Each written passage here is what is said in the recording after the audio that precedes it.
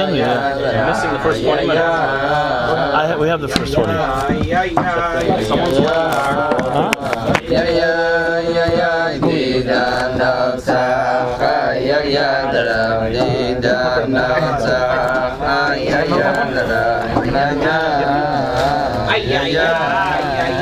Someone just printed it.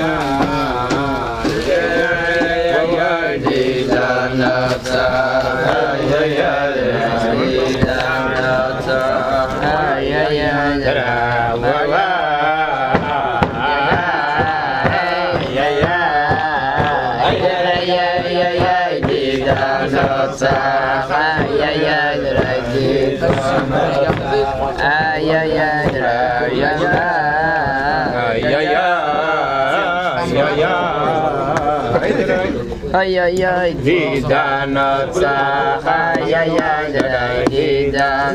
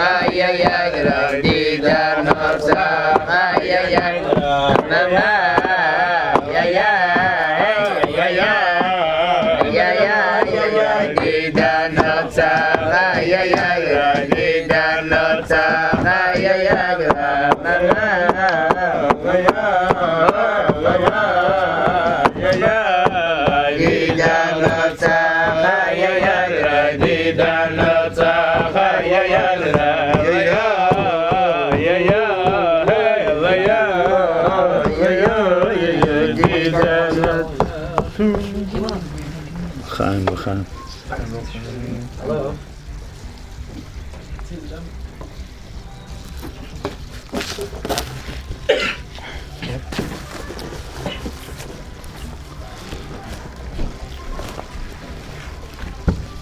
So you all know the reaction that Rebbe had when they sang the Didan Notzach,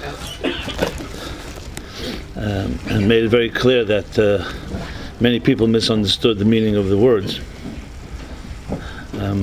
especially bochurim. Rebbe made it very clear that the Didan Notzach is not some type of battle between personal level. It's in the Zohar of Svarim, the Rebbe said, Zohar of Torah, Zohar of Chassidus, and Zohar also from the word Nitzchias. And I think it's important to emphasize, because just like the Tzaddik right in the beginning of Sheresh Mitzvah Tefillah writes, the reason that they were careful in learning Kabbalah is kedei lahetzi megash miyusam, because people could be megashim something, subtle things. If you don't have the appreciation of their subtlety, it can become very coarse and megushim and misunderstood. So the same thing is here. You know, it's now 30 years since Hei Teves, the Yom Tov of Hei Teves Tov Mem Zayin. I turned 30 years old that day, so I remember it quite vividly. And I remember since then it's always remained in many ways, and that's Pashas why the Rebbe felt the need to actually express it in a very you can say even in a very passionate way, that the misunderstanding and distortions. First of all, there are people that think this is some type of victory over the Rebbe's family, the Frierdiker Rebbe's family, who were always a menaged telekus. You know, because there's some people who fed this thing that's like some type of personal battle and war. Anyone that knows even the Aleph Beis what a Rebbe is knows that everything is about a lakus, It's not about personal vendettas and personal vengeance and personal getting evens. That's being megashment in the grobster way. It would be almost like saying that the Alter Rebbe sat in prison because Avigdor mastered. We don't even remember. Most people don't even know the name Avigdor today. If you know the story, that's how technically it happened. But it wasn't a victory over Avigdor. It's tzimtzum to say that. It was a kitrig in heaven, in Lamaila, about the Gili of Chassidus and Alter Rebbe. And it has to come down somewhere, b'derech hateva. Like we learned in these week's parshas about what did Yosef say when he met his brothers?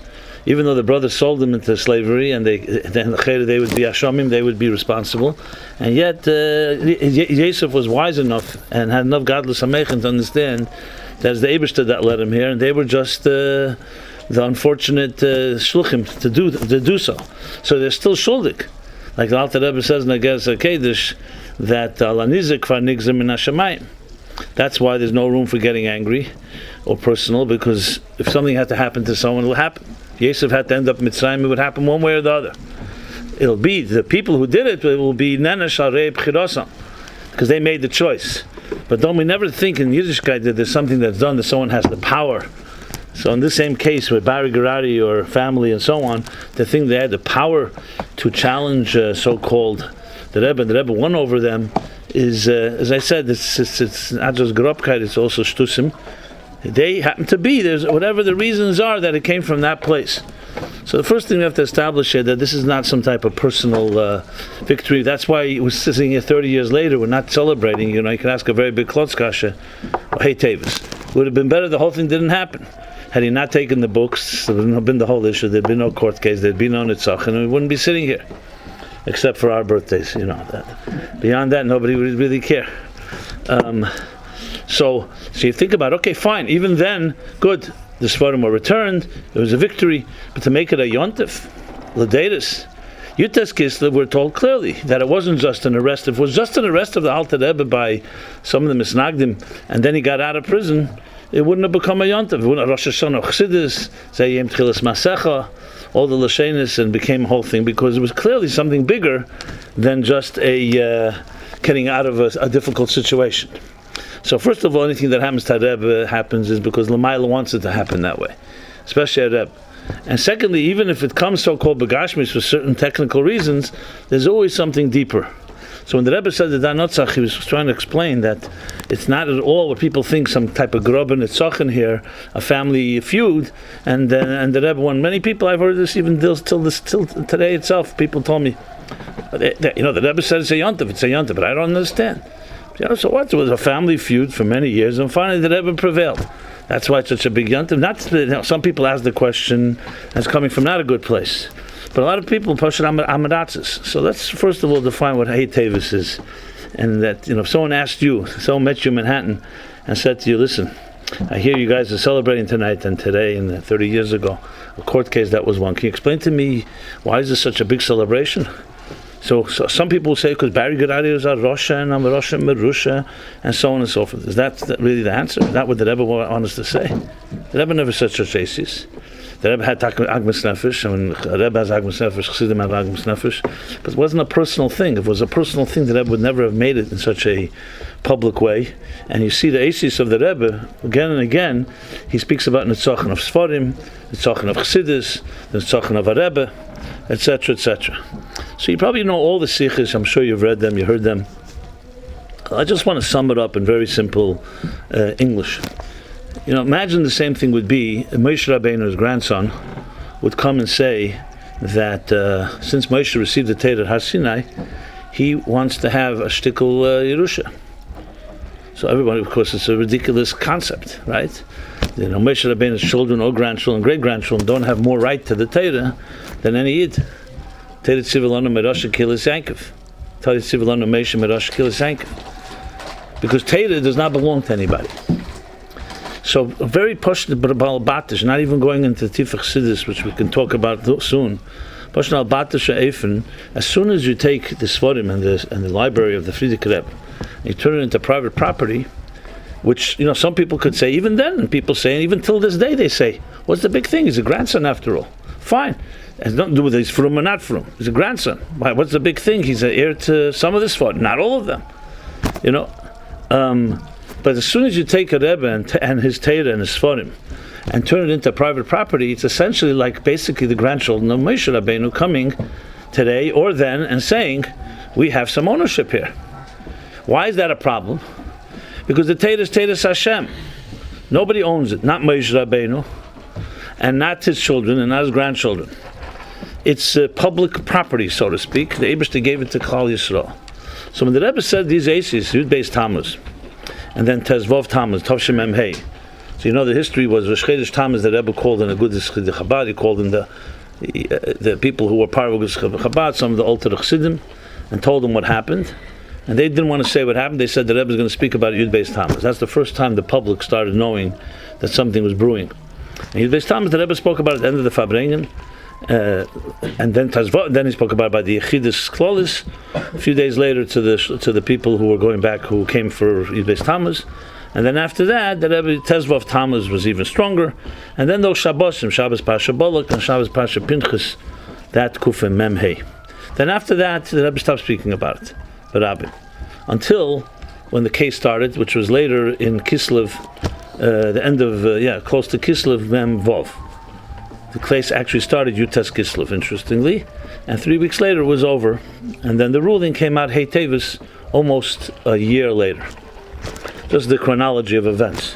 So when the Rebbe spoke about it, he said a few things that are very key here. He said like this. He says, "Mevil machan nocha levaya."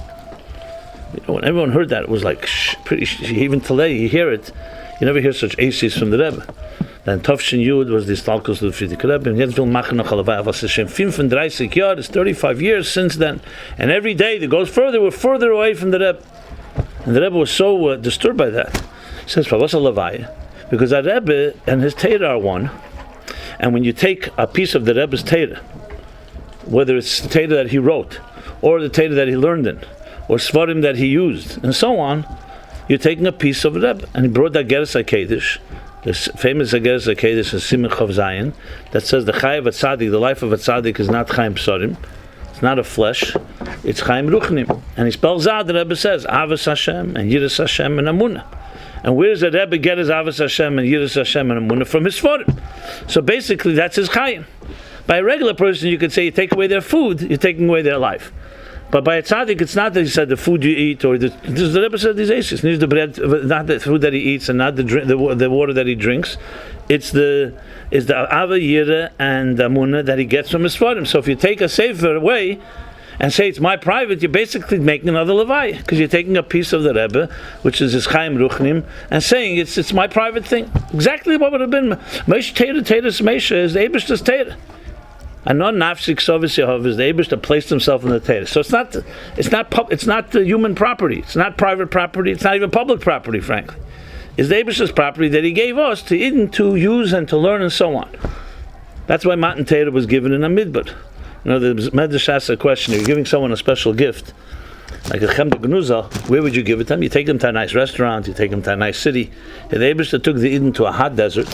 Lo Yoshev Adam Sham, it's uncivilized, uninhabitable, and there he gives them the Torah. Why? Because that makes it clear. One answer in the Medrash is that it's a mokim hefker. But everyone knows, no one lives there, so nobody can lay claim. Had the Eibishter given the Torah to Yerushalayim, you could rest assured, especially Jerusalemites, would be coming today for royalties every time there was a shir. They'd say, listen, it's ours, it's Jerusalem, you have to give us 1%, or whatever, 0.25%, whatever it is that they negotiate. This way, given a midbar, you lose something in a midbar everyone knows is mokum hefker completely. You know, they tell this joke about the guy comes to a rabbi and he says to the rabbi, I hear that the Torah has the answer to all life's challenges. Absolutely. And I hear it's absolute truth, it's from God. Yes. And can you teach it to me? Sure. And how much will it cost? He says, how could I charge you? The Eibishter didn't charge us when he gave us the Torah. Moshe didn't charge us when he delivered it. How could I charge? So the guy is doubly impressed. He's getting the truth, the answer to all life's issues, and it's free. You know, you don't get things like that for free. Nothing is like that free. So they sit down, of course, they open up a Torah, and what do they see? It's in Hebrew. So the rabbi says, Hebrew lessons will be $20,000. You know? So of course the punchline is the cynical punchline. The point being that that's not what Torah is. I remember when my book was published, Torah Meaning for Life. This is a number of years ago, right after Gimmel Tammuz. So I was published by a major publisher, William Morrow, and I told them, in the process, once we were in negotiation, making a contract. So I said to them, I have to be a very full disclosure and complete transparency. I have to tell you that in my community there may be some people who disagree about things, and some people may feel that I don't have the right to write this book. So I just want you to know up front, I don't want to later there should be any complaints. I want to tell you right up front that there may be people who don't like that I'm writing the book, or they feel that they may own the Rebbe's Torah and so on and so forth. So they said, no problem. William Morrow was owned at the time by the Hearst Corporation. It's a very interesting lesson in Hei Teves that I learned from there. So William Morrow was owned by the Hearst Corporation. The Hearst Corporation, not that you need to know this, but I'll just tell it to you for the record, the Hearst Corporation is one of the biggest publishers in the United States. They publish something like 250 newspapers and magazines and books. One of these big media conglomerates. So obviously, as they told me, they don't have one lawyer. They have a whole building of hundreds of lawyers just on the issue of what's called intellectual property, copyright, and so on. Schuyas, you see that language there? Schuyas. That's what why? Because every day, they told me, they get around 100 letters a day of this one trying to sue this one, that you took my rights, and blah, blah, blah. Many of it is not Eizgehalten. So they said, we'll schedule an appointment. I met with 3 top lawyers. Remember, 2 were Jewish, 1 was not. And they interviewed me, basically, because what happens is they check out the story, and if they think that everything is fine, then they cover you. So no matter what happens, even if someone litigates or takes you to court, they protect you. No one's going to go to court with Hearst Corporation because they have deep pockets, and basically you're covered like by their insurance policy. But they wanted to ask me questions. So interesting question they asked me. A few questions. They said, when the Rebbe spoke by Farbrengen, because I was adapting the Rebbe's words in Torah Meaningful Life. When the Rebbe spoke, did he have any intent that people should pay him for his words? In other words, did you have to pay to come in? Remember, they're lawyers and talking completely amaratz. They don't know anything, which is good. They ask questions mamish from the bottom up. They said, the Rebbe, was there any, even implicit, was it expected that you should pay? I said, no, absolutely not. Anyone could come in. No one was at the door. It wasn't expected anything. Anybody can come in. They said, anyone, men, women, Jew, non-Jew. I said, absolutely. Farbrengen was open to the public. Nobody stood at any door, and so on. Okay. They say, but did anybody give the Rebbe money? So I said, they gave the Rebbe money by Yechidus. People go into private audience, they would give a pan.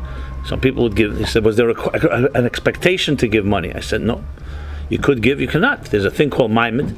Chassidim give to support the Rebbe and the Rebbe's needs and causes, and from time to time the Rebbe would make an appeal called a Magbis, at Farbrengen. But it was not because you're paying for his words. So I remember right away, the woman there, she was not Jewish, she said, so then the Rabbi's Torah, the Rabbi's teachings is just like the Bible, because the Bible is also not copyrightable. Those are her words. You can't copyright the Torah, you can't copyright the Gemara. You can copyright, just for the record, legally, you can copyright a tzuras ha'is, a typeface, a design, because you invested money in it. But the content, the ideas, you can go print a Gemara, and no one can do anything to you. If you go copy Art Scrolls Gemara, someone else's, obviously you're taking their particular design they paid money for. As a matter of fact, even Lahavdil Goyish law, after 70 years, there's no such thing as a grandson inheriting copyrights. Shakespeare, Mark Twain, anybody, after 70 years, copyrights are over. Corporate copyrights are 90 years, because it's mekubal by everybody that knowledge is free. The only reason there is a copyright because you want to compensate, and there should be a motivation for writers to write, because if anybody can just print anything they say, they won't have any ability to have a parnasa. Moshe Feinstein and others even have whole shilas. If a Rav gives a shir, and someone makes a recording of the shir, can the Rav say you can't publicize it, you can't sell that recording? And he says, no, unless the Rav is making a parnasa from it and says clearly beforehand, I want to sell it because I need to support my wife and children, but because Torah is free. So to go back, what I learned from that was a tremendous lesson. Besides the fact that would be even the Rebbe's original words. I was writing it in English, and it's adapted, and it's my interpretation. You could always say anything that's wrong there is my mistake. It's not word for word from the Rebbe. It's not Hanoch. It's definitely not a Mugadik of Farbrengen. So the point I want to make is that I learned a tremendous thing that's kavaldik to understand. that when the Rebbetzin said the words, so going back to what the Rebbe said, the Levaya, and it's a piece of the Rebbe, this wasn't just exaggerating, God forbid, and it wasn't the Rebbe trying to be dramatic. He was saying the way it is. That's why when there was a good Chassidus Chabad said to the Rebbe right before the case, before they went to court, and they said, well, look, maybe we can make a pshara. The Rebbe says, not shaykh pshara. We're talking here about the Rebbeistva. You're talking about the Nesius. You're talking about Chassidus.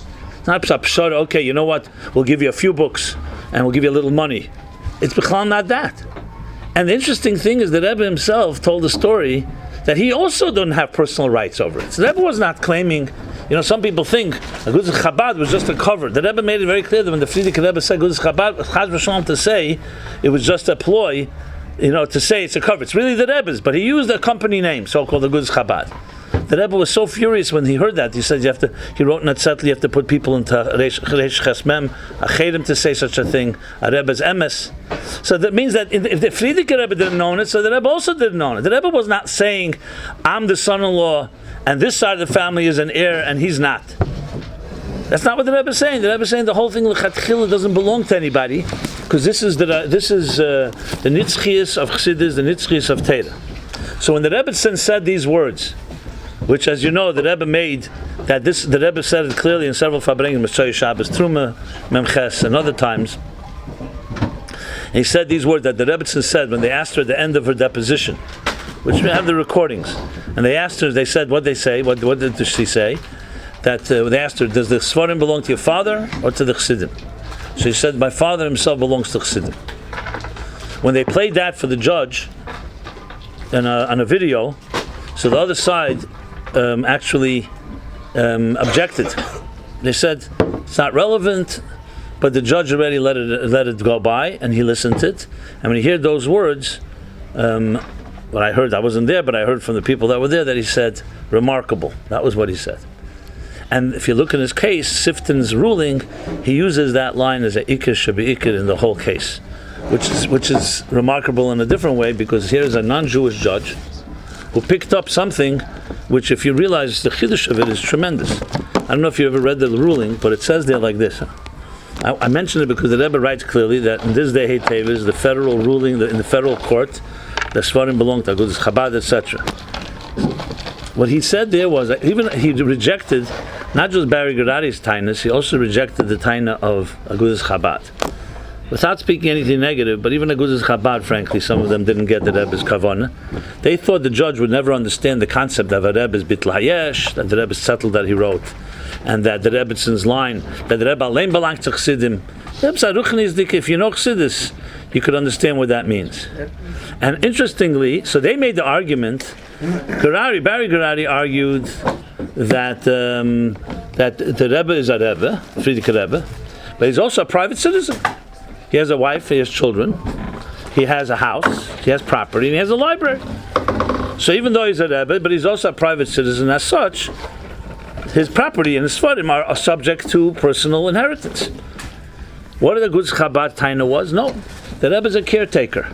He didn't have any of his own money to buy these books. He bought the books with the money Chassidim gave him. So it's not even his.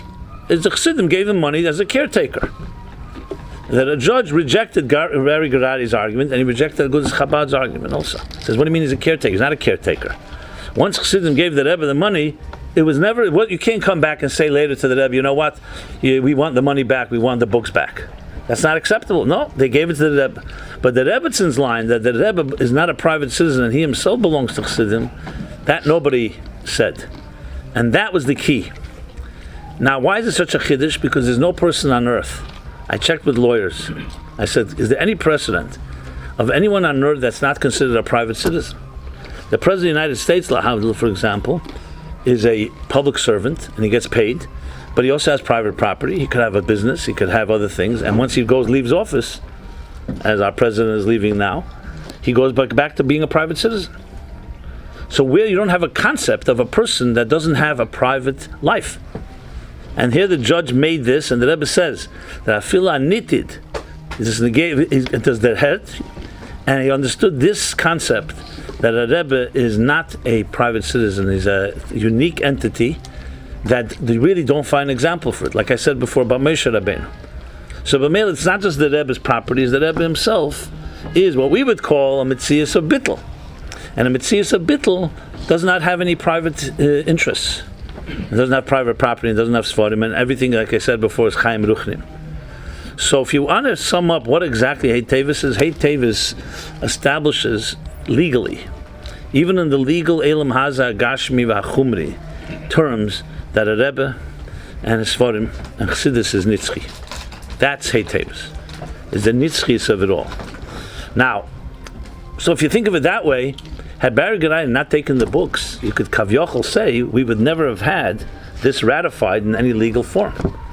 So Achmona Litzlan today, after Gimmel Tammuz, somebody could come and say, just hypothetically, let's say some chacham would come, Achmona Litzlan, and say, you know what, the library is worth, it's priceless, but there are things there that you probably don't even know that are literally worth millions and millions and millions of dollars. You have original manuscripts of the Rambam, of Rashi, let alone all the Rabbi. So let's say some chacham gadol, chacham from Manishtana said, and I say that quote unquote, chacham, you know what? Let's sell the library, $100 billion, and let's separate the money to all the people that are chsidim or shluchim and so on. I know there'd be a whole debate who's a shliach and who's a chassid, so we'd never get there anyway. But an argument, would this be something that's possible? I'm talking about purely hypothetical. So if there was no Hei Teves case, you could argue no one's going to do it, but hypothetically it's a havamina. But Hei Teves established there's no such a havamina, because you know why? Chassidus, Teira, the Rebbe lives on, and it's not only one's property. It's not yours, it's not mine. Just like there can't be one Bari Garadi, there can't be a million Bari Garadis. It makes no difference what the kavanah is. You understand? So basically, you know, when the Frierdiker Rebbe left Russia, as you probably know, everybody's got food, everything is fine. Okay, good. You want anything special for an order? You want to order something? You want to order something hot? Okay. I want to make sure, because you know, listen, you look underfed, and I want to make sure everybody's okay. So you know, when the Frierdiker Rebbe left Russia, and he had to go sakonis nefashos after he'd based Tammuz, the Frierdiker Rebbe left Russia, so he would not leave. The Rebbe brought this, he would base Tammuz. He would not leave. That's how the Rebbe started the whole talk, actually, about the Svarim. He said he would not leave without the Svarim. And no matter what, everybody said to him, Sakonis Pekuach Nefesh, Decha Kol HaTeira Kul. Frierdiker Rebbe had just been arrested. He miraculously was freed. And suddenly, he won't leave. And anything could happen. They could just say, 1 minute, you don't want to leave without the Svarim, we arrest you. Frierdiker Rebbe did not explain, but he said he will not leave without the Ksovim, without the Svarim. And whatever they were able to take, they took was many boxes. So the Rebbe said, what's the logic? Why was the Frierdiker Rebbe so adamant about that? Because the Rebbe and his Teira are one. For the Frierdiker Rebbe to leave Russia, Soviet Union, without the Svarim is like leaving without his own neshama. Because as I said before, it's Chai Ruchnim, it's not Chaim Psarim. It's not about saving. Without the chiddush of the Rebbe, of his father and his grandfather and all the Rabbeim and all the Svarim that they learned in, then he doesn't have his Chaim. His Chaim is Chaim Ruchnim, Avi, Yira, and Amunah that comes from these Svarim. That's why he wouldn't leave. It wasn't he's just he needs his property. It wasn't about property. If it was private property, leave it and you'll get it later, or you won't get it. Big thing. It's you don't sacrifice your life.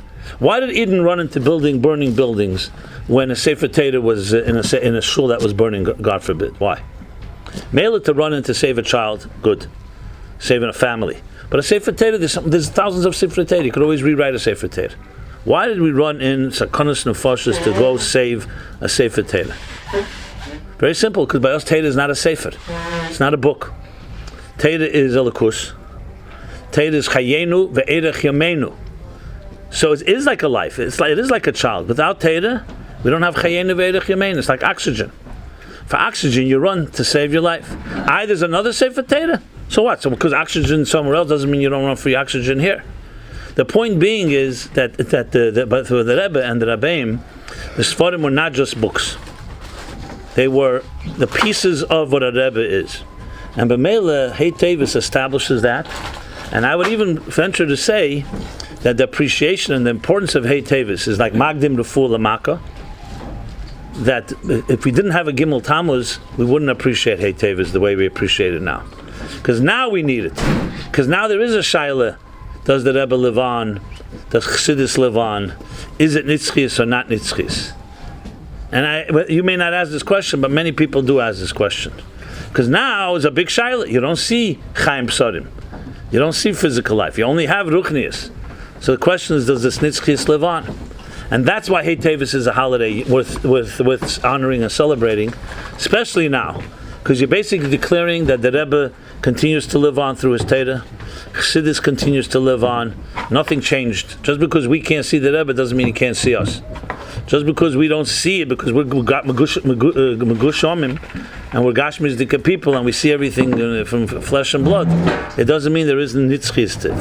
The challenge today is, like the Rebbe said, Yud Shvat Tov Chavav, the challenge today is, before the Rebbe said then, before Yud Shvat Tov Yud, the Rebbe, the Frierdiker Rebbe, determined where he wants to go and how he lives in this world. Today it's up to us. If we live up to what the Rebbe wants of us, then the Rebbe lives on. And I don't want to say the opposite, the other side. If not, it means basically you're rendering the Rebbe to be not Nitzchi Rachmana Litzlan. So so in our hands right now. That's why the Rebbe was so passionate when the bochurim drein sich in the gassen. He said, "Mitzel the fliglin." They counted the flies and they counted the birds, the fegelach and so on. The Rebbe was so adamant because it's like the hepech kol ha'inyan. The whole point is living with the Rebbe and living with Chassidus and living with Torah. And what are you doing? Drein sich in the gassen and dancing. So when you sing the Didan Notzach, keep that in mind. That's not about singing. It's not some type of superficial makiv dika chetzenis dika thing. Yes, there's a simcha involved, but if you know how the Rebbe behaved that first Hei Teves, it was very, very subdued. The Rebbe was not the way you may imagine. It wasn't simchas Torah exactly. He did speak every day, but it was not. It came with a heavy price, and there was a lot of price that was paid. Many people don't know the extent of how much the prices that were paid for it. It had to be done. But it wasn't exactly the simcha that you think was just aves agres, simcha shel helelus. It's simcha that came at a heavy expense, and today we have to honor. And today, its absolute challenge is very simple: is Hei Teves make you a more of a chassidish person? You learn more chassidus, more of the Rebbeim's Torah, and the Sfarim, or you don't. If you don't, then basically Hei Teves is a waste of time. Let's be very honest. If you do, then Hei Teves lives. Hei Teves is not just another opportunity to say l'chaim. So there are other Yom Tevis, Simchas Torah, Purim, you could say, fine, there's also different inyanim. The whole teichen of Hei Teves is that the Rebbe lives on through us. The whole teichen of Hei Teves is the idea, non nafshik sovis yahav, is that the Rebbe places himself in his Torah. And are we living that Torah or not? Very straightforward. When the Rebbe Rasha, before his talkus, he asked that he should carry his bed into the Beis Medrash. And then he said the famous words, he says, Irgein Himmel, when the Ksovin lo zechaych. So the Rebbe asked, and what happened was, the Inscribed the Rebbe, where it documents the whole thing, everybody, the family, the Rebbe, including the Frierdiker Rebbe, Mamish, they went crazy. They were started trembling, and that's when the Rebbe Rashab told the Frierdiker Rebbe, his pilus, because he saw this, he got so disturbed by it. He said, Mechin. So from that moment on, Rabbi Rivkin writes in Inscribed the Rebbe, in the diary, he writes that he saw no reaction in him. But there was, the Rebbe saying, Irgein Himmel, I'm going to heaven, the Ksovin lo zechaych. So the Rebbe asked the question, our Rebbe, why would he say that? It is pretty strong words. He could have said, the Ksovin lo zechaych, I leave you the writings, the manuscripts. Because that's where the Rebbe Rashab said the Maimorim and etc. So the Rebbe said, he was not trying to frighten them. He was saying, Vi irgein Himmel. If you want to have me as I am in Himmel, it's through the Ksovim, because I place myself in the Ksovim. So in the Ksovim, you have me here on earth as I am in heaven. That's what the Rebbe explains. Because I know nafshik sovis yahavis. I mean, these are very strong words. So before Gimmel Tammuz, these were nice thoughts. Today, sadly, we have no choice but to live by them, because the only thing we have is that nitzchias. So if you want to have a yontif of all the Yom Tovim, Yutes Kislev and Yud Kislev, and all the other, we have Yud Aleph Nisan, and we have Gimmel Tammuz, and we have, I don't know, Gimmel Tammuz Yontif, but we have that day, and you have Yud Beis Tammuz, and you have many other Chayel, and I'm going to go through every yontif, Chassidus yontif, but none of them are as relevant after Gimmel Tammuz like Hei Teves. Because Hei Teves is the only one that declares that the Rebbe leapt, and there's no Levaya, and the pieces of the Rebbe continue to live through his Teda. And our connection to that, and our embracing of that, and living the Rebbe's Teda just exactly as it was back 30 years ago, and before 30 years ago, is the key way to celebrate Hei Teves. So Hei Teves is a very serious day in that sense. No, there's no room for just hanging around. It's about really appreciating that nitzchis. And sadly, if we don't do it, the worst thing you could have is when people tell me, and it breaks my heart when I hear people tell this to me. They say, yeah, now you're like Gerech Chassidim and like Bobovich Chassidim and like Breslovich Chassidim. You have a picture of the Rebbe on the wall, but now you're like the rest of us, eating kosher pizza and waiting for Moshiach to come. What do you answer to that? Is that true? God forbid. And they say, yeah, your Rebbe had a big plan, but it didn't happen. It's like what it says in Tehillim that the anti-Semites say, Ayeh lekechem. Where's your Rebbe? So I have to say, as Chassidus chutzpah that we have, the Chassidus gaiva that we have, is to demonstrate that they're wrong. Just like the Rebbe said, the time of the other side was Chabad. Agudas Chabad is not active; it's not active anymore. And what did the Rebbe say? How could anyone say that? They are active, but the mere fact that they're saying it is a sign we're not active enough. Because if someone can say that, that means they have to become even more active. So if someone makes a taina, the Rebbe, where's the Rebbe today? Where's his plan? Didn't you have a whole plan? Mashiach is coming. Our answer is no. That didn't work out. God forbid.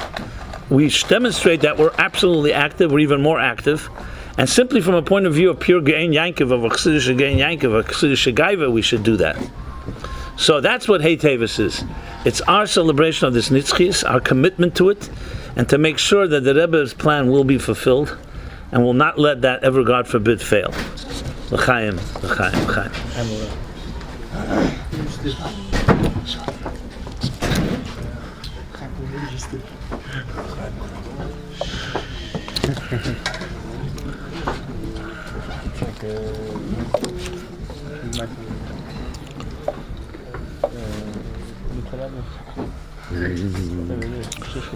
So who's the menagim here? We have menagim.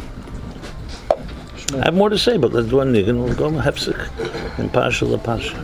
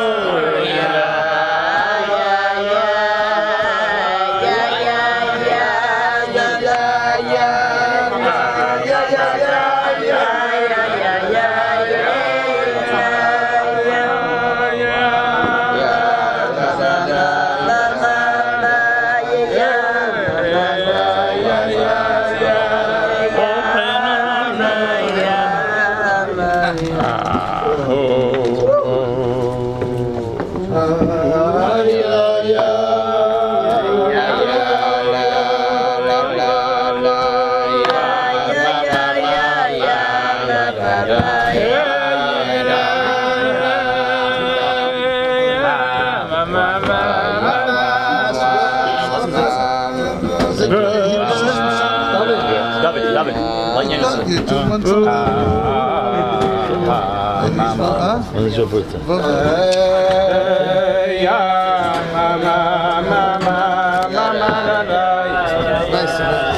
Straight. Okay, Benedictine. No.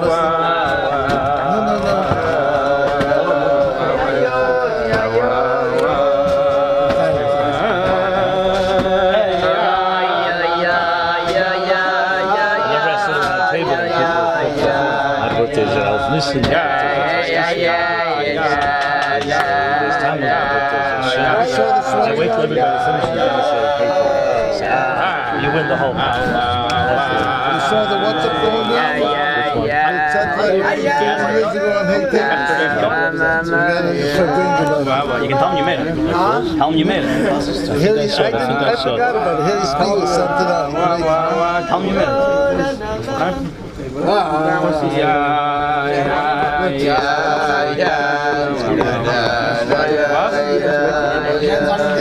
Oh, was he Farbrengen? Was the Farbrengen? I got the answer on Hei Teves. And what do you see? The whole bikur. Was that I don't know about that. It says for him. You make it for himself. No, it's Oh yeah, simcha. We'll talk about that. Yeah. L'chaim. Didan Notzach.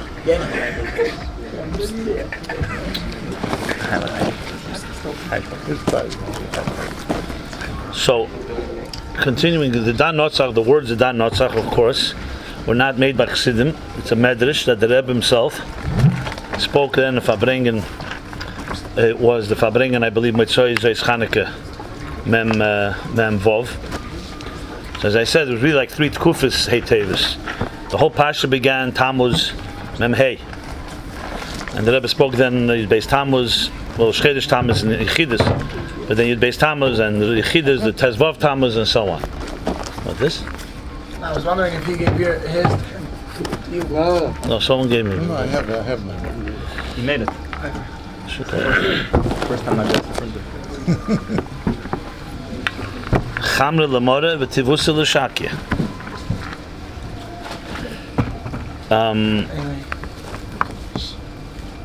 So then that was Mem Hey. The second part of the parsha is Mem Vov, Kislev, when it was by Yetzei when the Rashag went over and the Rebbe was then basically yelling at him. And the case began, Yutes Kislev, in court. It lasted a few weeks. And then the third parsha, of course, was the Nitzochin, which was Mem Zayin. So really this was a period of Mem Hei, Mem Vav, Mem Zayin, with Hei Teves being the 30 years. So that's the Mem Vav part, when the case was about to begin. So the Rebbe Farbrengen Shabbos was Zayin Chanukah, like this year, 7th day of Chanukah. By the Farbrengen, at the end of the Farbrengen Shabbos, the Rebbe said that now is man gromet to be meisiv in Simcha. So there'll be another special Farbrengen in Motzei Shabbos. There's a Farbrengen that Motzei Shabbos, a very rare thing. Leil Zeis Chanukah. And then the Rebbe went to the oil on Sunday, and then Sunday night was another Farbrengen. Again, the meisiv in Simcha is Fadis and all that. As we all know, when the Rabbi and meisiv in Simcha, it's usually a sign that you need it. The year Tismach, when the Rebbetzin passed away, was also a big year of Simcha. So Simcha is beautiful, but sometimes Simcha also shows that it's the way Bimas Gaber over a Helam. And then it became apparent, because the case was about to begin then, Yutes Kislev. I'm sorry, the case had begun already, Chanukah. Yutes Kislev, Mem Vav is when it began. The Rebbe spoke about Yutes Kislev. And that Farbrengen, I think it was Sunday night or Motzei Shabbos, I think Sunday night, the Rebbe told the story from the Medrash about the Ruach Ra and the Ruach Tev. Basically, that the Medrash talks about Atzacha Keneged, and they came to say bad things. So the Ruach Tev, then he came and said, and it was Media, that there'll be a Ruach Tev, a Malach Tev will appear, and the Malach Tev will say it'll be Didan Notzach. Yitaka will have a challenge, but it'll be Didan Notzach. So that's when the word was coined. The Rebbe applied that Medrash, Didan Notzach, to. But as I said before, my words right before we sang, was the Rebbe made it clear Didan Notzach is not a personal Didan, as in we personally won over some other personal. It's Nitzochin of Svarim, it's a Nitzochin of Chassidus, and above all, a non-nafshik sovis Yehovis. A Rebbe and his Torah are one. Now it's not something you have to think about that, because most of us don't think that way. By us, we learn Torah. We learn Torah at best. But to say you are one with Torah, non-nafshi, that you, like the Eibishter, Pasha Anoichi, is a Rosh Tevis. Think of the words. We say it so many times we don't even appreciate it. Ano, nafshis, ksovis, Yehovis. I have, the Eibishter is saying, Atzmus. I have instilled, engraved, written, in these words, I gave my nefesh. And the Rebbe says, Tzadikim deim lebeiram, that when a tzaddik writes a sefer, he does exactly the same thing. So when you're learning a maimer of the Rebbe, maimer of the Frierdiker Rebbe, maimer of the Rebbe Rashab, you're not just learning a maimer, you're learning this is the Rebbe in the purest form. So if someone asks you a question, where do you have the Rebbe more? When you see him begashmis and Hashem beguf, or his Torah, you tell me. We'd rather see him not Hashem beguf because it's geshmaket, it's nicer. But you want to have the nefesh of the Rebbe? There was a guy that came. You may remember this. It was we were bochurim. Someone brought the Rebbe up. He was from Toronto. He brought a manuscript from the Tzemach Tzedek. So when the Rebbe received a manuscript, a ksav yad of the Rabbeim, it was the biggest simcha. But the Rebbe called it pidyon shvuim for this reason. It's a book. It's only a sefer. But as I said before, a sefer Torah is not a sefer. Sefer Torah is chayenu ve'erech yemenu, especially chassidus. So when they saw a manuscript, especially a ksav yad kiddush, a guf sav yad kiddush from the Tzemach Tzedek, by the Rebbe, was a big simcha. They call it pidyon shvuim. Pidyon shvuim, you say on what? You say it on human beings who are held in captivity. But the Rebbe would use it always on the Maimonic Chassidus of the Rabbi to redeem the captives, because it was a captive somewhere. So the Rebbe told his bocher, he was a Veltisha bocher. So the Rebbe said to the bocher, since you gave me something so precious to me, I'd like to give you something so precious to me. What would you like? So you're an American boy. What did he say? I'd like to have an autographed picture of you. That's what you have. You have Havdil heroes, superheroes. You have athletes and so on. What do they give you? The first thing you want the picture of them signed. So the Rebbe smiled and said to him, it was a Ganei Natach, and said, why do you want that? He says, I want to have a connection with you. The Rebbe said, you want a connection with me? Learn what I learn, or learn what I say. I don't know the exact aces. And then he's told him to go to Kahos, he has a free pass, he can buy whatever sefer, get any sefer he wants. Now this is not a melitza.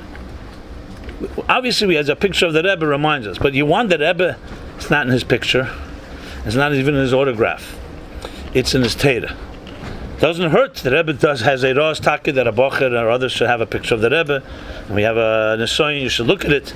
And the Rebbe said under by a bris, you put a picture of the Rebbe under the pillow. As a matter of fact, my bris, just 60 years ago, I don't remember, but I was told, my father told me that the Rebbe actually gave my father a picture of the Friedrich Rebbe, one of the pictures of Friedrich Rebbe. It was a very broad smile, laughing almost. Famous picture of Friedrich Rebbe. That was under my pillow. I think the Rebbe put also, my father may have put a picture of the Rebbe too. I don't know if the Rebbe pictures were that popular then in Yud Zayin. Al Koponim, so I'm not dismissing what it is, but I know Nafshik Sovis does not say in the picture. Even though the Rebbe says, you have to see the face, and the Rebbe said, bittul to be mizbein on the picture of the image of the Rebbe. So I'm not taking away the inyan of an image, but if you want the etzem, there's no question. So you have both together, the Torah and Reyeses Merecha, obviously that's the best. But we're not comparing what's better, it's apples and oranges in a way, but it's basically that the etzem of the Rebbe.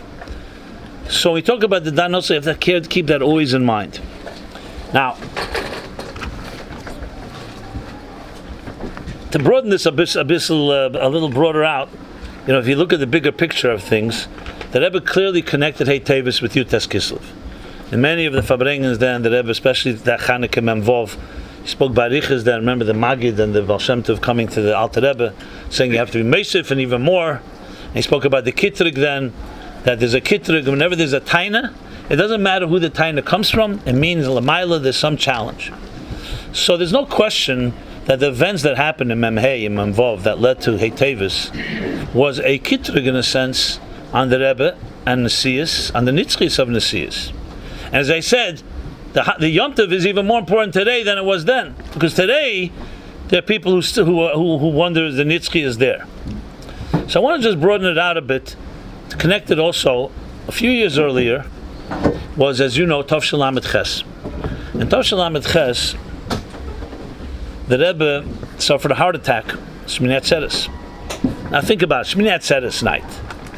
In the high point, by us we always say Shmini Atzeres night, Leil Simchas Torah, Shmini Atzeres night is already going into the Rebbe's day, Simchas Torah, the Shpizen, Friedrich Rebbe, the Rebbe. So by the third Akofa, they were singing Chayoli Adenenu. The Rebbe suffered a heart attack. As we know today, it was a serious heart attack, and later that night, after Akofis, early morning, 5 o'clock in the morning, we called a killer heart attack. And it was a very frightening time, because it was a real sakana. The Chodesh Kislev became that Yom Tov, where the Rebbe finally went home, bench Gimmel. First Farbrengen then, but public was also Yutes Kislev Farbrengen. Interesting. So Lamed Ches. Huh? I think in the. They say there was a question around that time. Yeah, that's what they said. I think that Thursday. Maybe. in the room. I'm not sure. I heard that because that's when you're Yotz Libiriyos. Maybe you have to double check. We have enough here. Get on the wires and WhatsApp. Okay, let's see. I remember they saying because like the Alter Rebbe Chanukah when it was after once you come out Librius, it's completely out of the sakana. That's when you bend. That's what I heard anyway. I'll go upon him to get that Shabbos after the Chodesh Kislev was Friday. So that base Kislev you could imagine 770 was. I don't think there was no Purim and no Simchas Torah came close to that Shabbos. Remember that? Nobody remembers, to be honest. After Shabbos, everybody was really out. So, but the Rebbe was home that Shabbos. So, upon him.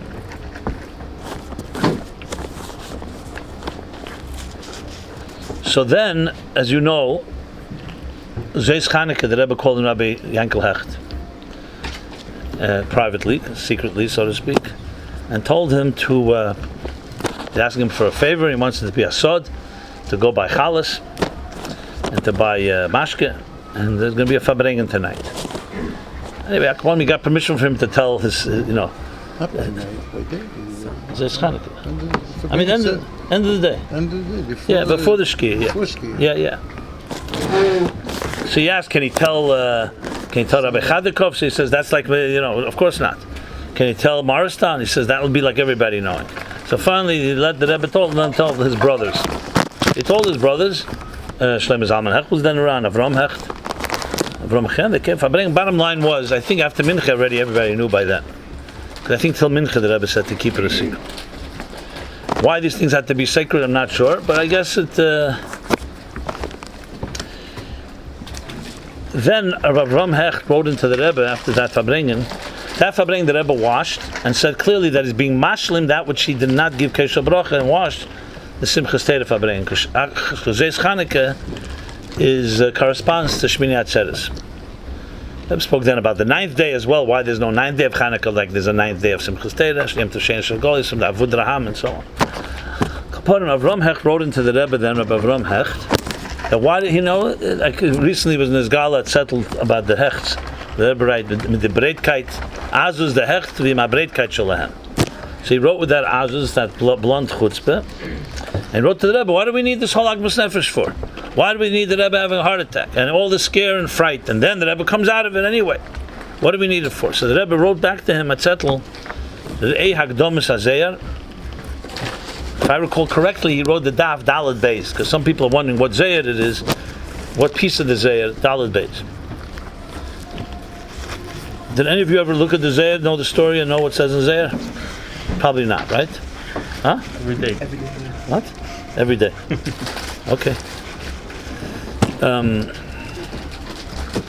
Immortal b'chol yom is kilo macharav from a gadav. You know, if you told me once, it would be also good enough. Every day. That's like people who are in a miserable mood and they ask them, how are you feeling? They say, stupendous. Couldn't be better. You know when you hear that. B'loshen saginor, right? Al Kaponim, the Zayar, in my opinion, is muchach to know because it gives you a secret from the Rebbe that the Rebbe rarely reveals. So this year, for whatever reason, I decided to go learn the whole Zayar from beginning to end. It's a good 3 pages. It starts in Daf Gimmel, I think. Well, it's a 2.5 pages. And it's a very complicated Zayar, but it's a story essentially. Let me tell you what it says in Zayar. And I think from understanding the Zayar, you'll understand the Chodesh Kislev, you understand Hei Teves, you can understand a dimension of the Rebbe that is rarely really revealed. Now, had the Rebbe not written the Zayar, we would never know. But he wrote the Zayar. The Zayar begins like this.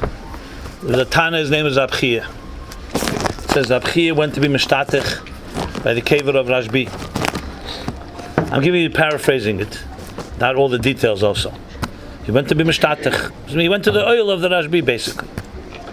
And when he was mishtatech literally means to prostrate, which means like to bow down.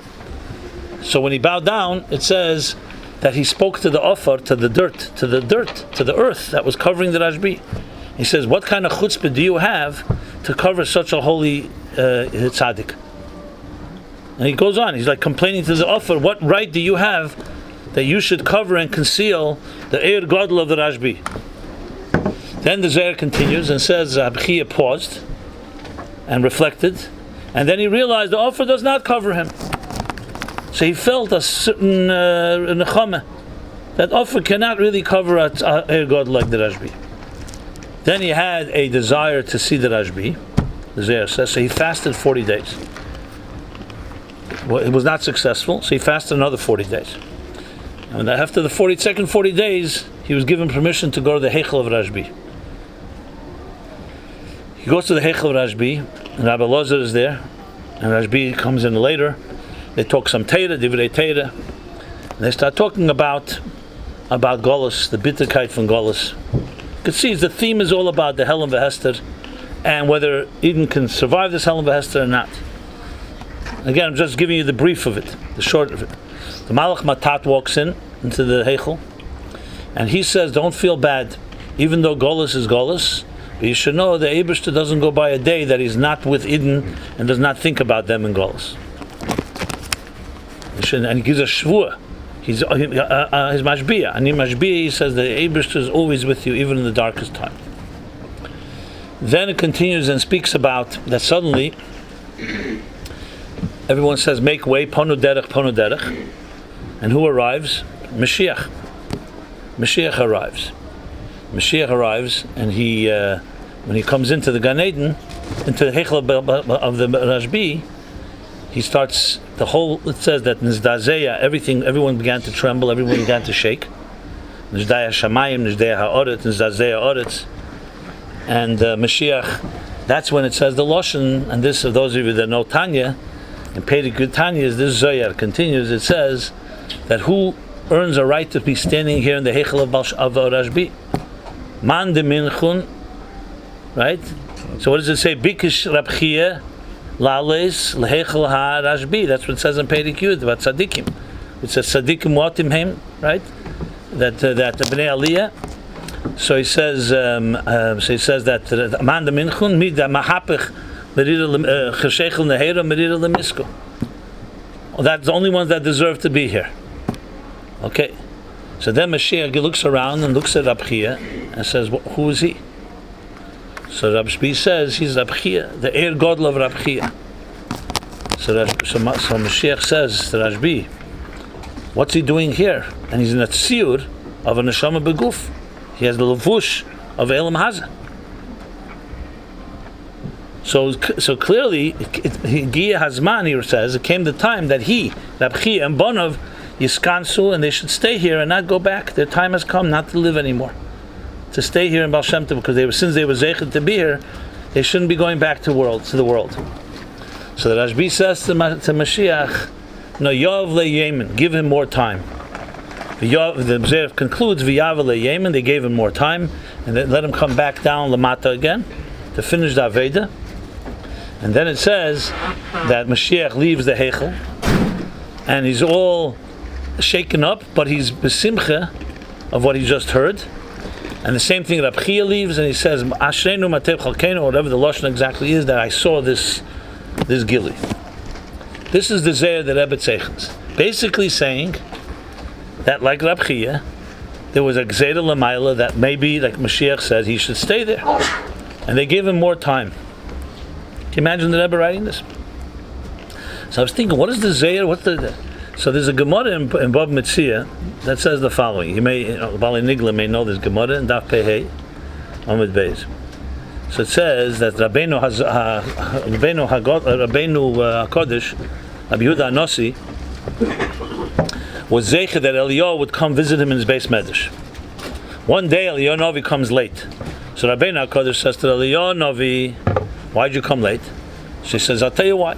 Because I had to wake up Avraham Avinu, wash his hands and for his tefillas. Then I had to wake up Yitzchak. Then I had to wake up Yaakov. So all the time took me till I got here. So the Rebbe HaKodesh asked him, why couldn't you wake them all three up together? Gemara. So he said, because all of them would have been up together, they would have the power to bring Mashiach before his time. So Rebbe HaKodesh heard that. So he said, is there a dugma for anyone now in Elam Hazah that can do that? That can bring Mashiach? He said, yeah. Rabchia Ubanov. Yeah. So what does Rabbeinu Gadol do? He gazed at Tainus, and he had Rabchia and Banov daven at the Amid. And the Gemara says, when they said Mashav Aruach, the wind started blowing. When it said Meir Dageshem, the rain started falling. When they said Mechayim Mesim, the earth started trembling. So Shamayim came out of Baskal and said, Mi Gilo Seid Zeh, who revealed this sod to Rabbeinu HaKodesh? So Eliyahu Novi said, I did. So the Gemara says they gave him a mashkanta. You know what a mashkanta is, right? A shivit pulsa denura, they took and gave him 70 fiery lashes. They whipped him. And he turned, the Gemara then says that Eliyahu Novi turned into a seer of a fiery, what animal is it? Bear. And when Rabchia and Bonov saw this fiery bear, they got frightened and they stopped davening. So Mashiach didn't come. Now, when you put all this together, what you basically have is the following. Exactly, the Alter Rebbe went in prison with Sarkonos Nefoshes because there was a Gzeira L'mayla on the Gili of Chassidus because it could bring the Gula. You have to ask yourself a question. A Gzeira L'mayla on Gili HaTeira, make a Gzeira on people who don't learn Teira. Ain't need, you should learn Teira, Megal Chassidus, a Gzeira. You know, it's like a little odd, no? There's enough people that deserve a lot of more, worse than that. But the answer is very simple, because the stakes are high. But the Gili Chassidus can bring the Gula. So what do you think happens? It's such a keneg, stolz chavek? Absolutely not. You ever think Adam and Chava in Gan Eden ate from the Eitz Hadas. So there are four opinions what the Eitz Hadas was. The four opinions, it's not an apple. That's absolute distortion. It's a Christian distortion. Adam's apple. The four opinions is either te'ena, figs, or chita, grain, wheat, or anovim, grapevine, yayin, from grapes, or an esrik. Those are the four opinions. I have a theory where they got the tapuach. In Taisvus it says that kamin tapuach haya. So maybe one of them non-Jews that didn't know how to translate, they kamin tapuach, we all know does not mean a tapuach. It means looks like a tapuach. An esrik looks like a tapuach. But it doesn't say tapuach. Al kaponim, so the Rebbe asked the famous question from the Sifsei Kain on the Torah. According to the opinion that it was schitas, was anovim, was grapes. So had they waited 3 hours, they would have made kiddush on this wine in Gedusha. So the whole chet was they couldn't control themselves 3 hours. So what's the Amaisa? 3 hours and it changed all of history. The answer is very simple. Imagine, there were only 2 people on earth. They had the collective Yetzer Hara of 7 billion people today. You all know what Yetzer Hara is like. It's pretty strong, Yetzer Hara, right? Imagine 7 billion times your Yetzer Hara. Because all the Yetzer Hara is like a Wegerstelt. No, they don't eat from this Eitz Hadas, come to Moshiach. That, no. So you can imagine whenever something important has to happen, there's always going to be a force connected, lumazah. So when Alter Rebbe started being Megal Chassidus, no, there's a challenge. Then he was vindicated. The Rebbe was starting to be Megala Deir Shvi. He made it very clear. This is the Deir of Geula. No Rebbe ever said that. The Alter Rebbe didn't say Geula is coming in this generation. Alter Rebbe says we're going to do whatever we can. And it's totally Maseinu V'Avedesenu. The Rebbe says in the first line of Basalagani, das is the das Deir Shvi. There's no after Shvi. Shvi is like Moshe Rabbeinu. V'shachante b'seicham. The less the Deir and Golas, the Eshter Dar from Geula. And that was the Rebbe's central theme throughout. The Rebbe's Mesa Nefesh for the Geula Mamish. And then, if you know, Lamed Zayin, Yutas Kislev, Lamed Zayin, what was the Gilui? Ayin Beis. And the Rebbe said it's connected to Sakona. And no one understood why. Right? He didn't want to take a Chrayis, and he said, if I have to switch Chassidim, everyone gave $1. Until this day, no one understood what the Rebbe said, Chash Sakona. Until that day, I asked everybody. Till that day, everyone thought there wasn't the fun, there wasn't time, hadn't come yet. They didn't have the money. The Rebbe told Rabbi Simpson by the Sudas and so on. Suddenly the Rebbe says Chash and Sakona. They give a Ayin Beis, and the Rebbe says Usachais gewesen, Asatake given Fabun mit Chash. Not almost a year, less than a year later. When is the heart attack? Now you could say big thing Ayin Beis. I guess if you knew Ayin Beis, you know how to learn it properly. Like I teach Ayin Beis every morning. So if someone says you don't have afraid of the Chash, I say the way I learn Ayin Beis, I'm not afraid of any Chash. The Rebbe's Gilui of Ayin Beis is a big. It didn't know how to learn it, but clearly the stakes are high. The Rebbe said clearly, if you look at the Achron Shapeshach Sicha of Tovshin Lamed, which is Mugi, it's printed at the end of Samach Vov. The Rebbe says Samach Vov and even more Ayin Beis are connected to the Geula. That's why the Rebbe Rashab, the Moshiach Suda, the 4 cases of Geula, he made the 4 cases for the first time because he said Samach Vov was a ketz. It was a difficult year, but it was a ketz. And when the Rebbe gave out Ayin Beis, he said, Yutas Kislev, that's in the Floyes, I feel the Gabi in the Floyes from Ayin Samach Vov. You can imagine. So their stakes are high. The stakes are high, comes the heart attack, which was like a kitrig l'mayla. What happens after the heart attack? The Rebbe Baruch Hashem comes out of it. And not only comes out, comes stronger than ever. Because the Rebbe saw it exactly like the Alter Rebbe was told by the Baal Shem Tov Magid to even add more. Because there's no such thing as less. Chas v'shalom. There's no such thing as even going back to the, because then it's not worth it. Zovin Tagre Ikre is the expression, right? If someone invests $100 and comes back with $100, they're not a business person. You invest $100, you have to come back with $200. So if there was a Yerida, a Helam, you have to come back stronger. And the Rebbe came back stronger. Here's a witness. We're both living witnesses to that kufa. You know, the only guys here are like in that range of age. Oh, yeah. Everybody here is under 30. Under 20 even, right? What do we put the age at? Under 25. Okay, under 25. So now if you go with that cheshbon, now go a little few. What did the Rebbe start after Lamed Ches? You can't even recognize Lubavitch after Lamed Ches to before Lamed Ches. Completely new. I mean, completely. It's everything plus more, obviously. If Farbrengen's doubled, look at Tov Shem Amalov, just how many Karachim Sichas case. Literally double. The hours of Farbrengen used to be till 4:30. Before Lamed Ches, after Lamed Tes, after Mem, Farbrengen's till 5:30, 6. Pinchas Mem Hey, the longest Farbrengen of all Farbrengens. When the Rebbe spoke about the Sforim for an hour and a half, the last hour and a half was a Farbrengen till 8:05. 5 minutes after 8 o'clock. Now it was a summer Pinchas, so it was already Zashki almost then, right? Must have been already. They'd have might have right after 5 after 8. That's when some people ate chont. Okay, whatever was left of the chont. Those that had the appetite after that Farbrengen. So point being is that a whole new dimension opened up, especially the Rebbe's global dimension. So after that started Sivas Hashem, Hakel, the big Koch and Hakel was always, but then more Simchas Beis HaShe'eva, the Rebbe started speaking the night Sukkos. This Eis B'Sefer Torah, the Rambam, the Tarkon of the Rambam, a whole new dimension. Rambam was Memdalad, Achrosh HaPesach. It was his Tanya in every city, correct. Shan Shashmenim, the Rebbe gave out the Tanyas. Then comes a few years later, Mem Hey, Anaya Helen V'Hester. Now you have to say that's a Helen V'Hester, even Legab earlier ones, because we already resolved the freery. So that means there's even the stakes are even higher now. And this Helen V'Hester is mamish on the ikr of all ikrim. Mamish that are based for itself. Nitzchias of Rebbe, his Sforim, and Torah. As I said before, if Barry Gerati would take the books and he was right, then it's like the Einiklach of Moshe Rabbeinu saying, hey, we own Torah. And you want to reprint the Torah, even Sikhs in English would have to pay royalties to Moshe Rabbeinu's grandchildren. How would you like that? Yeah? Could you handle that? You'd send them a sharp email. Yeah. We're waiting for Torah Chodesh to print. Anyway, so the point is that Torah is Hashem's Torah. A Rebbe is a Ish Elikim. He's not a Metzias Latzmei. He's a Metzias of bittul, and bittul kenish bottle werden. It's nitzchi, like Tziburei Nemes.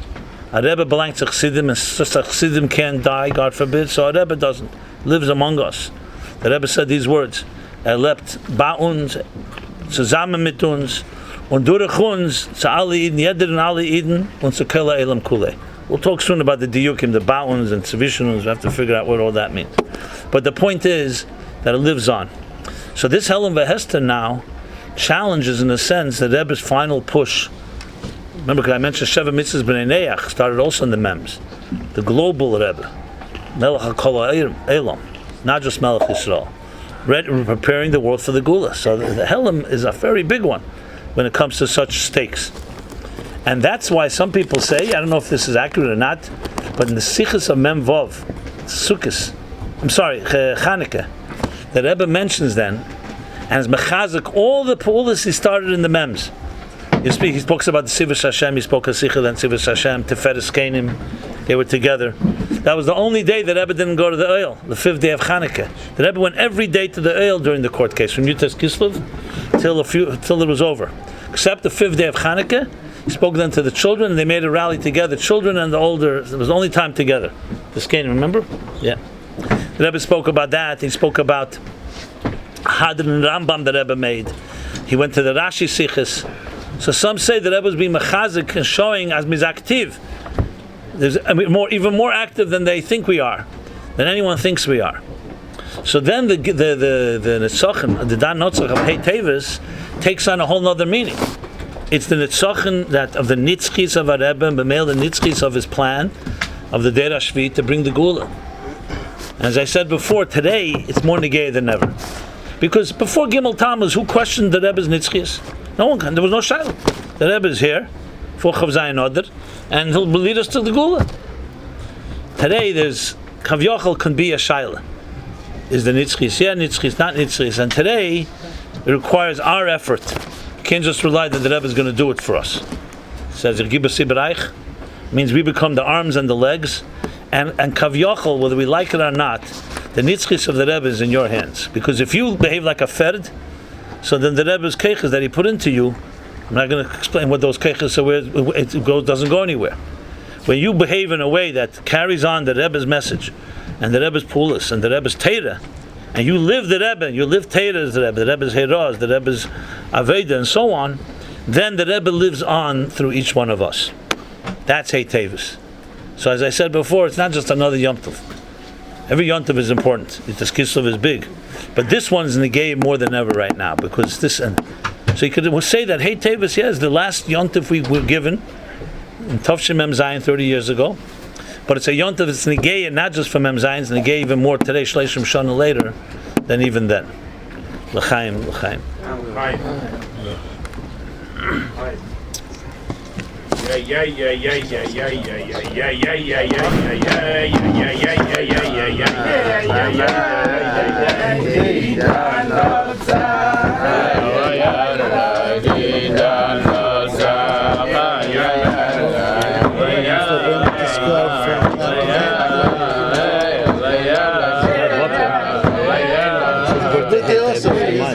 Last year he invited me for this. I said, yeah, why not? It's a good night to find out. Unless you want to hear Rabbi. Together. By then, let the Moshiach don't take me on that.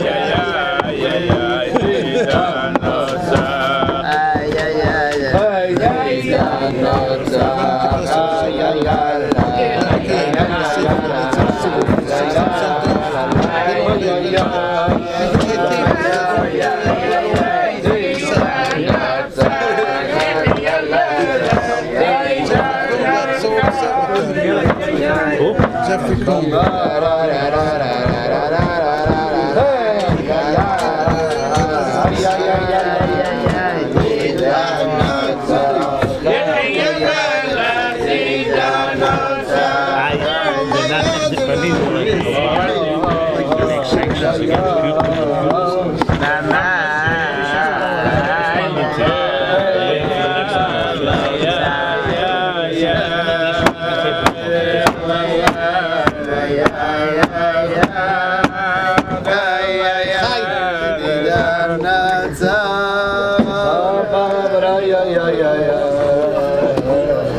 That's my answer.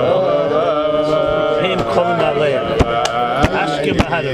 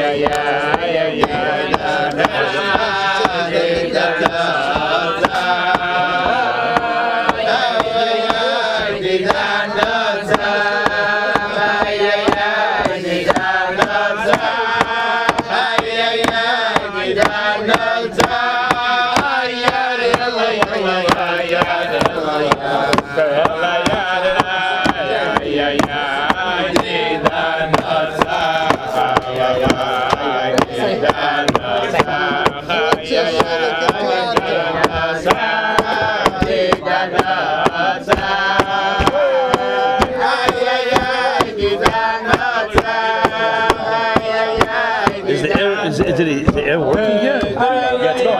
It is? The door open also. Huh? Front door's open? They open the door too?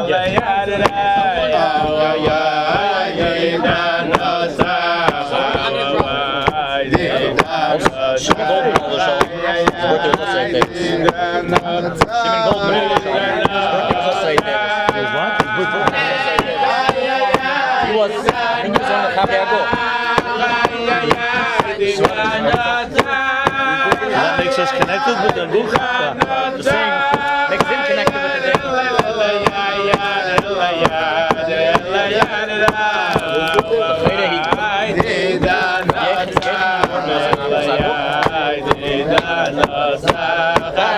Maybe technically, legally, I don't know.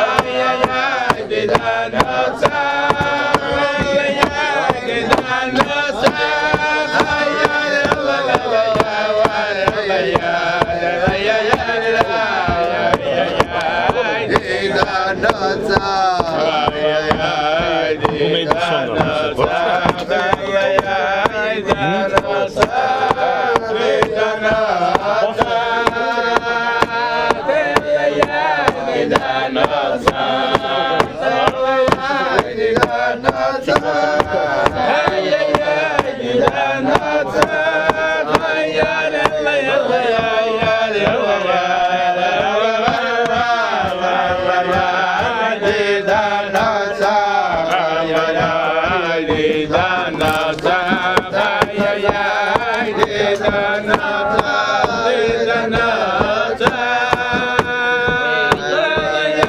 Didan Notzach, Didan Notzach, Didan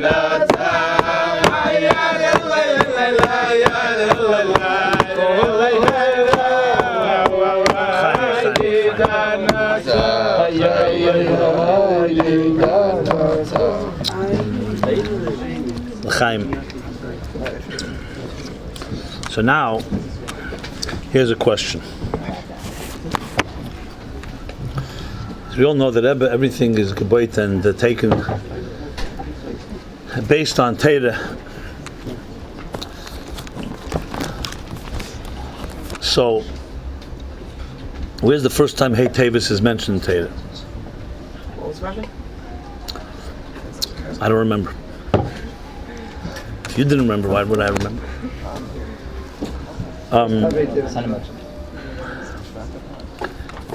So where's the first time Hei Teves is mentioned in the Torah? So it's the Sefer Yecheskel, Kapitel Lamed Gimmel, Pasuk Chof Aleph. Yeah, Chof Aleph. You've heard of the Sefer Yecheskel? It's one of the Chav Dalet Sefer Yecheskel. So in the Gimmel Chav Aleph, what does he say there? He says that it's Chodesh Asiri, which, as you know, is Chodesh Teves, and you count from Nisan. Chodesh Asiri. B'Chamishel Chodesh is when the Eibishter comes. I'm sorry, the Polit, the refugee comes and Media Yecheskel that the Beis Hamikdash was destroyed on the previous Tisha B'Av. And that's when Yecheskel begins his nevuah about the Churban. Remember, Yecheskel lived in Bavel, Nahar Kfor, which is Nahar Pros on the Euphrates, which was in Bavel. Because the Golus of Bavel began really 11 years earlier, even before when the Melech Yehechan was Nigla was already expelled. So the Beis Hamikdash was destroyed 11 years later. So there in Bavel is when Yecheskel gets the message, and the Eden here on Hei Teves the Churban Beis Hamikdash, Bayis Rishon, and that's when Yecheskel gives one of his nevuos and continues that Kapitel Lamed Gimmel about all the negative things that happened that caused the Churban to take place.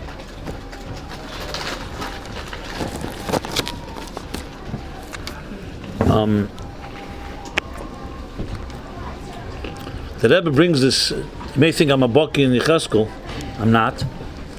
Even though the Merkava I did do some research, and but Yecheskel, the Rebbe brings this in a letter from the Rebbe in Hei Teves Tovshin Lamed Vav. It's printed in the back of the Kopuster Chelik Tezvav. Being my birthday is Hei Teves, so of course I noticed it when the letter came out, which would be 41 years ago. Lamed Vav. So the letter is about Shleim Asad. The Rebbe is saying there, people are asking the Rebbe. The Rebbe says, in answer to people's requests, what should be done about Shleim Asaretz? So the Rebbe gives a bunch of iras what can be done for Asad B'Teves. So the letter is dated Hei Teves, but it's a letter about Asad B'Teves. Now, listen to this. The Gemara in Rosh Hashanah, if you want to look it up, it's Daf Yud Ches Amud Beis. Brings a machlekes between Ashbi, Rab Shimon, and Rabbi Akiva. The machlekes is when the fast in the month of Teves should be. Rabbi Akiva says what the halacha goes by, that the fast is Asar B'Teves, because on that day was the building of the Motzah, was the encampment of Nebuchadnezzar surrounding Yerushalayim. But Rabbi Akiva disagrees with him. I'm sorry, Rashbi disagrees with Rabbi Akiva. And he says that the fast in Teves should be Hei Teves. Because that's when the news came to Bovel, to Yecheskel, that the Beis HaMikdash was destroyed. And that's why we fast. And the Rabbi makes an argument, a very simple argument. He says, according to Rabbi Akiva, the order is not right. The first fast should be Asara B'Teves, because that's when the Yerushalayim was surrounded. The next fast should be Shavasa B'Tammuz. That's when they breached the walls, Nifkar Chama. And then the third fast should be Tisha B'Av. Why does it go the other order? Tisha B'Av, Shavasa B'Tammuz, Tisha B'Av, and then Asara B'Teves. But according to Rashbi, it works in order. Because first was Hufka'ir, the breaching of the wall, then was the destruction of the Beis HaMikdash, and then the news came to Bovel about the destruction. So there's two opinions. The halach is obviously Rabbi Akiva. But Rav Shimon, the Gemara clearly says that Hei Teves is when that psuda for the Churim came, and that's when the fast should be. So here's the big question. How's this stim with our Hei Teves? It's the exact opposite. Our Hei Teves is all about Didan Notzach and Notzach. If anything, it's the nitzchias of the Beis HaMikdash. It's the nitzchias of the Rebbe and Chassidus and Teira and everything. And here Hei Teves is the psuda of the opposite. Now some have pointed out, right in the beginning of Yecheskel, what is the beginning? The first pasuk, Aleph Aleph, says, Vahi b'shleishim shana, b'revi, b'chamishi l'chedesh, niva, or what he says there is Rosh, Maharash Alakim, which is talking about Yecheskel. So when you read it, Revi, Pashtus, it means Chodesh Revi, which is when after Nisan, Iyar, Sivan, Tammuz. It's Hei Tammuz. But you could also say Chodesh Revi from Tishrei is Teves. Tishrei Cheshvan Kislev Teves. So you could say that the first nevuah of Yecheskel is actually on Hei Teves. If you read it that way, it's Chodesh Revi. It's not pshat, but you could learn that way, because in Kabbalah Chassidus brings that sometimes you count the months from Tishrei, from Nisan, sometimes from Tishrei. So if that would be the case, then the nevuah, the biggest nevuah of Gili HaMarkova, and all the things we learn in Chassidus, Chayes Rotzev Veshuv, and all the other things, and the Bir HaKlippus, all that is in the nevuah of Yecheskel, right in the beginning of Sefer Yecheskel, which can be seen as Hei Teves, perhaps, according to the Taich of Revi is Chodesh Teves. Okay, so that's fine. That's a positive nevuah. But the nevuah in Kapitel Lamed Gimmel is not a positive one. So yesh leima b'derech efsher. You may know the sichos of the Rebbe Asara B'Teves. The first time the Rebbe spoke Asara B'Teves was Tovshin Lamed Ches, after the heart attack. The Rebbe was Megala Nu Chiddush then, the concept of saying Divrei Kfushin.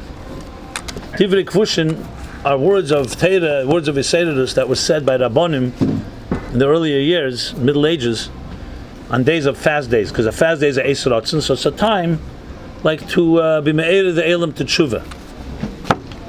So the Rebbe, the first time Asara B'Teves, two sichos the Rebbe said. The night of Asara B'Teves, I think, was the night, in the day. I don't remember. No, it was not the night. It was by day 2. If I recall, there were 2. And the Rebbe said then Divrei Kvushi says to be mechadash hayeshenis, to be mechadash something was done years ago. And the Rebbe said something very interesting about Asara B'Teves. Asara B'Teves, as we know, is a fast day. But as we all know, the Rebbe sees the negative things positive. Because at the end of the day it says Yehovchi Yom Emeil L'Sosun L'Simcha. So the Rebbe explains there, Asara B'Teves is taka. On one hand, it's a fast day. Even going further, Avudraham says that it's one of the harshest fast days, because it says in Asara B'Teves Be'etzem Hayom Hazeh, which is a Gzeirik Shavet to Be'etzem Hayom Hazeh on Yom Kippur. The Avudraham writes that if Asara B'Teves would come out on Shabbos, it can't come out on Shabbos, but if it would, the same would be Deicha Shabbos. Not even Tisha B'Av is Deicha Shabbos, only Yom Kippur, because it says Be'etzem, so that's why Asara B'Teves has the power of Yom Kippur. So you see how deep the Helam is. But the Rebbe always sees it as a positive. So he speaks there, the Lashon is, what's the Lashon? The Melech Bovel, He also motzed, right? What's the lashon? The lashon in the pasuk there. Nobody knows. Okay, so I can say whatever I like. Okay, I can't. No, you know the pasuk? Huh? Steht, ich weiß es steht. Oh, okay. It's two lashonos there. The lashon is that he made a motzed. He made an encampment. Basically, they encircled Yerushalayim. The Samach Melech Bavel, that's the lashon. The Samach Melech Bavel. So the Rebbe says, if the power of Asara B'Tevis is so strong that it could be Deicha Shabbos, you have to say that also in Gedusha, when it's Yehovchi Yom Melo, it's also the strongest of all the fast days. Because Yom Kippur, remember, is not a fast day connected to the Churban. So the Rebbe said, how could it be worse than Tisha B'Av? How could it be stronger than Tisha B'Av? The Rebbe said, because everything begins with the first breach. Had Bavel Samach Melech Bavel did not surround Yerushalayim, he would never breach the wall, and he would never have destroyed the Beis Hamikdash. So the beginning is always the worst Yerida. So Enochanami Tisha B'Av is the Churban Beis Hamikdash, but the beginning of the Churban began Asara B'Tevis. But the Rebbe said also Lamal Yusa. Why does it use the word Samach Melech Bavel? Samach is not a bad word. Samach means also to support. When you say Smicha, when you see Samach Ha'ish, it's to support. So the Rebbe says, because the real pnimius hakavana of the Helam Behester of Asara B'Tevis is to support. So maybe you could say the same thing with Hei Teves. That Ein Chanami, Hei Teves would not have happened were there not Exeda L'mayla, and there was not this whole Agmas Nefesh that actually took a toll in the Rebbe's health. Some people don't know about the toll it took. It took a very serious toll in the Rebbe's health. People saw physically the Rebbe coughing more, harder to walk. You saw begashmis. So on one hand, there was a big Helam Behester. But as we know in Chassidus, there's no such thing as a Helam that doesn't have a tremendous power. And the power of Hei Teves is not the psura of the Churban, it's the psura of the Geula. Because if you look at the end of the Kapitel Lamed Gimmel, you know what it says? The interesting end of the Kapitel, of that Hei Teves Kapitel. After he speaks the whole Nevuah and everything is there about the negative, the Churban, you know what he says? And then Eden will know. Listen to this. V'yoda ki haya novi b'seicham. And then they will know there was a novi among them. So in a certain way, the nitzchis of the Rebbe, the novi b'seichenu, when is it revealed? It's revealed dafke through a helam. Because you don't see it unless you see a challenge. The Rebbe Rashab says, Shver Zogen. It's hard to say this, but the Rebbe Rashab, but the Alter Rebbe was like the Zayis, Yutes Kislev, Zayis Acha Keitshene say, until you don't press an olive, it doesn't deliver oil. So it's hard to say on the Rebbe, to press a Rebbe, the Rebbe should be pressured. But he says, yes, Yutes Kislev created a pressure on the Alter Rebbe, the prison, the 53 days he was in prison, that revealed deeper oil. So you could say that Hei Teves, on one hand, it was absolutely a churban, as a result of a churban. But thank God the churban led to what the kavanah was. The Yerida led to the Geula, and the Nitzachan, I should say, and that there's a Novi b'seichenu, a Nitzchi is the Novi, a Nitzchi is the Rebbe, because that's what came out of it, that in the Bezdin Federal. That's why, if you look, the Simcha of the Rebbe and Hei Teves was, I said before, very subdued. You know, when the Psak came out, it was a, what day in the week was it? Hei Teves Tovshin Mem Zayin. Was it Monday or Tuesday? Tuesday? I think Monday maybe. So let me just tell you on a personal note. I was sitting in my office, Nanochas Atmimim upstairs, second floor in the building. I was working on a Farbrengen. That was Farbrengen compartment. My mother, I'm her Bechar, called me up to wish me Mazel Tov for my birthday. It was around 12 o'clock, noon. And while we're speaking, and my mother's giving me all her brachas, suddenly hear singing and dancing outside from the window. I'm not sharing this to you because about my mother, I'm sharing it to you because of the singing and dancing. So my mother says to me, how do they know it's your birthday? I said, they don't. I don't think it has anything to do with my birthday. But why would they be singing and dancing in the middle of a talk? Hei Teves. So a little later we found out why. I turned 30 years old that day. The Rebbe was in his room when the news came. The news came bochurim already had heard, so they started dancing a little, didn't know what to do, yet do that. Someone went into Maskiris, Rabbi Klein, Yom Klein of Shalom was there, told him the news, that there was a verdict. It wasn't 100% sure exactly what's going on, but it looked like it was a positive verdict, but So he went in, Rabbi Groner was by the Rebbe in the Rebbe's room when it happened. And when he came in, he knocked on the door, he came in to tell the Rebbe. The Rebbe, Kavyochel, Das Tachten, didn't know yet. The Rebbe was learning, he was learning in a Sefer. Rabbi Groner was preparing letters, something the Rebbe gave him to do. So Yom Klein said he didn't want to bother the Rebbe because the Rebbe was learning. He said to Rabbi Groner loudly, he says, you heard the news? He says, what news? There's a verdict. So the Rebbe picked himself, looked up, and said, a verdict? Which way? He says, he's not sure. He says, so what? No, the Rebbe didn't say, I'm sorry, let me correct myself. The Rebbe says, what's the tumult? The Rebbe said, what's the tumult? There was a tumult because outside they were singing and dancing. And here he was whispering to Rabbi Groner. The Rebbe said, what's the tumult? He says, there was a psak. The Rebbe said, wie gewend the psak? He says, he doesn't know. He's was Tanzman, the Rebbe said. What's the tumult? Al Kaponim was clear. But the Rebbe did not react. The Rebbe didn't say he wants to hear the details. The Rebbe went back to learning as if he heard until they'd give him more information. It's very interesting. So you could say, good, a Rebbe is a pnimi, a natzmi. So you don't see spilus from a Rebbe. He's not like a makiv dikachetzenis. And even when he came to Mincha and they were singing, the Rebbe was very subdued. You did not see any gilu dikasimcha by the Rebbe. Now I'm not saying that reading interpretations, because it was not just a simple thing. There was a helam involved. It wasn't just a psagresa gili one day. And for those that we don't really necessarily appreciate all that went on, but the Rebbe didn't know what the challenge was. It was a challenge, mamish, l'mayla, on the nitzchis of a Rebbe. And the nitzchis of Teda, the nitzchis of Chassidus, as the Rebbe made it very clear. So you could say that it's not a stira at all. What it says in Kapitel Lamed Gimmel in Yecheskel and a Chanami. Hei Teves as a part of it that was a Helam v'Hester Gadol, but the end of it is like it says at the end of the Kapitel v'Yoda ki yashnovi ki hayanovi b'seichenu or b'seicham, that there's a novi, and that's the fact even till this day. The nitzchis. So though on one end, as I said, there's a certain outside Helam, but at the end of the day, it's nitzchis. Now it's interesting, we have today both sides. There are many people who experience very strongly the Helam of Gimmel Tammuz, and there are others that are trying to fight that Helam and try to show that no, the Rebbe lives on, and the Rebbe's pulis live on. Look at the Shluchim.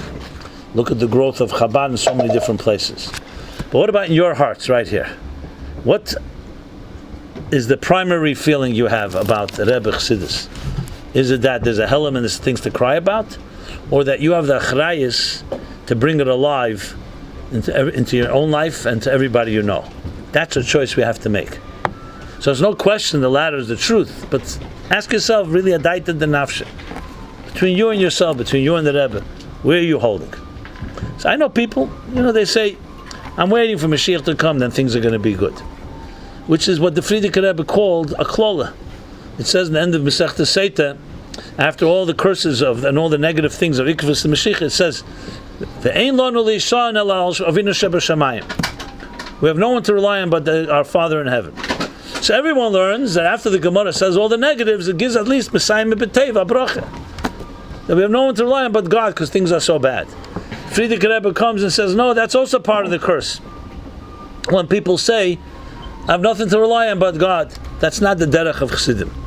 It's not the way the Rebbe told us. The Rebbe said we have to be active people, forge ahead, proactive. We're not waiting around for something to happen. But whether we like it or not, that's the bechira today.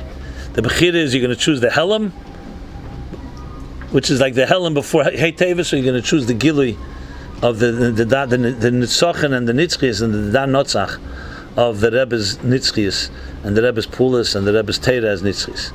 That's our choice. L'chaim, l'chaim.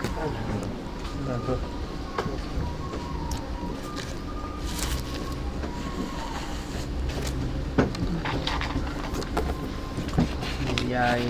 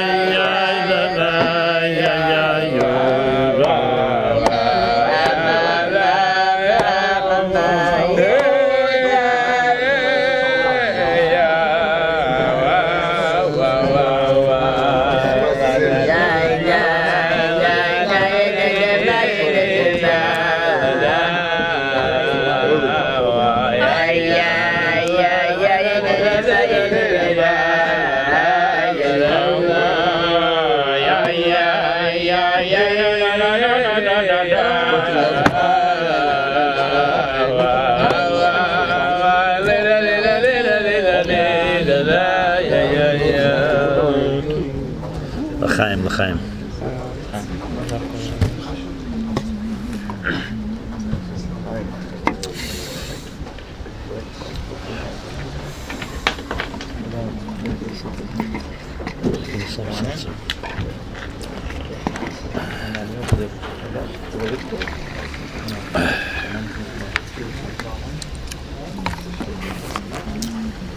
The truth is,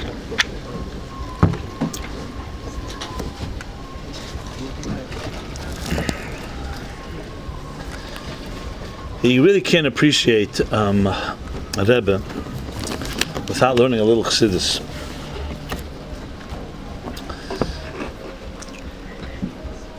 And yet you see a fact is that the Rebbe didn't make any conditions. You know, the Alter Rebbe had very strong conditions to be part of the Cheder Rishon or the Cheder Sheni of the inner circle of the Alter Rebbe. You had to know whole Torah Shabbal Peh, Shas and Poskim, Rishenim, Achreinim, Svarim that many people don't even know their names, Meir Nevuchim, Kuzri, Ikrim, etc., etc. The Rebbe didn't make any conditions. So you could have somebody come to 770 by the Rebbe and never learn the word of Chassidus or learn the word of Nigla, and still be Mekusher in Ma'aser B'Peil and sit by Farbrengen or go to dollars. So if you ask a person like that, tell me what a Rebbe is, he may not have many Asius. That's not taking away from his Pshittus and his Amunah Pshutta and so on. But if you want to really appreciate a Rebbe, to some extent at least, especially the Nitzchis of a Rebbe, you need to have a little idea at least, or at least a little Hergish in Chassidus. Because even this, the main thing, even this Hei Teves, the Rebbe said in the Farbrengen, then Yud Beis Tammuz, Tezvav Tammuz, I think. He says, Ich bin nicht kein Lawyer, ich will nicht sein kein Lawyer, es ist nicht mein Inyan. He said, mein Inyan is a Rambam. Ich sage einfach, nicht einfach, ich liege in Rambam. a Maimer von Schwer, Maimer Chassidus. He says, the truth is, he said, Chassidim should have dealt with this. And should have verspart me, they should have spared me having to deal with it. But since I saw they weren't doing anything, I had to do something. Now let's be honest, which Chassidim was he looking to, the Rebbe? Even when the Rebbe said what he said, many Chassidim, Kavyochel, so to speak, wondered, what's the big thing? Fine, let's make a deal with him, give him some money, get rid of him, get rid of him through money, that's what I mean. So clearly, even people who learned Chassidus and understood what the Rebbe is, didn't fully appreciate this concept that the Rebbe is ein Sfarim and no nafshik sovis Yehovis, and that's the nitzchias and everything that the Rebbe said. And even today's people, some may not know. So I thought it's worthwhile just saying a few words about this. You're all Tmimim, you learn Nigla, you learn Chassidus. But what's the bottom line when we learn Chassidus? Let's talk a little about this word Notzach, Didan Notzach, Notzach. So Notzach means victory, but we also know Notzach means nitzchias. What's this thing called nitzchias? So in English, the word for nitzchias is eternity. Some people can say immortality, if you wish. You could say the infinite, if you don't know what. If you didn't know English well, you may say infinite, even though it's not the right word. But okay, nitzch. So in truth, you could ask a very klotz kasha. Is there anything that's nitzchis in this world that you know of? Everything in this world dies. Everything ages, erodes, deteriorates, and perishes. You familiar with all those words? Huh? Okay. But Rabbeinu Bachai says, we're looking for the Rabbeinu Bachai, the Rebbe Tzeichen that in Bereshis, in Tzadik Dal, the Rebbe Tzeichens it. Tinuk mishaneled, you know that, right? Maskil is yavish. A child, right when he's born, he's already beginning to dry up, he's already beginning to die. Because death doesn't happen at the end, it means everything is in the process of aging. So you may not look it yet, you may not look the part. You may not be seen, but you don't need wrinkles to become old. Even a baby is already aging, because it can't be 90 if you weren't for 70. You weren't 70 if you weren't 50, and 50 because you were once 1 day old. So life is a progression of maskil yavish. And Chassidus talks about it. There's no such thing as nitzchi in this world. There's nitzchi berotzen habeirach. Chassidus says, "Say chazokim kiyem hibaram." You say it on the tzvah shamayim. Tzvah Shamayim are the celestial bodies, the sun, the moon, the same sun and moon that Adam and Chava saw in Gan Eden, same sun and moon that Moshe Rabbeinu saw, we see today. And they're just as strong as they were in the beginning, but that's only B'Keich HaBeira. Because on its own, nothing in this world has that type of power. And yet we talk about Nitzchias. Why? Because in a sense you could say all of Chassidus comes to teach us how we can take the mortal and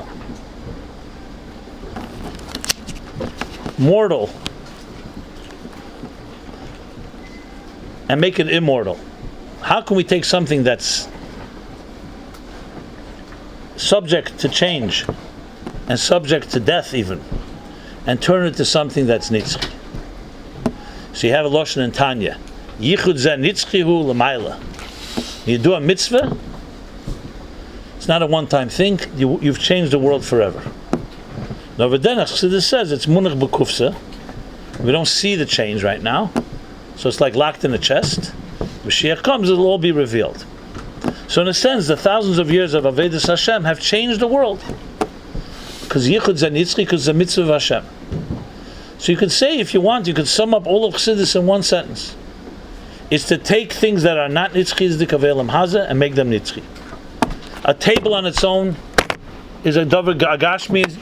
Kol sheyesh letichla, kol sheyesh letichla, kol sheyesh letchila, yesh letichla. Everything that has a beginning has an end. If it has a beginning, it's going to end at some point. Except if you introduce Torah mitzvahs. you use a table to learn Torah on it, or to have a Sudas mitzvah, or to use it for something that is Kedusha, so then you take a chefza of chayil, an object of this material world, and you make it a chefza shel Kedusha, and Kedusha le'zazim imkeima, Kedusha never ends. Now there's dinim, there's different chilukim, there's tashmishe mitzvah, there's tashmishe Kedusha. For example, tzitzis, santalis, once it's no longer used, you could throw it out. Tefillin, you can't. Sefer Torah, you can't. It's called shemus. That's already the question. This explains the level of how much Kedusha permeated those objects. So he looks at this, on whatever level you learn, you'll see always this theme.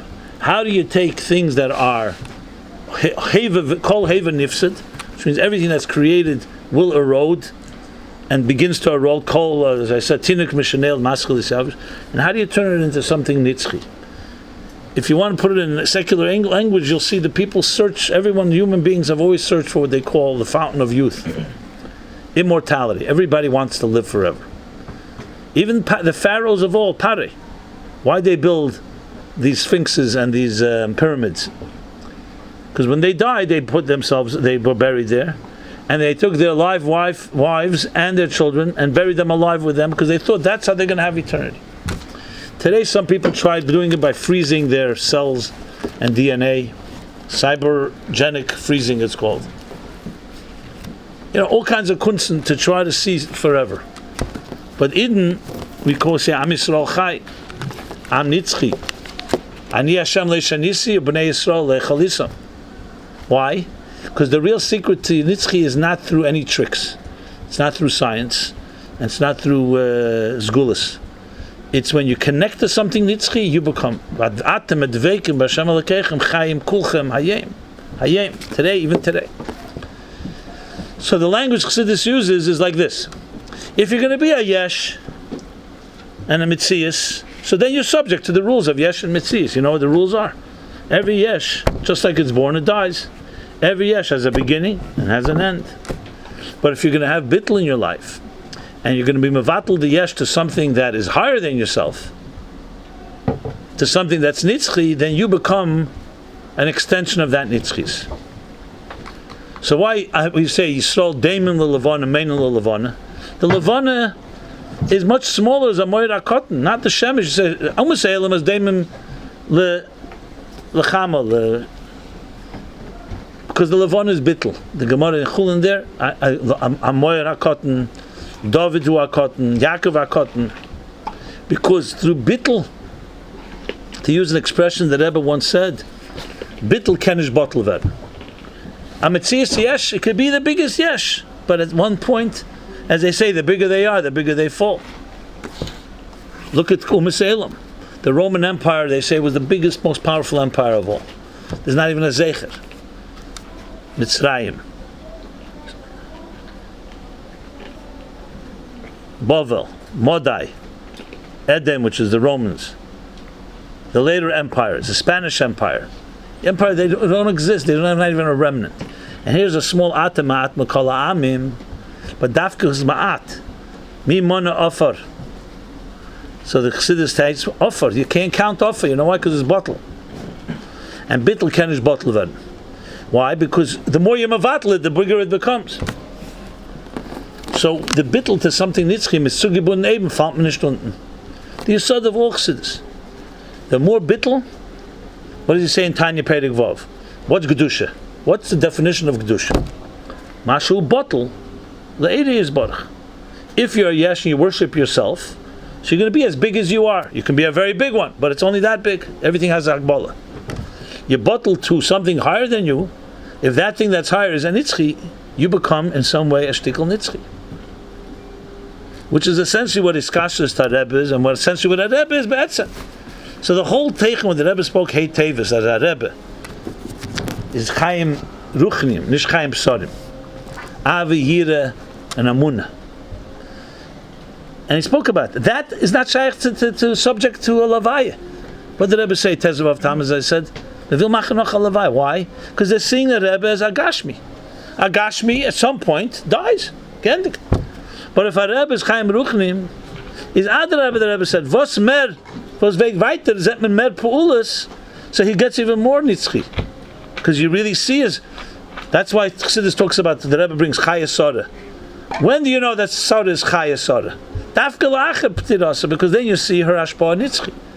When a person's around and they're walking around with their arms and legs and their gashmis, you don't yet know whether they're really nitzchi. You know right now they are active. You want something nitzchi, 3,000 years later we can speak about, almost 4,000 years later, we can speak about Soda like she's living now. That's a nitzchi.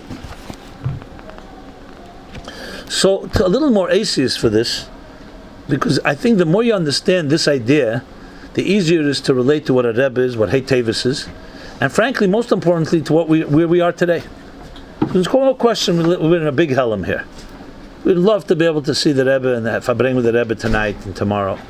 See the Rebbe Simchas Torah, Bechol, Tefarte, Rosh Hashanah, Yom Kippur. No, most of you, I don't think, were zeichet to see that. It's hard to describe. But one question, there's not even an out of a suffix that the nitzchis of the Rebbe is not affected just because we can't see it. It's much geschmacked to see. We all know that. And that's what we want. That's what the goal is about. But for 1 second to think that the nitzchis is affected, that's not true. But today we need to work on it. Because it was easy. When you came into Mincha Ma'ariv, you saw the Rebbe, Farbrengens, you didn't even have to think twice. You saw a Lakus Begoli. Sometimes more Begoli, sometimes a little less Begili, but it was always there. Today, it has to come from Farbrengen talking about it and living with it. That's why today it's much more pnimius in a way, and that's why you need chiddush even more. And that's what the Rebbe said. A Rebbe is in seine Sfarim. You willst haben a Rebbe? Anon nafshik sovis yehovas. You learn a maimer, you have the Rebbe with you. In a way, you could say before Gimmel Tammuz, before Chav Zayin Nodar, you could technically have the Rebbe without his Torah, because you have Begashmis. You're his minyan, Mincha, Ma'ariv. When he came to Shachris or the Yom Tevim, you were there in the presence, and we were lifted up, and we get tansman to them. But something was easy. You didn't have to do much. You just showed up in 770, and the Rebbe lifted you up on his wings. Today, the nitzchis of the Rebbe is totally a shtikl aveda, whether we like it or not. Aveda b'kei chatzmei, maybe that's what the Rebbe means, asitali anuns. However you want to interpret it. So I just want to put a little more aces, because I think one of the things Chassidus does is it gives us aces to be able to relate to this.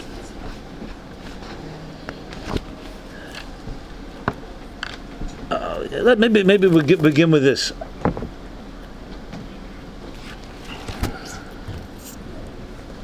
The big shaila is, of course, as I said before, Kol Heva Nifsad. So how could a Heva suddenly have nitzchis in it? So we talk about a Rebbe is l'chatchila metzias a bittul. There's no inyan shel metzias and yesh, so it's not a shaila. Bittul telakus, but mainly is extensionally, like it says about Atzilus. It's not elika, but it's hamshacha of elikus. Fine. The rest of us, however, we have a chelik elika memal mamish. Yes, that's nice. But most of it is not necessarily begili. We more or less live, as it says in Tanya, the nefesh habamis is what dominates. That doesn't mean you're doing avedis all the time, Rahman al-Islam. But it means you're agashmi, chaim psorim, nish chaim ruchnim. In that sicher, Yud Beis Tammuz, then the Rebbe said, as a Rebbe is nicht, sein chayis is nicht was esst und trinkt. The Rebbe said that. Nicht the essen was esst und the Wasser was trinkt. It says the ave, yire, and amuna. That's what he said. Klor. By us, we can't say that about us. We're not to that level. However, that's why I said before, Iskashus to Rebbe, you connect to the Rebbe, you connect his pool to his Torah, to his Peulis, to the Aveda. You learn what the Rebbe learns. You learn do what the Rebbe wants. So then you are essentially an extension shluchish shel Adam Kameseh. And who's the Adam Kameseh here? A nitzchi. So you could get a taste of nitzchias in your life. And every chassid always knew this. I remember when the first time the Rebbe started yeshivas, well, there was yeshivas. Melbourne was the first yeshiva in Chav Zayin the Rebbe sent bochurim. And there were other yeshivas. There was yeshivas, of course, in Eretz Yisrael, Montreal, and other places. But I mean, the first so-called shluchim. But in the early, mid Lamed Daled, Lamed Hey started the yeshiva in Miami. a little early, Lamed Gimmel, Lamed Beis. Then was in New Haven, I remember Lamed Vov, and Cincinnati, Seattle, a couple of places. So I remember, so it was bochurim who were going on shlichus, so they went to Gan Eden Tachten, and the Rebbe would give a bracha to them and their families. Sometimes he gave them a kuntrus or a dollar. So one time the Rebbe gave a bracha, he said to the parents, Hei Teves Farbrengen die Kinder bis herzu, und nichts das auf meine Plätze. Thank you for bringing your children to me till here, and now I take them on my places, on my shoulders. So Chassidish parent, this was the biggest bracha you could hear. That you did the right job. You trained your children, you brought them into the army of the Rebbe, now the Rebbe takes over. Someone's a little more fucked up, says, one second, he's still my child, why do you mean you're taking over? I have to take care of him. But Chassidish parent was the biggest thing, because now the Rebbe, this person is a Rebbe's a mensch. That doesn't mean we don't have parents, but it means, at the end of the day, you want a nitzchi, you want to be the Rebbe's a mensch. Not mentioning names, there's a letter in Inscribed Chodesh about a person that Rebbe wanted a young couple to go on shlichus. It's a long story, but the bottom line is that Rebbe writes in the letter there, the mother didn't want them to go, she wanted them to come live by her. So the Rebbe writes a line there, he says, when he heard that she doesn't want them to go, he thought to himself, how could you build an army with the soldiers that have to ask their mother in the morning whether they should go fight the war? You understand?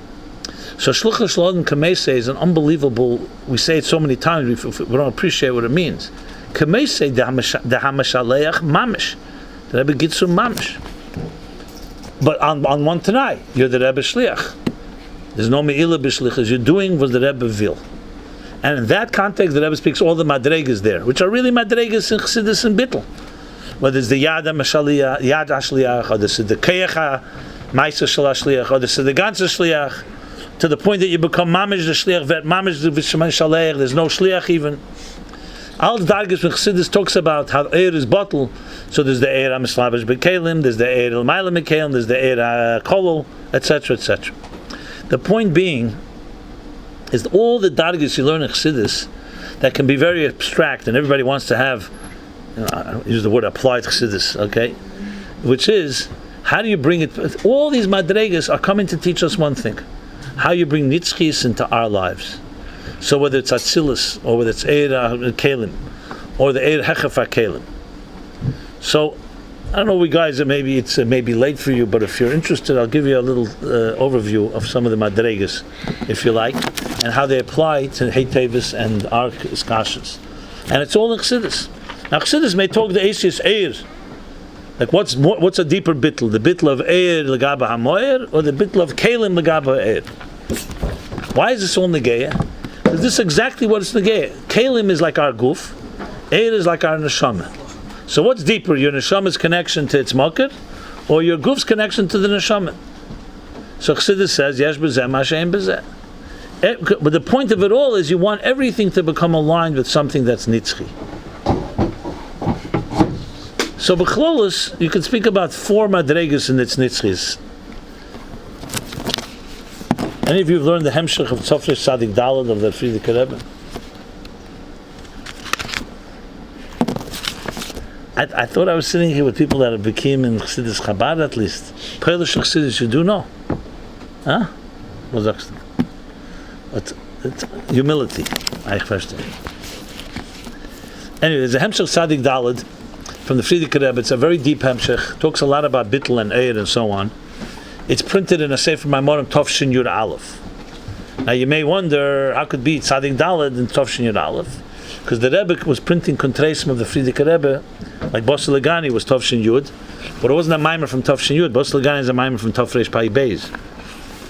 It's called actually Be'etzem Hayem Hazeh. The Rebbe prepared it for print. He took that maimer, added sifrim to it, and it became Bosel Legani. Because after Tovshin Zayin, the Friedrich Rebbe didn't say anymore or write more new Maimorim. So it was mostly taken from previous Maimorim, and so on. So the Rebbe continued printing these kontresim through Tovshin Yud Aleph, and in Tovshin Yud Aleph the Rebbe printed Tofresh Tzadik Daled. Now Tofresh Tzadik Daled is a series of around 6 or 7 Maimorim, but at the end it says Ad Kan Nitn Lahaitik or Ad Kan Nimtza or something like that, because one of the Chassidim, Kav Yochel, went over to I say Kav Yochel, he's a Chassid, He went over to Frierdiker Rebbe and said it's too deep and we don't understand it. So the Frierdiker Rebbe stopped saying it. You could imagine the Rebbe gave this guy over the head who's daf zayin. Why are you telling him? What are you telling the Rebbe what to say, not to say? You don't understand it. Don't come. Let others listen at least. But the Frierdiker Rebbe stopped after that. Later he said, "Mevil geb de meilam avonim teves Farbrengen." Want to give people precious stones, or mevil tzukikes, and the elam wants candies. So basically, they want to have easy maimorim. Algemeiner, that hemshech, he talks a lot about bittul, and there he talks about that inyan ruchni. What is the difference between ruchnis and gashmis? So he says gashmis. That's the lashon there. He says gashmis is mitziyuse is not mitzadatzme, and kiyume is not mitzadatzme. Because ein dover esas atzme, nothing creates itself. This table didn't come from nowhere. It came from a tree. If it's wood, if it's not wood, it came from some other object. And the tree came from a previous tree, and the previous tree came from a previous tree, and everything comes from somewhere. So mitziyuse is not mitzadatzme. It has a mokir, and also it's kiyum. It doesn't have any fundamental value besides the value that was created. It was created for. But it comes to ruchnius. Frierdiker Rebbe writes, "Mitziyus is not mitzadatzme because ruchni also the Eibishter created." Most, let's say seichel. Seichel is a ruchni legabi gashmi, an idea, a concept, or ava, love, or elemis ruchnim that also didn't create itself. But kiyume is mitzadatzme. So the Rebbe has a order there. The Rebbe, unser Rebbe, and says maybe you could bring him ein dugma lezem in nigla. So here's the first level of nitzchi. What's the word? The word is like this: Gashmius doesn't have its mitzias is not on its own, and its kiyum is not on its own. Ruchnius, even if you destroy this table, but the concept of a table remains, because that's how the Eibishter made that inyan ruchni, inyan that's called spiritual ethereal, is not defined by physical parameters in time and space, but in concept that it can exist. So the Rebbe gives a dugma there from Machzis HaShekel. On one hand, Machzis HaShekel, you have to give yafa. It comes from the yachid. Everyone gives a half a shekel. But once you give it to the tzibur, your mitzias is no longer there. But your kiyum is there because it will protect the karbonis tzibur that are brought for everybody are mechaper on the kol tzibur. And that's why Moshe said, by keirach al tifan el minchasam. Why the mincha is a korban tzibur? Because at the end of the day, even though the mitzias of keirach is not there, you can't find the shekel of keirach because it's all mixed down in the tzibur, but you could define its kiyum.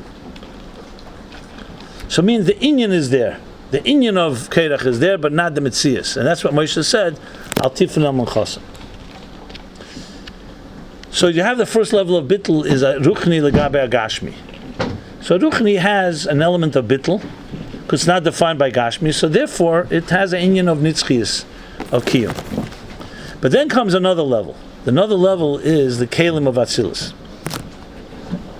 So there's a fascinating sikha from the Rebbe in Tov Shemem Zayin, Vayikra Tov Shemem Zayin. I had the schus to prepare. It's the only sikha the Rebbe actually wrote a compliment. We never got compliments from the Rebbe. We got, you could say, brutal critique. When the Rebbe would edit a sikha, I don't know if you know this, but we would prepare it on an 8.5 by 11 pages with a lot of space in the margins for the Rebbe to edit. You could see it here, like in this kuntres they gave out. It looks something like that. This is how we would prepare. Actually, this is not a good dugma because they're close here. It was double spaced. Okay, maybe. Here it doesn't look like here. They're all close. Yeah, it doesn't have it here. But if you see some that goes, you could see double space. And the Rebbe would edit all over the place. And we were zeichet to have these ksisriyah, I have thousands of such pages of the Rebbe editing the sikhs that I prepared. My years, from Mem till Nun Beis. So, this one sikh was Vayikra Tov Shemem Zayin. It's actually exactly 30 years ago. Same Tkufa, right after Hei Teves. As a matter of fact, after we printed the sikh is printed in Sefer HaSichos Tov Shemem Zayin, And then that week they gave the likut. Likut Sichos gave an alikut that would go in every week to be printed. And the Rebbe said they should use that Sicha Vayikra Mem Zayin and translate it into Hebrew and print that as well. So it was printed twice. In the original Yiddish, and Likut Sichos printed it as the likut of that week. So it's in one of the later Karachim. What Karach would be Mem Zayin? Maybe Lamed Hey. Lamed Zayin. Anyway, the Teichen of the Sikh is about the Nitzchias of Nesim. Mam is the Teichen of Hei Teves. That's the compliment? So the Rebbe give you a compliment. The Rebbe wrote on it that it was Kafta V'Ferach. It was beautifully written. So the Rebbe, the Sikh is a Vayikra. So it was the beginning of Chodesh Nisan, right before Yud Aleph Nisan. I talked about Beis Nisan. And the Rebbe talks there about the Nisim. We say the Nisim, the first 12 days of Nisan, right? Like we just said in Chanukah. So the Rebbe speaks there about the Nitzchis of Nisim. And he brings there a story that's printed in the first Maimer that the Frierdiker Rebbe said. It's called Reishis Goyim Amalek. Just like Bosel Ligani was the Rebbe's first Maimer, the last Maimer of the Frierdiker Rebbe, Reishis Goyim Amalek was the last Maimer from the Rebbe Rashab and the first Maimer of the Frierdiker Rebbe. In the Shkafta the Rebbe, he tells the story that that Frierdiker Rebbe called him Beryl Rifkin and said, the Tatat Megehesen Zon Chassidus. So I cannot not say it, but I'm not going to say it. But Rabbis, I'll just say it to you, to be Yetzeh. And Beryl Rifkin told the Chassidim, and he left the door open, and that's when the Reishis Goyim Amalek was said. But the Frierdiker Rebbe adds a piece in that Maimer, and the Rebbe quotes that piece in that Farbrengen. It's a Meidedika piece. So he's talking about Nitzchis. So I just spoke about Nitzchis of Ruchnis, fine. But then there's another Nitzchi, the Nitzchis of Kalim. So the L'cheira, we know, is Me'ein HaMoyer. If the Moyer is Nitzchi, the Eir is Nitzchi.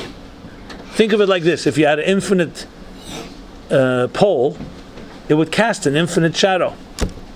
If you have an infinite source of light, it has infinite Ta'ara. Reflection is also going to be infinite. But what about Kalim? A Kalim L'cheira is only containing the Eir. The Eir has a taste of Me'ein HaMoyer, a taste of the Nitzchis. What about the Kalim? So that's the Rebbe Rashab, the Rebbe Frierdiker Rebbe, who says, "The Baal Kedusha leZazim im Keimam." So the Kalim of Atzilus is Iyu v'Chayu Echad, Iyu v'Gamu Echad. Even the Kalim are also Nitzchi. Okay, this is an abstract idea. Then he says, "Ukiyadua da Sipur," and he tells a story. The story is like this. He says, "My father told me a story." Then he was a child, 4 or 5 years old. And when he was 4 or 5 years old, he was in the cheder playing in his father's cheder chiddush, Rebbe Maharash's room. Suddenly he sees the Rebbe Maharash walk in. The Rebbe Maharash is dressed with a kapota and a gartel. Is it about the Rebbe Maharash or is it about his father? I don't remember now. Maybe I'm mistaken. Maybe it's him when he was 4 or 5 years old. And he saw his father, I think it was the Frierdiker Rebbe was 4 or 5 years old. His father, the Rebbe Rashab, one of the two, walks into the Cheder Yechidus. He's dressed in his kapot and his gartel. He says, just like when he would go to Yechidus to his father, the Rebbe Maharash. He says, a little child, he hid in the corner, and he's watching. And he said, he's standing by the table and speaking like he's speaking to his father, the Rebbe Maharash. Just like it was Bechayov. So the Frierdiker Rebbe says, Yesh Leimer. Why? Because at Tzaddik's Kalim, the table, the chair, the chfetzim, the objects, the bookcase, and everything that he has is like Kalim of Atzilus. And Kedusha leZazim im Kema, because in his lifetime it became saturated with Torah and Chassidus and so on. So the Kalim are Nitzchim too. That even now, that's why he's standing there, Begashmis, as if he stood in front of his father when he was Bechayov for this Talkus. That's how he explains that, even the Kalim. So though the Rebbe didn't say Beferish, he was talking about Hei Teves, it was very clear. So it's the next level of Nitzchis, it's even more than Ruchnius. That the Kalim, and the Rebbe would say very often about the Frierdiker Rebbe, that 770, 10 years, Esser Shamir, the Tzuf is 10 consecutive years, the Rebbe, the Frierdiker Rebbe, davened here and learned here and cried here and was makabel tefillas and so on. We could add that the Rebbe, for another till nun daled begashmius, and therefore everything that he did, wherever he walked, wherever he davened, wherever he spent time, is saturated forever with kedusha. Kedusha le'zazim imkema. We say it about the Kislev Maravi. That's why you're not allowed to walk on the Har HaBayis today, even though there's no Beis HaMikdash. But kedusha, once it becomes pnimius, it's not like by Mountain Tater or the Mishkan. It permeates, and the place is never the same. As an aside, I don't know if you ever heard, Reuven Dunin, the Chassid, was once coming Tishrei to the Rebbe. So in the airport, he was in the army in his younger years. So he met one of the high-ranking officials in Israeli army, in Tzahal. He says to him, Reuven, where are you traveling? He says, I'm going to my Rebbe for Tishrei. He says, what do you mean the Rebbe? We have here the Har HaBayis, we have here the Kislev Maravi. And Kedusha le'zazim imkema. The guy knew that expression. So Reuven Dunin said to him, Ken, I need to say mipam lepam eze kedusha shekein zazim imkema.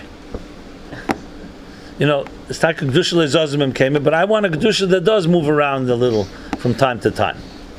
So obviously it's a nice expression, but it means that a Rebbe is more than just a frozen kedusha le'zazim imkema, that it's a kedusha that's also alive. So that's the nitzchias of Kalim that the Rebbe spoke to them by Yikra Mem Zayin.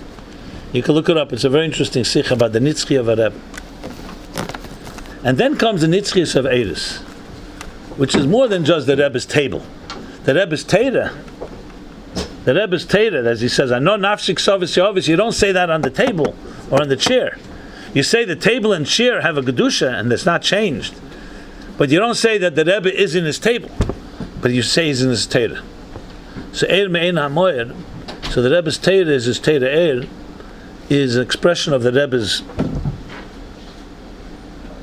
investment of where he invested his Metzias, his Nefesh, and no Nafshik Sovis Yehovis, in his Teda. And then finally Chassidus talks about the highest darga in bittul is Eir HaKol B'Moyer, which is not even a Metzias of Eir, it's completely encompassed in the source.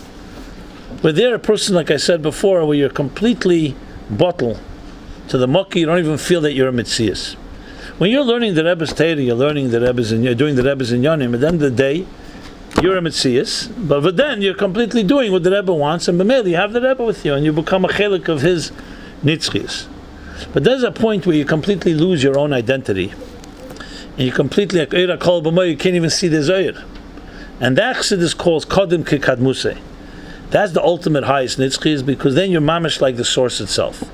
So that's where you see the Rebbe speaks the dargis or shluchas kamesei. So he says you could be a shliach while in the action that you're doing. You could be a shliach with the koyach ha'maisa. Your person could be a shliach, but then there's the highest level. He speaks 5 levels. The Rebbe there. The highest level is where you don't. It's completely mishalech. All you are is like the mishalech's hands and legs. That's all you are. There's no mitzias on its own. So where each one of us holds, that's what we have to figure out.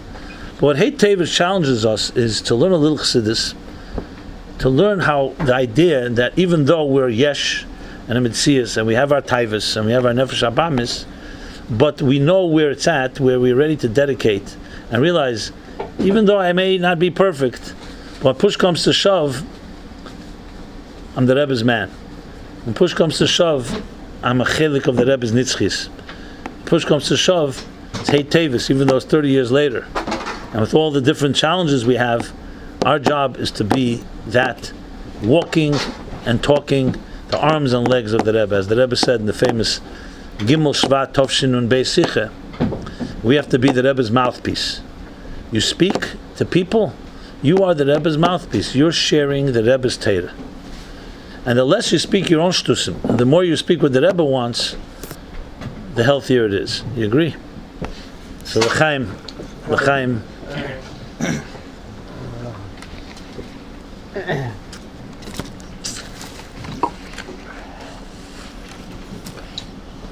So when's the curfew here? I see slowly the Elam is waiting for the second shift.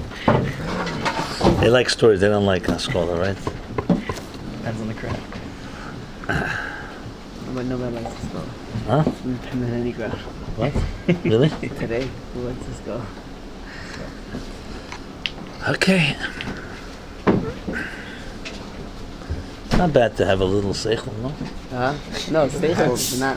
I said they want seichel, but no skolach, first day. But pare seichel, kolka seichel.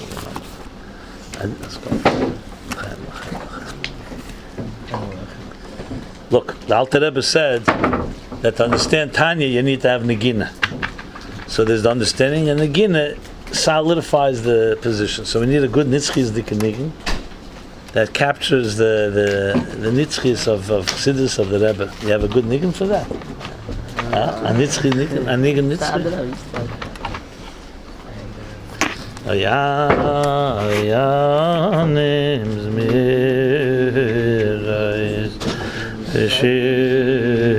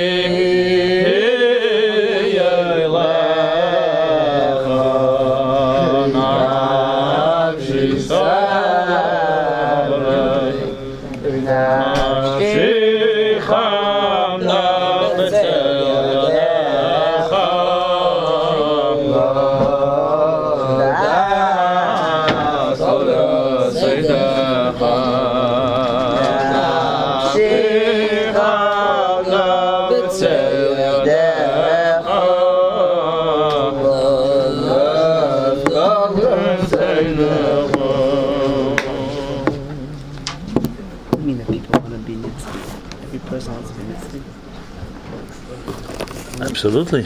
I don't want to be nitzvah. How do you have to be nitzvah? I want to be cactus. Is nitzvah that's the same thing? Even from an ego point of view, people want to make a mark that will be remembered forever. Right? People spend their whole lives trying to do something that will be remembered forever.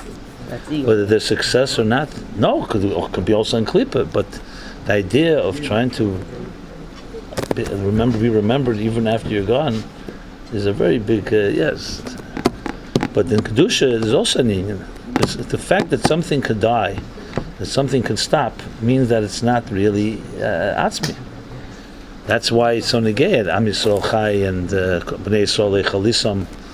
That there's the nitzchis of Chassidus talks about lo yish beisu, because you want to see anything that chaz v'sholom, something stops. It means that even b'sasa what existed was not real. That's what Chassidus says. It talks about chmayim chayim. That after shiva shanim, if it dries up, means even b'tchila was not real. So the whole point is, of course, is nitzchis. I remember by the shleishim of the Rebbe and Chassidus, was Tov Shemam Ches. So the shleishim was Parsha Pora from Kov Beishvat. And the Rebbe then was that whole year was it was the year after Hei Teves. And so, it was the next the next price that was paid to Rebbe. And the Rebbe took it very begoli, the Rebbe very openly grieved, if you could call it that, for the Rebbe. He moved the whole operation to his house, daven 3 times a day, v'chayit ne'libe. You saw very begoli, the Rebbe was demonstrating his tzar, his avelis. So I remember by the shleishim sicha. So the Rebbe brought the famous medrash that says that zeis chukas hatera. Wherever it says zeis is marabetz boy ve'emer zeh. Why? Because niskasha Mesha had a difficulty. The Eibishter showed him all the tumas zov, tumas nida, tumas mitzeda. And each one, the Eibishter showed him, this is the tumah, and here's how you metayah. The Medrash then says, came to tumas mes, what's the expression? Miskarkemo ponov shel Mesha. His face became, some say, greenish, yellowish, became very disturbed. And he said, Hei Tarose, how are you going to purify from tumas mes? And that's what the Eibishter said, I'll show you. And he showed him the paraduma, the mitzvah paraduma. That's how you metayah. So the Rebbe, I remember, was very emotional about it, and he said, "Was for a shaila does? Every tumah Moshiach it was mekabel the tar. So suddenly tumas mes Moshiach and the skarkim upon him, he's all disturbed. Hashem lokach, Hashem nosan, v'Hashem lokach. Just like Hashem can make the tumah, it could also give you an eitzah how to solve the tumah." And the Rebbe said these words: Moshiach's chochmah the kedusha, chochmah the atzilus. When I faced all the birurim at the Ezekiel and Chassidus, so he knows all the birurim and Chassidus. So you read the tzedek aliyah, and the misa is only lefisha, and the neshama liz nitzchi, and sof kosov will bitchis hamesim. So the skarkim upon of shalmesha. You see, the Rebbe was talking about himself, obviously, and the Rebbe answered. I'll never forget his answer. He says, "Vifel mefashtet in seichel." Is over when it comes to midas and feelings, it's still the tzad is too much. Moshe wasn't talking philosophically; he took it personally. the hefsek, even lefi shah, even lefi rega cotton, as avticha, that there's even a hefsek for a second between the shama and guf. By him, that he could not understand how you could be misaken that, because an inyan nitzchi doesn't have a hefsek at all. And we all know a hefsek is not a matter of how long. One drop is already challenges the whole thing. So that's why Moshe is kakim upon Shalmesh. The point that I'm saying here is, you wouldn't need Chassidus and Kabbalah if Elam Hazeh is simply like we're like avodim serving Hashem. The Eibishter wanted us to be nitzchim. He wanted us to take Elam Hazeh Agashmi and make a dira b'tachtenim forever and ever. Losid loveh. Because you could say, you know what? This would be a very, mishnagdisha way, a litvisha way, a nigladika way of looking at the world. Bereshis bara Elokim, he created a world. He created creatures like us and said, be my eved. Do a mitzvah, serve me, I'll give you schar. Weiter gegangen. The beira nivra ashalei berech. If you go with that attitude, you don't need a whole seder shtalshlus. You don't need Atzilus, you don't need Bria, you don't need Atzir, you don't need Ata, Neshama Shenesata B'Tahirihi, you don't need Barosa, Ata Barosa, Yitzarta Nefachta Bi, Ata Meshama B'Kibi. And it's serving God, and that's it. And then you die, and you get buried, and weiter gegangen, the next generation. And then Losad Lo Eibush will give us a little schar for what we did, fine. So, we don't learn that. The Eibush doesn't want an Eved. He says, I want a partner. A shutif, l'kodesh baruch of my civilizations, and I want v'haftas Hashem alekecha. I don't just want Eved. What's a v'hafta? Eved has to love his odin. I want das alekei avicha v'yadaitas Hashem alekecha. Eved has to understand his Hashem. How could even a nivid understand Hashem? That's the whole Kabbalah, and all Chassidus comes and said there's a seder shtalshlus, and step by step we grow. And we become to appreciate a geshem, a yesh, a chumri begins to be slowly a keli for elokus. I'm sure you Samach Vav you all heard of, right? Right in the beginning of Samach Vav, what's the beginning? The first word there, after the Shilas on Yom Tov Rosh Hashanah. That the whole Tachas HaKavan is in Savakosh Baruch Liz Dei B'der Tachtein. In order for there to be Tachteinim, you need a tzimtzum arishin because of the Ein Sof Mamal Kol Mokim Kol HaMetzias. There's no room. Ein Mokim Le'elamas. So the Eibishter made a tzimtzum. Now there's an Asinis Mokim Le'elamas. Then comes the Kav and his Mamshech in the Cholo. And all the Elamas. And Araveda is to refill the Cholo that was empty of the Eir, Begilid, the Helam, and be Megala L'kus again. The Rebbe Rashab asked the Klotz Kasha, if the air was already there before, was tut manuf? What's the chiddush? You just bring back air that was there already. It would be like this room here. It was a light. You close the lights, and we come in and we open the lights. So what's tuv gitan? So he answers two answers. One is betuv gitan, that even in a place that l'chadchila could not receive the light, now you could. Because before, when the light was on, there was no room for anything else to emerge. Now, the Kalim, Shein Chanami is the same light, but now we're here to receive that light. That's the Chiddush. So it's more of a Gavra Chiddush. Then he says, it's a Chefza Chiddush. He doesn't use those words, I'm using those words. That Istaka will have not just the light that was here before, we'll have an Eir Chodesh, because Aveda reaches deeper into Atzmus, and you could bring a new Eir that was never existed at all. This Asius means that we're not just here little servants, like little animals serving a gvul serving a blikvul. The gvul itself becomes a keli to blikvul. That's the whole chassidus. How do you mechaber gvul and blikvul when they're opposites? As I said before, there's ruchnius, there's kelim, there's eres, hecher eres, and hecher. So yes, what he says in Tanya is that yichud zeh nitzchi le'elam vod. When we do Torah mitzvahs, it's forever. I'll put it in Balabata Shesis. If someone asks you a klotz kasha, or you ask yourself a klotz kasha, what difference does it make? And I apologize if this sounds a little morbid. You know what morbid is? No. Okay, so fine. I don't have to apologize. You'll see in a second. What difference does it make if you're a good person or a bad person. If you do a mitzvah, you don't do a mitzvah. When everybody dies anyway, and everybody's buried. Echad tzaddik ve'echad Rosh. Everybody's buried in the ground, and the same worms eat everybody.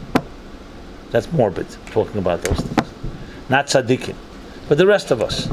So you were Mesa Nefesh, and you were a good person. You didn't give in to your Teves. You weren't selfish. You were helpful to others. And someone else was the same, and both end up dead under the ground. So that's a klotz kasha. What difference did it make? We all end up in the same place. So the usual answers you get is like this. It's the right thing to do. It feels better. It's what Hashem wants. But that's not a seichelic answer. These are just Kabbalah answers. You know what the answer is? Chassidus has a Meridik answer. It's really, Yiddishkeit has a Meridik answer. Because your good deeds don't die. Even if, God forbid, after a person may have Esem Shana, the mitzvahs they do is Zichud Zeh Nitzchi Le'elam Vod. L'maylo Nitzchi Le'elam Vod. Your physical body dies, your neshama doesn't. And the deeds that it did never dies. It's always there. And essentially you could say, I'll phrase the question differently. You believe in all Taryag mitzvahs. You believe in all the Yud Bei Zikrim except one. The coming of Moshiach. Chaz v'shalom. What's missing? Shabbos, Kashrus, Mahad in every mitzvah. But you know what? You don't believe Moshiach is going to come. I don't mean you, somebody. What's missing? And the Rambam calls that an ikr. If a person does all mitzvahs and they miss something, a detail, okay. Why is it an ikr? I'll tell you why. Because essentially, the whole point is like this. The Eibishter created the world for a purpose. Torah mitzvahs leads the world to its purpose. And without Mashiach basically saying, the purpose won't be realized. Think of it this way. You have a designer who designed this whole existence, or you have a engineer, a driver of a train. And he's driving the train toward a direction with a goal. But then someone says, you know what, it's never going to reach the goal. There is no destination. There's no end. Everything is nice, but there's no end. So that's basically saying, may as well say there's no God. Might as well say there's no purpose. If the purpose is not realized, then the whole design and plan doesn't make any sense. It's like saying he has a good plan, but it's never going to happen.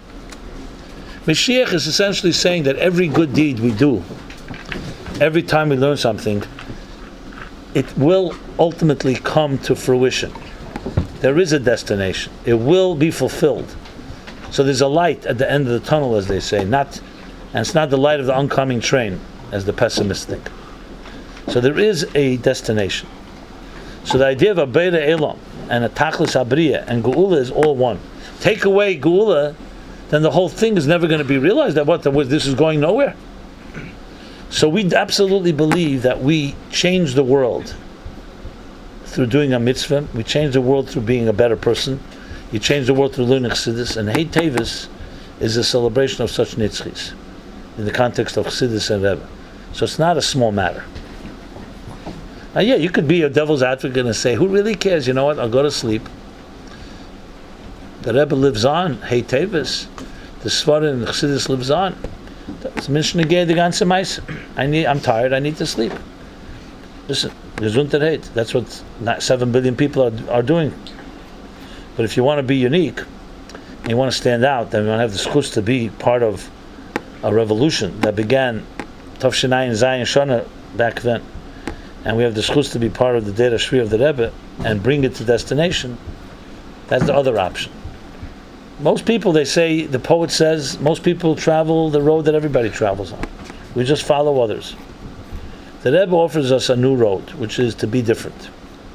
And to stand out, because yes, we believe that Chassidus lives on, and despite the challenges, we are agents, ambassadors, we're carriers of the message, and the message and the plan will be fulfilled, period.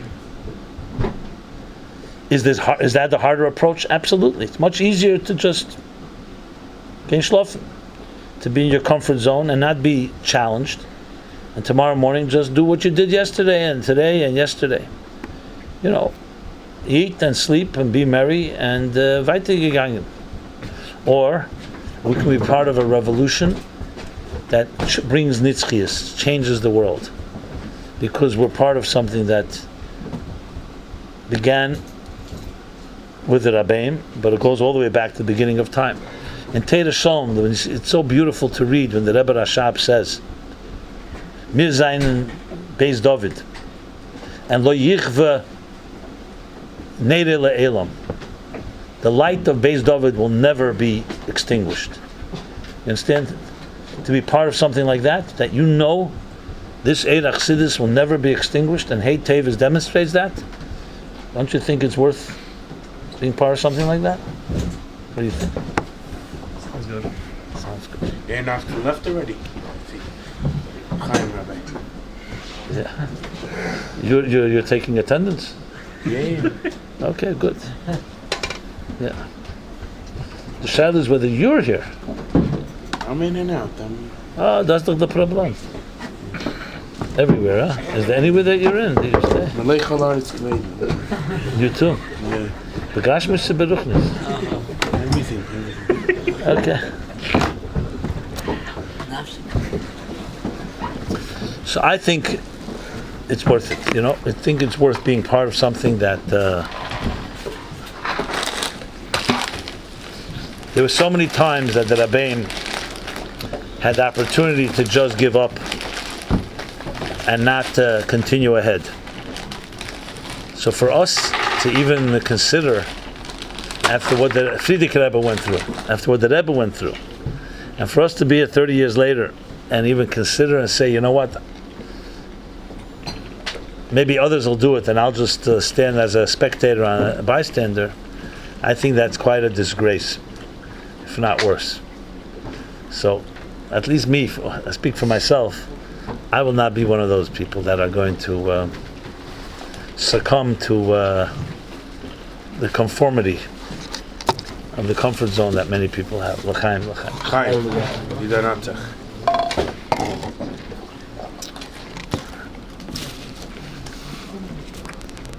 The slogan makes you feel good, or you just say it's Tammuz? Lip service, huh? Makes me feel good. Okay, good. We won. Tzimtzum's a good feeling, no? We won, huh? Tzimtzum's a good feeling. Yeah, yeah.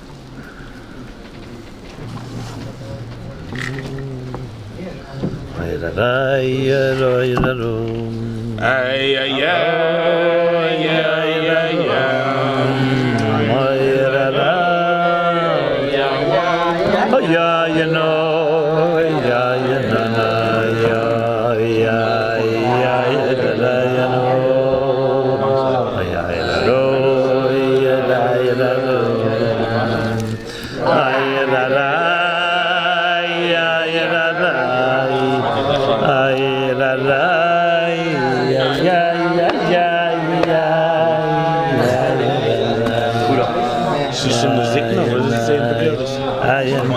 I was counting. I know.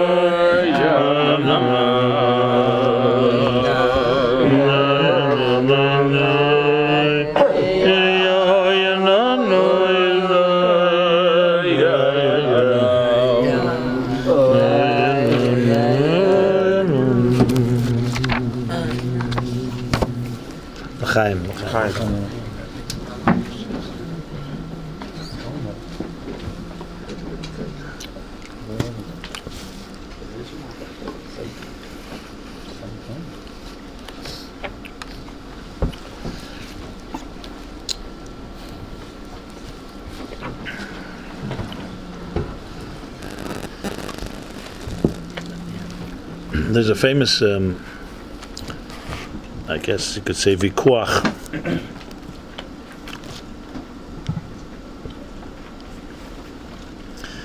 between, so you know that Tzemach Tzedek had 7 sons.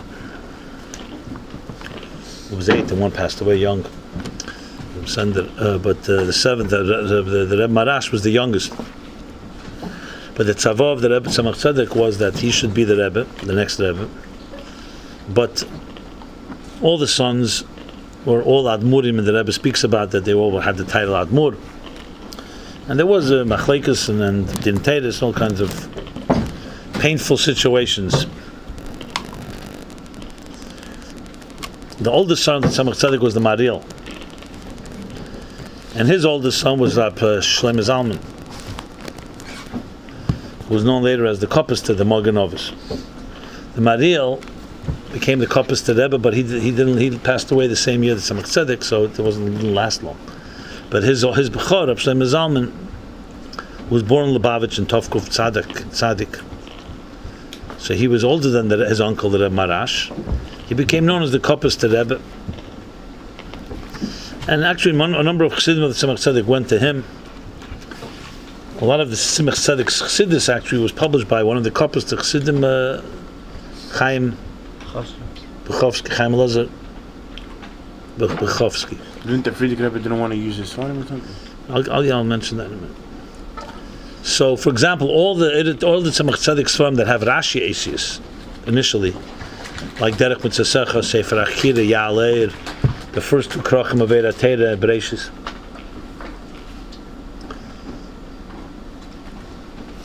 Were printed by Bechovsky. And there was a machlekes between the Kopuster and Lubavitch.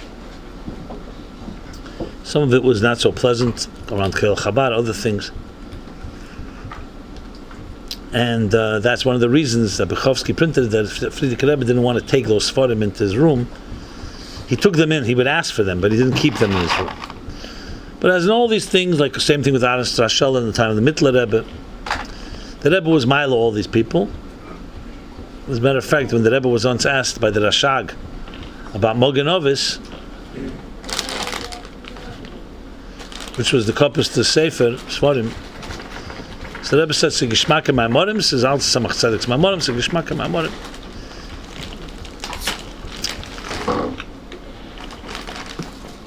Now, the Kopuster, as he was known, in the time of the Rebbe Maharash, they printed a sefer called the Kutei Teira Gimmel Parshas. It's a whole parsha, it's written up already, the details. They printed under Rebbe Maharash's name, even though most of the Maimorim are from the Alter Rebbe Tzemach Tzedek. So the Kopuster are tiny. But the main thing was I want to talk about for a moment is there's a Hagor from the Rebbe Maharash in the Maimon Teirer. The Teirer says, so you're familiar in the Sugi and Chassidus, there's a thing called the Kav, and there's the reshimu, right? That the Eitz Chaim says that the first was Erin Sof Malak Kol HaMetzias, then there was that Tzimtzum Arishin, Siluk Kol Eir Al Zdodim, and left Egel HaGodl, Chol L'Mokem Ponei, and then was Nimsha, and there was left out a Shimu, which some translate as an impression, a trace. The Rebbe Tzemach Tzedek Derech Mitzasecha says it's like writing something and then erasing it, or a residue. There's different ways to explain it. There's different mashalim. If you learn Maimorim and Eter, in the early Maimorim, Yem Shmini Atzeres, Chassidim Anshe Maise, Yem Shmini Atzeres, he talks about four Mashalim from his Mittler Rebbe Shari Yichud. And then came a kav, Nimshach, a kav chut, eir dak, into the cholol, and this creates all Seder Shtashos. So Bechlal, we learn Chassidus says a kav is higher than the reshimu, because kav is gilui and reshimu is hell. So even though there's something remains, but it's hell. So in Teid he says that on the other hand, reshimu is kolol kola eir, and the kav is only a kav achut, a narrow. And there's a Hagar from the Samach Tzedek, he says tzarechien, because in other places it says the kav is higher than the reshimu, and here is mashma that the reshimu is higher than the kav. The Rebbe Maharash, son of the Samach Tzedek, wrote a Hagar on this and writes that the Asius HaReshima le'noga behem tzimtzum. The kav, the tzimtzum beferish affected and made it into a kav. It's a narrow light. It's not pshittus. It's ma'ilamato. A kav is not the whole air. But the Reshima le'noga behem tzimtzum. So the Kopuster made a whole rash and tumult commotion from this. That's, how could you say such a thing?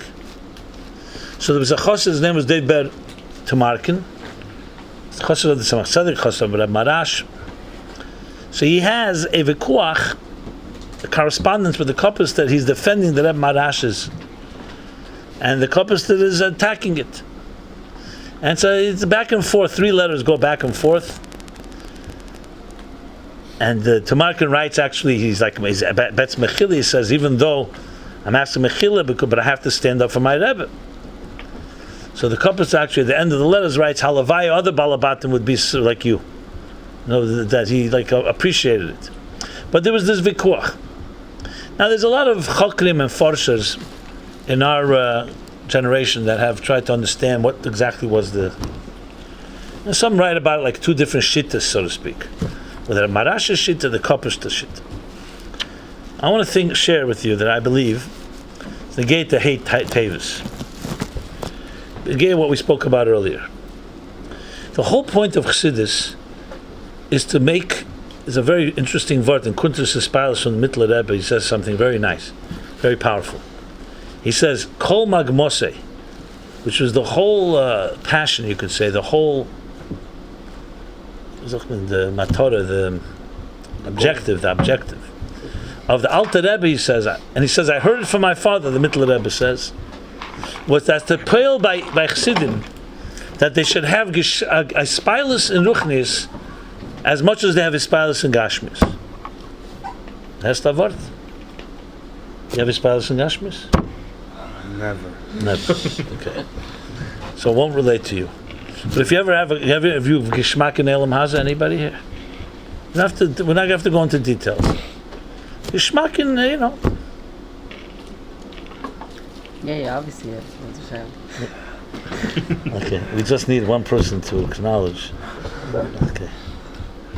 Somebody once went by the Rebbe by dollars and whispered to the Rebbe that he wants a bracha that his Zohar shouldn't be so, that his Zohar should not be so effective on him, so effective.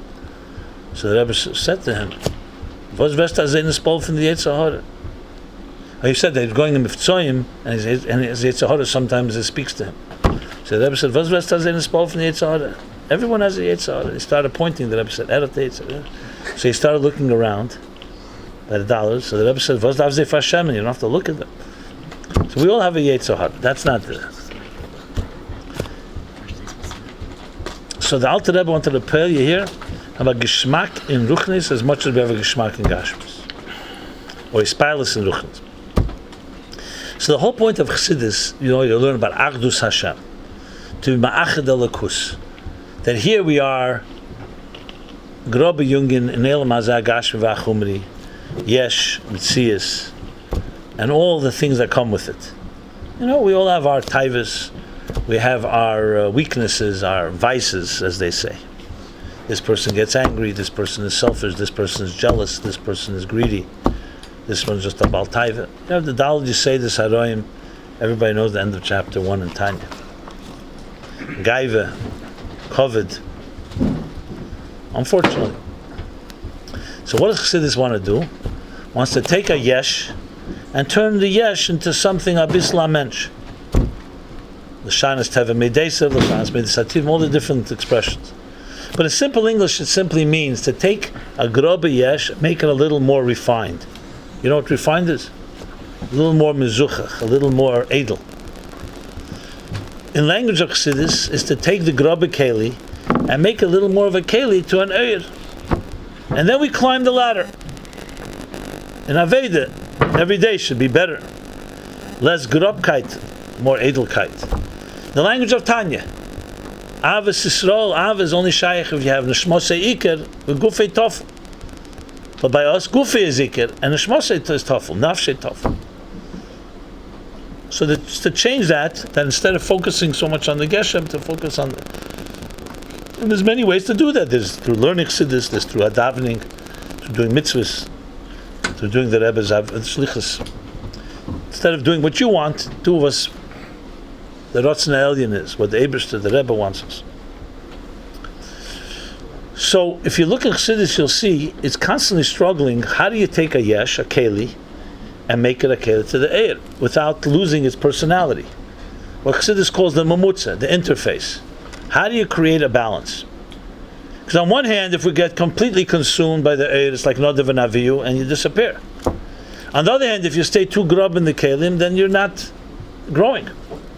So the question is that balance. That's the key, the balance. The Rotzeh and Shuv, balance. Which you could say is a Hei Teves thing because it's in the Ezekiel that I spoke about before. So if you look in Chassidus, you'll see everywhere possible the Rabbeim tried to show that Elam Hazeh is not as bad as it looks. For example, you know there's the machlekes between, there were Mekubalim Rishenim, Mekubalim of the Talmidei Arizal, namely the Mishnah's Chassidim and the Sefer Yeshua Levov. Emmanuel Chai Reiki is his name, held that tzimtzum is kipshute. And the Alter Rebbe in Perek Zayin Shaykh V'Amunah Shel says not like those that hold tzimtzum is kipshute, tzimtzum is not kipshute.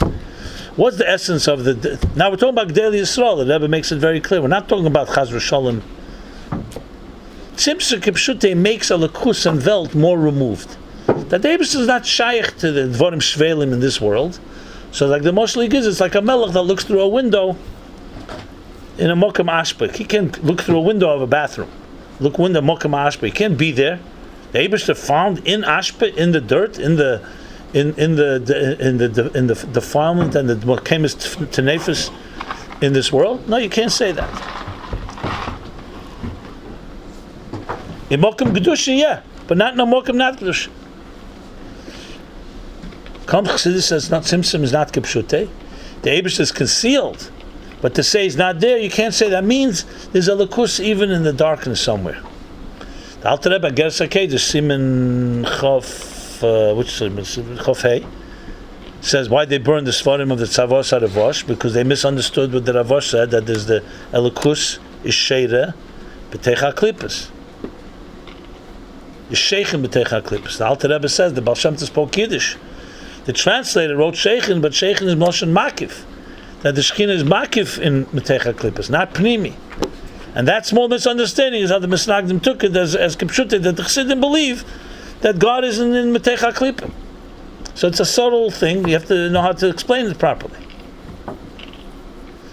You'll see as Chassidus evolves, generation to generation, that Rabbeim are constantly looking to try to show that Velt and Alakus are closer than we think. That doesn't mean there's a hevdel, and you need to appreciate that lakus is not velt and velt is not a lakus. But in the velt somewhere there's a lakus. That's the whole shittas Chabad. That even when you meet a Jew, that's a tinik shenishba. We know after Pishachot Yisrael, who and he really is be'etzem hanashama, he's pure. Other Eden who don't know Chassidus, they say no, he does a Rosh, he's a Rosh and Gendikt. That's how he's defined. So when you look at the generations of each Rebbe, you'll see they constantly go deeper in trying to make a lakus and velt. So now comes the kelim of the velt. So from the point of view of the Kopuster, he's basically following the chassidus that he learned from the Tzemach Tzedek and his father, Maril. So the tzimtzum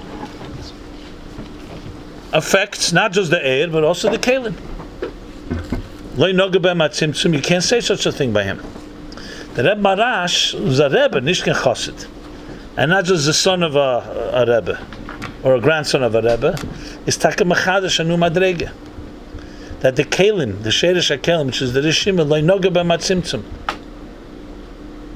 And it's explained in the Chassidus why the Asius are not affected. Even if the air is removed from the Asius do not touched.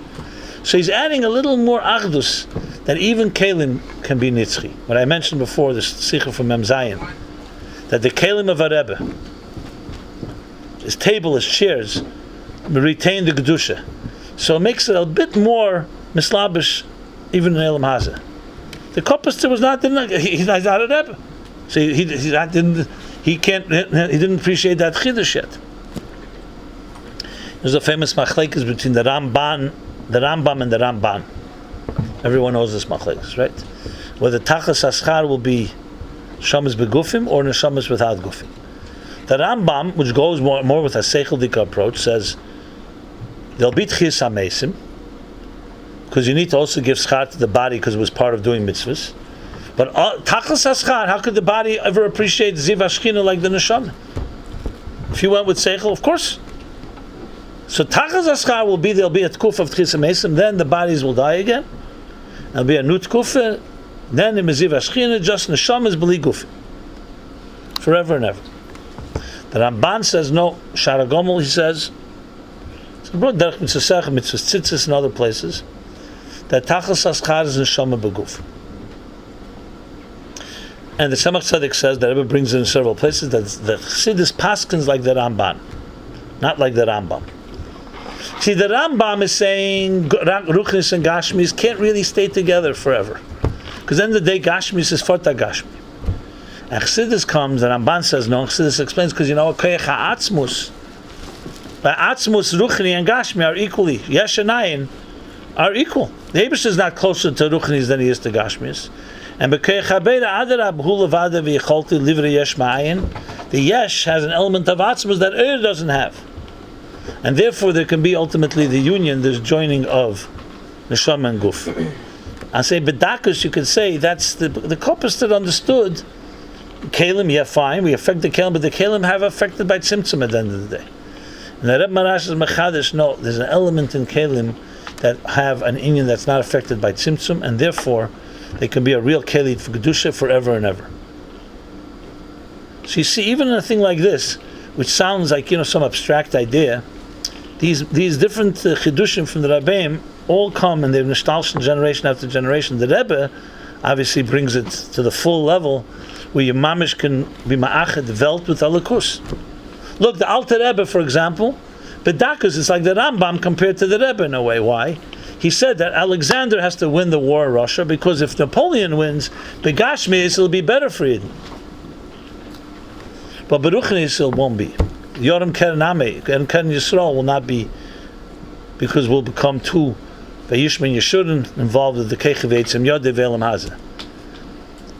Comes the Rebbe and says, and I want to make sure the Rebbe is not disagreeing with the Alter Rebbe. He says, but 7 generations later, after the Aveda of Chassidim and Aveda of Eden, now we can go to Tzarfas and we can conquer the Sikha Vayeshev Nun Beis. So now you could be mevarer even what was once called Napoleon's Kechiv Eitzim Yodi, the Mokara Klipa that the Alter Rebbe said we have to stay away from, because it's all a matter of the kufis. When Yaakov thought Esav was Nizbarer, that was a Havamina, but the Pale was not. That's why Visnala Li'iti, and he couldn't live side by side with Esav. But L'Osadov V'Hisla Hashem Amlucha, Rashi says, when will he ultimately come? He will come. So in other words, this kufis. And the Rebbe says now we're at a place where we could be mevarer, and that's why the Rebbe changed the Nigan Aderes V'Amunah, took the French anthem and was mevarer it. But the Alter Rebbe was mufrach legami. The French anthem was a symbol of Kechiv Eitzim Yodi, Mamash Klipa, Sholosh Klipas Atmeis. So you see how in each generation there becomes more birur, and the world's more keli, and we don't have to be afraid of the Welt, because we could be mevarer and mahapach the Welt. So Hei Teves is in a sense like the ultimate, because what it's basically saying is that the Nitzchis continues on and never changes, under Rabbi grows. So the fact that begashmis we may not see the Rebbe now, but the nitzchis is not in any way affected. It's a bigger nesayin, but the nitzchis lives on, and lives on through the Torah, through the gashmis as well, through the kelim, through everything the Rebbe stands for, which is us. So we're supposed to be walking, as I said, arms and legs that manifest this nitzchis. So I just wanted to add a little more from the piece with the Kopuster, with the kelim, that even that's also negeya. I hope you followed along with that. If nicht, the maskon is, the bottom line is this, that we have the schus of 7 generations of Rabbeim culminating where we are now, and the Rebbe telling us that the birurim are finished. We're at the edge, at the threshold of a world that is can be a complete keli telekus. So I know people say, well, I don't see it. Well, that's why the Rebbe says F in the Eigen. I guess F in the Eigen is not a simple thing. The Rebbe told Zalman Gadari once that some people sleep by Farbrengen with their eyes closed, and most sleep with their eyes open. So you could have your eyes open and still be asleep. And naim lehem v'lo yiro. Lo yiru. Naim lehem v'lo yiru. Because you could have your eyes open, and you have to have einei haseichel, chochamein of bereishay. The Rebbe, I saw it settled, someone wrote to the Rebbe wrote to somebody, they were having problems, the Rebbe said, trach gut v'zayin gut. She writes back to the Rebbe, ich getrach gut, and so nachalz nicht gut. So the Rebbe writes, was kemen ton, a kop kem nicht daruf stehen. You know, what could the Rebbe do? I'm telling you to trach gut v'zayin gut, that you hast nicht kein kop. We put him chavov when the Rebbe said kol ha-peshit yad nesim lei, and then the Farbrengen, and the Rebbe gave mashket to everybody. It was a whole vahola. You remember it? No. It was 3 o'clock in the morning. I wasn't there. I was a little boy of 9 years old. So, dat is Farbrengen. That's why I'm a grubby young like I am. Okay. Anyway, so At the beginning of the Farbrengen, then you went to sleep. you think I remember? At the Leade. Listen, since you're in your diapers, you've been hanging around 7-7. I'm not. You have more years than me. I had my years. Other years I remember very well. Purim Chavav, I don't remember. You don't remember Purim Chavav either, right? No. If I was 9 years old and Tavshik Chavav, I'd probably remember it today. Think so? It's a yem name, Tammuz Tzadik. Reshimu Ezekiel. Sehr schön. Al-Koponim, so people came by. It was a big ba'olah there. The Rebbe continued giving outside by the car. They broke the car. Then the Rebbe gave even to his house. And one bocher, young bocher, a kid, I don't know, a teenager, went by a second time. And the Rebbe said, so he said, he got a lochin cup. So the Rebbe said, Bashas Mahat a lochin cup, was it helping get my zweiten Mal? So a lochin cup can mean 2 types of cups, you know. It could be a loch in this cup. It could be a loch in this cup. The Rebbe said, Mahat a lochin cup, was it help? So the Rebbe once by Farbrengen, I don't remember which week it was, speaking barichas about something. Then the Rebbe suddenly stopped and smiled, and he said, Ten lechachem v'yech kameid. The Rebbe touched like this: Eibos ich gesagt, bis ist der hat nicht geholfen, wird weiter nicht helfen. You know, there's a point. Wie viel kann man reden? So there's a point where we have to open our eyes. You could say, I don't see the world as a better world. So talk to some people who know the world a little better and know statistics, and you see the world is a better world. We have challenges? Yes, we have challenges. This is Barav Islab Nadvarim. But let me ask you a question. This is something that bothers me tremendously. I hear this all the time from bochurim, from people. They say, I don't see what the Rebbe is talking about, that the world is a better, more refined world. So I say, let's say, Enochanami, you don't see it. But between you and me, if I had to choose, who would I trust more, you or the Rebbe? Who do you think I'm going to follow? So why don't you say, Imreku mikemhu? Instead of saying, I don't understand the Rebbe, maybe say, maybe I don't understand, and let me figure out. I have to dig deeper. And I find that people have no problem basically questioning the Rebbe more than they question themselves. Which is like, besides the fact that derech eretz and bittul, that's another story. But maybe, you know, someone told me, the Rebbe, I don't see the world the way the Rebbe sees the world. The Rebbe's not asking us to see the way he's a Rebbe, we're not a Rebbe. But maybe if the Rebbe said it to us, take it a little serious, the Rebbe's a serious man. He said, open your eyes, you'll see something, maybe you got to work at it. So one guy was honest at least, he says, I'm not looking to work. You're not looking to work, so geht zurück schlafen with F&A and whatever. You think you're going to get this without a little effort? There's no such thing without effort. So, the world is absolutely a better place in 1,000 ways, and if you studied, you could see it. And even the things that are not yet completely, the Rebbe says, Yizbarav Islam Nadorim, sometimes before the dawn, it has to be a little dark. Sometimes you megala. When you start, better to see Ra HaNelam, better to see the Ra Begoli than to remain concealed. You don't want an infection that you don't know about. You want to see the infection. Chulu v'chulu. So, we are, every generation, every of the Rabbeim brought closer the Gili. And Hei Teves is an ultimate and maybe final Yom Tov.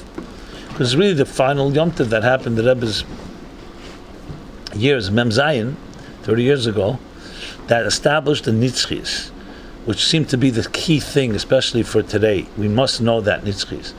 That's a Nitzchis, it lives on. It's not private property.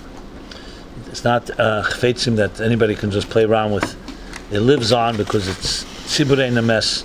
And the Rebbe lives on, and lives on through his Torah, and through us as Chassidim. And now it's our job to live up to that, as I've been discussing this whole evening. L'chaim, l'chaim, l'chaim. Moshiach now. We should be zeichem. And the Rebbe says, the end of the Maimer, Bas Lagani, V'nischri zen sich mit dem Rebbe, Tola Mata, Shom Beguf, Mata Masoret Fochim, V'hu Yigalein. L'chaim. Didan Notzach. I pray L'Shem, no.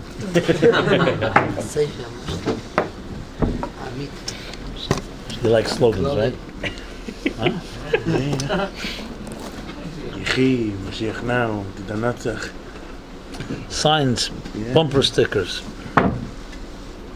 Yeah.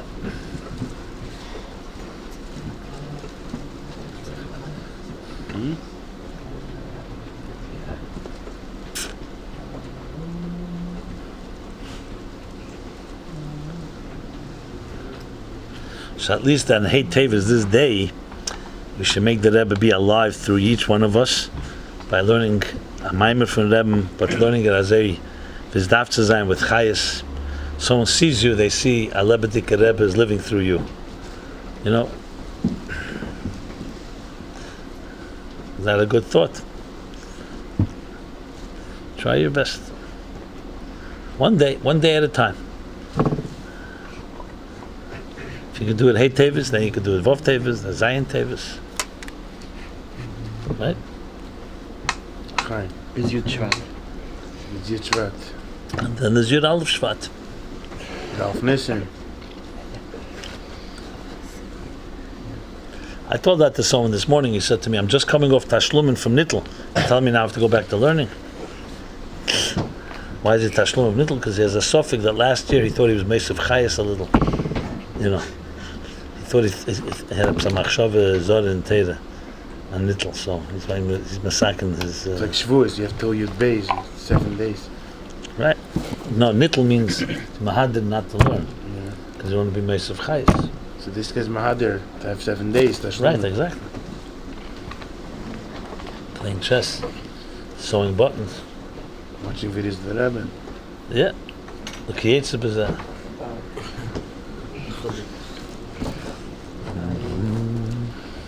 Have you ever said a Sikha on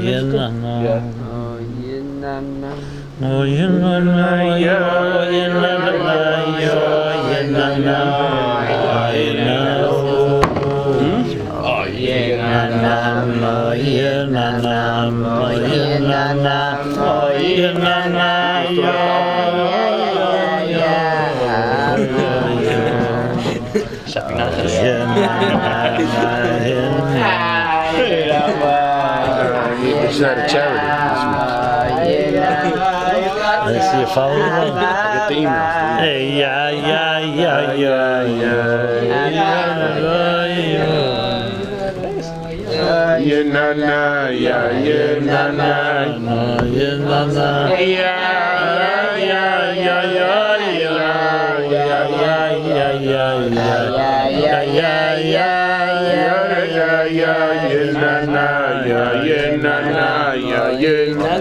Yeah.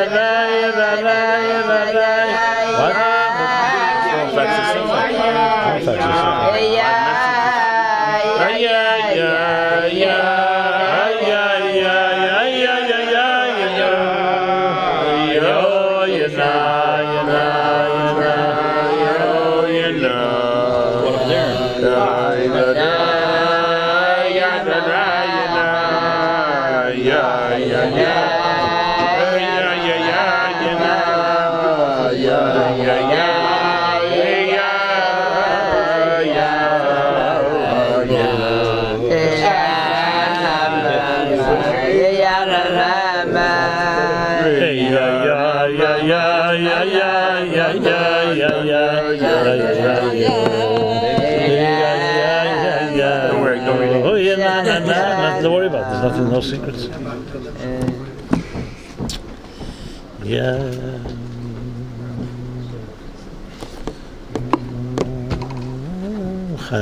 Chaim.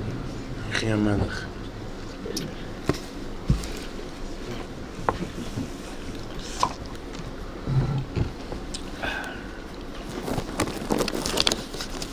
The Rebbe Maharash, his talkus was on Yud Gimmel Tishrei, Erev Sukkos. So in those days there was no faxes and there was no emails and all that, so it took a while till the news got around. And so Erev Sukkos Mamish, so went to Yontif. So some places they didn't find out till Shmini Atzeres. One of the places was Chernigov. The Chernigov was Radatz, Chen. And he, by Hakofis, Shmini Atzeres, somebody told him the Rebbe is Avek. That was Alosh. As he heard those words, he fainted. He pushed it, fainted. Couldn't tolerate it. They tried to revive him. They could b'shum eifin not get him to wake up. Nothing worked. So finally, because Sakonas Nefoshes, someone ran to his father's house, Peretz, was ready to alter the Ida, and he couldn't really come to shul. But they said, Sakonas Nefoshes, your son will not get up. He said, what happened? They told him what happened. So he came to shul. They slept him there. And he bent down on the floor and whispered to his son these words. He said, A Rebbe geht kemel nicht avek. When he heard that, he woke up.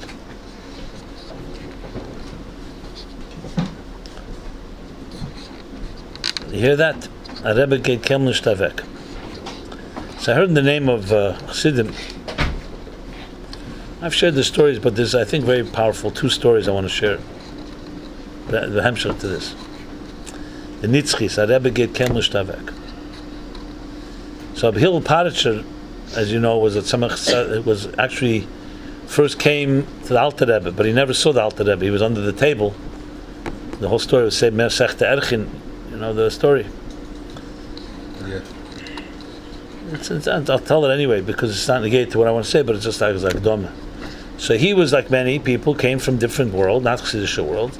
He came as a big on. He wanted to check out the Alter Rebbe and see the Alter Rebbe's gayness. They told him you can't go and see the Alter Rebbe. You have to have achonis. So he went to one city. He found out where the Alter Rebbe is going to say Divrei Teira. So he hid beforehand in the room under the table. And he thought the Alter Rebbe will finish the Teira. It's Chavekstall and he'll say, ask the question. He prepared a shaila in one of the most complicated Mesechtes, Mesechta Erchin. Erchin, the Cheshbein is called actuaries. Alter Rebbe said the Teira, or the Alter Rebbe came to the room actually, I'm not sure which way the order, and the Alter Rebbe said, B'zeh Losh, B'shas ha'yunga man hat ha'shayli Mesechta Erchin, daf sich flirir allein abschatzt. When a young man has a question, Mesechta Erchin, first he has to evaluate himself. When Rabbi heard that, he passed out, and by the time he got up, the Alter Rebbe had left, and that was that. He never saw the Alter Rebbe. But he became a chassid of the Mittler Rebbe, then later of Tzemach Tzedek. But Rabbi Hill was the most chassid, the most chvivus, was very, very cherished. Maimonim, that's hearing a maimer from the Rebbe. Anyway, when the stalkus of the Rebbe Tzemach Mushka of the Rebbe Tzemach Tzedek, as you know, probably the Tzemach Tzedek, same name as the Rebbe, and his Rebbetzin was the same name as the Rebbetzin. And they're also the only one where the Rebbetzin passed away first. All the other Rabbeim, the Rebbetzins survived the Rabbeim, the Gashmis. So you may know that with Tzemach Tzedek, when the Rebbe Chaim Mushka passed away, Stalkus, Tzemach Tzedek went into seclusion. There was no yechidus, no maimorim, no answers. It was Chassidim was a big tzar, it was an agmas nefesh. You know, Tzemach Tzedek's lashon then was Ein melech b'lei matra nisa. A king is not a king without a queen. What's this? Shmuley wanted to sit closer. What's up? He's an adult, he's shenach bar mitzvah, and it can zechalena get made. He doesn't look like it.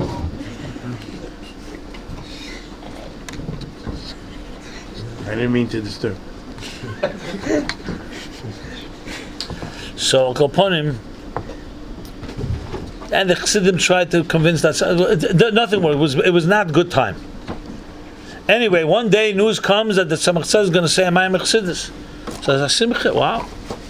So Chassidim gathered from everywhere. Rabbi Hill heard, came running. He was already an older man because this was the Tzemach Tzedek. Stalkus was Tofresh Chavov, Yud Gimmel Nissen. And the Rebbetzin passed away 5 years before him, Tofresh Chafalef. And Rabbi Hill's theater was Yud Aleph of Tofresh Chavdalet. So he was already an older man, but he came. A maimer, the Rebbe said. Anyway, the Chassidim were waiting in Gan Eden Atachten, or wherever. And they waited a half hour, an hour, and Tzemach Tzedek's not coming out. Rabbi Hill, being not well himself so well, he went out. He had to go out. So he was walking out of the room, and suddenly he hears two younger lights say something that disturbed him greatly. They spoke about Tzemach Tzedek in a way that was disrespectful. Like something like was Kementon, the Tzemach Tzedek, the Rebbe is in Maharash, or something like that. So he suddenly, when he heard them speak, suddenly he got a new surge of energy, and went over to them and said to them the following. He said, Shvenzelach, Shvenzelach, Shvenzelach. Was meint ihr, as a Rebbe is eigen anoz mit amoil? A Rebbe is a lekus. Und b'shas da helam af a lekus, da helam af a Rebbe. I have to translate. Shvenzelach, Shvenzelach, Shvenzelach, everybody understands, right? That. Okay, there's a lot of ways to translate that. There's grubber ways and there's a little more refined ways. So everybody can fit whatever they want to fit. Does it mean a tail? Technically, you could say a schwanz is a tail, but you could also say a schwanz is also other things. Can you use your imagination? Typisch. Okay. There's many. I said there's many levels. You're still in the lower level. There's. Listen, in everything there's dargis. In the sense of umaret, right? So there's a schwanz can sein An anti. there can be a schwanz in Zohar Ampin. There's a full-blown one. You know. You know the joke with the guy, the IRS guy, comes. He's trying to find he's going to he hates Jews, so he comes to the synagogue and says, okay, he wants to see the books. He's doing an audit. So he looks at the books and he says, okay, everything seems fine, but he's looking for something to dig. So he sees that this synagogue spends a lot of money on candles, licht. So he says, okay, and what do you do with all the extra wax that falls on the side? They say, we wait till it collects together, we gather it together, and then we bring it to the wax factory, and they give us a bunch of candles in replacement. Okay, fine. What about all the crumbs? I see of challis, you have a lot of crumbs. They say again the same thing. After a few months, we gather all the crumbs, and we put it together, and they go to the bakery, and they give us challis, new challis instead. Then he sees, of course, there's also circumcisions. Bris milas, he says, what do you do with all the orlas? Okay, so they said, we collect it together, and every few years, we bring it to the IRS, and they bring us a potch like you. This one I heard. Okay, so this is another way of translating a schwanz. Okay. I just needed a story, because I wanted to bring it be out. malbish it in Levushim. Caleb. Everybody's Caleb to handle it. Yeah. Anyway, nachzul in Yaneinu. Schwenzel. What do you think? A Rebbe is eyes, a nose, and a mouth. A Rebbe is a lakus. Shasedah helam of a lakus, sedah helam of a Rebbe. I think everyone here, we have to wurzel, you have to ingrain those words in your heart and soul. A Rebbe is a Rebbe. Like Shmuel Munkus told Alter Rebbe, Mamonovshach, bist a Rebbe, nothing will happen to you. Zishke Rebbe, kum dir akel and copy said that they crossed that out, they didn't print that line. You deserve a bullet in your head for taking away the geschmack of Elam Hazard for so many chassidim. Now you could say, fine, I don't relate to a Rebbe like that, that's your problem and your Yetzirah, but that's what a Rebbe is. A Rebbe is a lakus. And there's a helam on a lakus, there's a helam on the Rebbe. There's a helam on a lakus now, so there's a helam on the Rebbe. Simple as that, that's what Gimmel Tammuz is. I don't understand it, I'm not going to try to explain it. It's not part of, it was not part of the plan, at least as I understood it. But that's what it is. But that doesn't mean that the nitzchis changes. As I said, you have to read the Torah Shalom, and the Rebbe Rashab says, from Beis David, v'lo yichfer neder le'elam. We're from the house of David, and his flame will never burn out. Rebbe Maharash said this? The Rebbe Rashab in Torah Shalom. Oh. We don't see it. Fine, so we have a kasha. The Rebbe said a number of times, no hostar kasha. That doesn't make it less because you have a kasha, because the fair trachten hubber, that's why the seichel is not seichel, as you know, this famous mashal. So, that's one story. Second story is Ab Hillel. I'm explaining the Rebbe Geit Kel Mishtavek, the Nitzchis, Hei Teves. So in Rabbi Hillel also had many Avrechim, they called him a Halber Rebbe. A lot of people would come to him for advice. So when he went to Yechidus, to Tzemach Tzedek,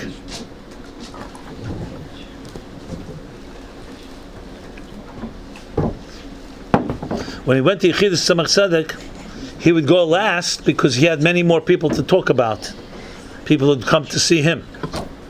He finishes the Yechidus around 3 o'clock in the morning. Just looking for 3. And he's finished the Yechidus, and he's still standing there. So Tzemach Tzedek says, "Was noch? What else do you want?" So he's at a taiva. He says, "If will the Rebbe soll sagen an MyLife Chassidus." He wants the Rebbe to say, Tzemach Tzedek say an MyLife Chassidus. Tzemach Tzedek smiles and says, "Those manim kavuyim, there's special times for Chassidus, not 3 o'clock in the morning." And Tzemach Tzedek stood up, went back to his house. Lubavitcher was connected. Rabbi Hillel remained standing. Now the custom then was Chassidim would not go to sleep when they went to Yechidus. They'd Farbrengen all night. They'd Farbrengen till the Yechidus was over, and then they'd go home. Here, Rabbi Hillel is waiting. Some Chassidim went back to his house, went home. So some Chassidim went home, and some Chassidim stayed with Rabbi Hillel, and they Farbrengen. Lo and behold, an hour later, 4 o'clock in the morning, some Chassidus returns, and Chazes Amayim Chassidus. You hear? So the Chassidim Farbrengen then, this is the way I heard it, the name of Rab Shmuel. They said, a Rebbe came lish king Kpeda of Chassidim. A Rebbe cannot have a grudge, some negative feeling to Chassidim. A Rebbe loves Chassidim. There was once Misnagdim, 2 Misnagdim Shabochim came to Shlem Chaim Kesselman and Mashpia, they were Farbrengen. I heard this from Melech Tzvibel, all of Hashem, who I was at. And they were once in the yeshiva by him, but then now they went off. So he was talking about Iskashus Tzareb. So they, both of them, they were like laughing, they were cynical. Iskashus Tzareb. Mirom Iskashus, the Rekza Bayan Rove. So Shlem Chaim said, yeah, you know what the Iskashus Tzareb, but the Shalit says, they have Iskashus Tzadir, so they will not feel the cooking out there. See, by Iskashus mean both ways. That we have a course of the Rebbe also wants to look at us. So a Rebbe cannot have Kpeda on Chassid. However, if a Chassid has a Kpeda on the Rebbe, which means he has a suffix or a question or something bothers him, then he opens up the door, can cause trouble. And the way they Farbrengen, they said, I'm a vatfar Rebbe vet tzadikum. Rabbi Hillel waited, and some of the Chassidim waited with him. The Rebbe came back and said, Amen. And there's a don't wait. The point is like this. We don't understand everything, but we know that 3,800 years of history is on our side, that the Jewish people survive. You cannot deny that anymore. If you lived in the time of Avram Avinu, you could have been a big skeptic and say, who knows? Who says he's going to have a son? Who says that son's going to have a son? Who says that one day Jewish people will be like the stars, Kechei Hashemayim? But today, that you don't need, it's the proof is in the pudding. Here, look. So the odds are that it's going to last. And therefore, when I ask Chassidim, you know, that as I said, Lo yichver neder le'elam, the flame will not go out. You say right now we don't see the Rebbe, good, but you see Chassidim. We're sitting here, see thousands of shluchim. We could all be a bunch of shvents, like he said, Schwenzela, but we're still here. And some flame is burning a bit. The question is how loud and how strong, that's up to us. We have to hold on, not just hold on, we have to feel unique, that we have a flame to protect. A flame that has to continue to burn, strong, passionate, and be passed on. The Rebbe should have Rachmanis, and the Gula should come immediately. Amen. But every day that it doesn't, that does not mean we are sitting around waiting. We have to keep that flame burning, and just simply from a pride level, that we cannot allow anyone to even say that the Rebbe did not succeed. And that's completely up to us. Now you're all bochurim, you have a bright future ahead of you. I always like saying that. You have all your options. I'm already a 60-year-old man. Hard to believe. I feel like I'm 17, but my passport says. But the Rebbe said, doesn't matter what's on the passport. He said it when he turned Shivim Shana. But you have your bright future ahead of you. And you want to use your Chassidish fire to make a mark. To have the courage to dare to do something unique. I find it astounding in a way. Now the Rebbe used bochurim. Bochurim were the ones that made the changes. Every shliach was inspired as a bochur. There were no shliachim that started when they were 40 years old. Maybe my brother-in-law, of Shalom, the only shliach was 50 years old, decided to go to Harlem. Okay, Shai Gansburg. Well, he's now in heaven, or wherever he is. So, I don't know. It worked out, but his son is there now, in Harlem. Isn't there Schwarzes there? There's Schwarzes in Crown Heights too. Yeah, but Harlem is only Schwarzes. Only Schwarzes. Are you a racist? Yes. Yes? Okay.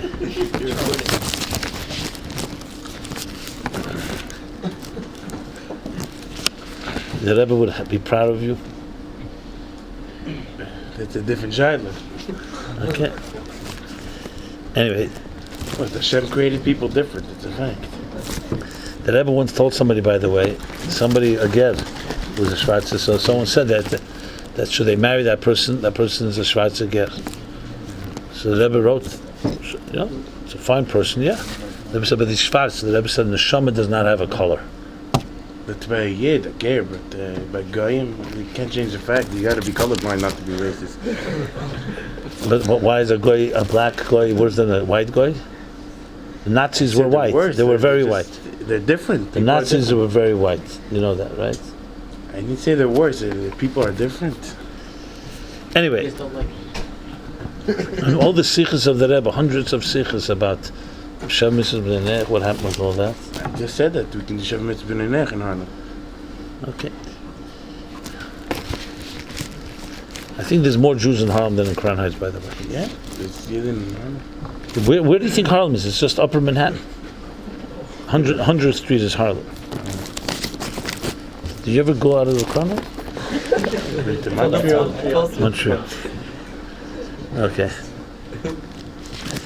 Al Capone, getting back to our discussion here, what was I saying? I was saying, so it's astounding to me because bochurim were the people that the Rebbe ignited. They were the ones that made the revolution. So, here you are, and the question is, are you going to make a revolution? I know I spoke about this last year, but it didn't make a difference. I might as well speak again, right? Most people forgot.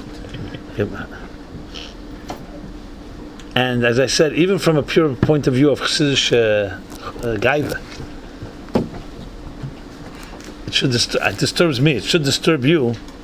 Someone says, okay, Lubavitch Chassidim, they're not like everybody else. Modern Jews, Orthodox Jews, they go to shul, they sing the Gunim, Shabbos, Chont, and so on. What makes you unique as Chabad? Your Rebbe's plan didn't work out anyway. Chaz v'shalom, right? So what would you say? Why are you different than a from a Id in Borough Park that you eat pizza?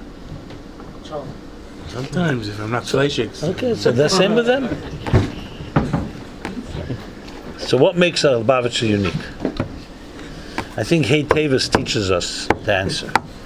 Rebbe's Mesa Nefesh to demonstrate Chassidus leapt. It's nitzki. It's active. The Rebbe used the Lashon, and the Rebbe is zusammen mit uns, bei uns und durch uns, der gerechte jeder und alle Iden und die ganze Welt. What's the difference between Lashanis you said earlier you're going to explain? That's what I'm talking about it now. Very good. Following. Very good. So what's the difference between bei uns und zwischen uns? It's an interesting difference, right? So bei uns literally means with us. Zwischen uns means among us. So every dig the Rebbe uses a losh and everything, and then there's durch uns.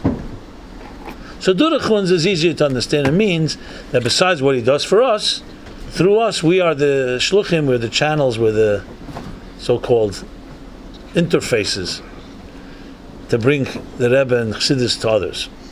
What's this bei uns und zwischen uns? So there's the Lashon and Teda you have a shachanti b'seicham. So how's Chassidus, how's the taich? First of all, how's the Pashta taich? They rest, what do we say? Bei uns or zwischen uns? Shachanti b'seicham, b'seich kol echad ve'echad. So it's more than ba, it's more of a tzivishon.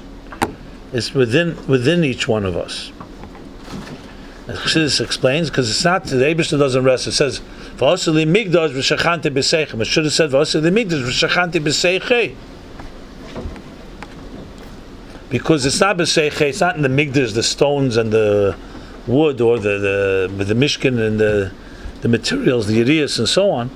It's the mishkan and migdash is simply a channel through which it should go into the heart and soul of each one of us. So that's why there's the Maimorim Vayichuli Truma, also 30 years ago, where the Rebbe speaks about Batei Chabad, he says that once the Beis HaMikdash is Chodesh, we have the Ikir of the Beis HaMikdash, was Shchanti B'Seicham. We don't have the Mishkan, but we have the B'Seicham. So what's B'Seicham mean? That in your heart and soul, you are a walking Beis HaMikdash. And you have to make yourself a walking Beis Chabad, as the Rebbe put it, Beis Teira, Tefillah, Tzedakah, and so on and so forth.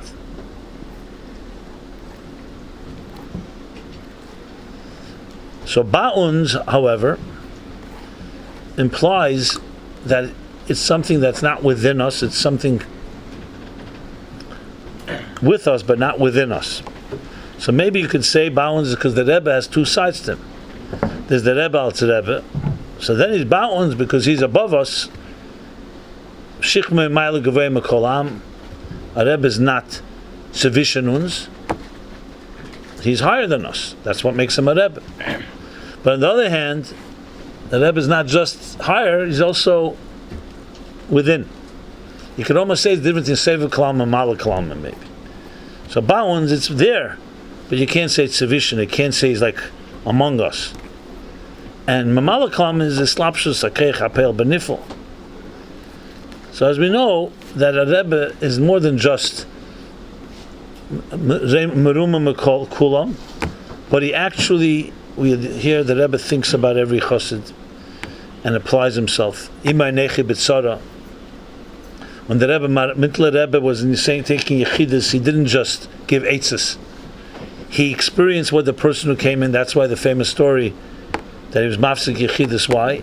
Because he couldn't find within himself what that person, why does the Rebbe have to find within himself? You're a Rebbe. You're hecha for everybody. You have to find every chsaron that people have somewhere bedakas by the Rebbe, because he's Sevishanuns also, he's not just Ba'unz. So maybe that's what the Rebbe was hinting to, that the Rebbe is both makif with us, meaning as a Rebbe, which, and then there's also the Rebbe among us, Sevishanuns, as one of us. Sometimes the Rabbeim would even refer themselves as Mecha Chassid, Chassid from Taten, or I'm with you. And that's even a deeper level. You need both. It's similar what the Rebbe speaks in this famous Sheftim Nun Aleph Sicha. There's a Shefet, there's a Yeyetz. Sheftim v'Sheitim, there's a Shefet Yeyetz, there's a Rav, and there's a Chaver. So there's the Rebbe as an authority, a Rav. You could even say the two things on Moshiach, you say Rav and Melech. So I guess Melech is more authority and Rav is more teacher. The Fiyerech, a Rav is more among us, Sevishanuns, and Melech is maybe bound. But there's also the Shefet and the Yeyetz. A Shefet is an authority. And a Yeyetz is a Eitza Teva. And the Rebbe explains there that each one has a mile. The mile of a Shefet is he gives you an authoritative position. It's not L'fiyerech you, this is what you should do. So I hear off from the Rebbe, and that's that. A Chaver gives you Eitza, meaning he discusses it with you, he fits it more tailored to your darga. It's not, doesn't have the authority, but it's more pnimius. And you really need both. The Mishnah says, Asay lecha Rav, K'nei lecha Chaver, which is why Asay Meloshen Kfiyah, Ma'asin, Allah, because you need to, it's a authority. So you have to accept it like a bowl of sale. And K'nei, Kinyan is different. Kinyan is more of a closer relationship.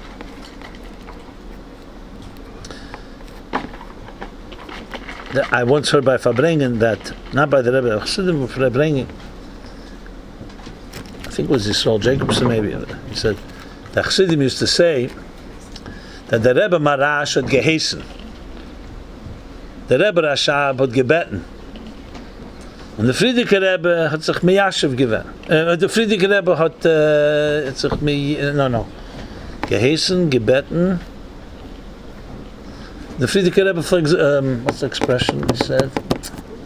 Gehesen, Sivui? Mannen. Huh? Mannen. Gemont? No. Gehesen, gebeten. You can Google it, where is it written? 1 second. The Friedrike Rebbe is durchgerät, right. One commanded, one asked, and the Friedrike Rebbe discussed it with the person. And then he continued and said, and the Rebbe Kavyochel asks you what you think, your opinion. And the Rebbe asking your opinion is more authority than the Rebbe Maharash's haste. That's how he touched it. Because Kavyochel, the Rebbe is asking you, but he really, so it's a more pnimius way, but on the other hand, it's even more authority. The Rebbe says, Shaleva Selamei Eleha. The Rebbe said, I don't force anybody to do anything. But in many ways, the Rebbe's so-called Heiras are even more powerful than the previous Rebbeim. I once heard a story that there was a doctor who lived somewhere in the Midwest, and the shliach told him when he comes to New York, this was the mid-chofs, you should go see the Rebbe and Chassidus. So he didn't know when, he got the number, he called Rabbi Chadiko, he got an appointment. Comes into the Rebbe offers him a chair, he sits down.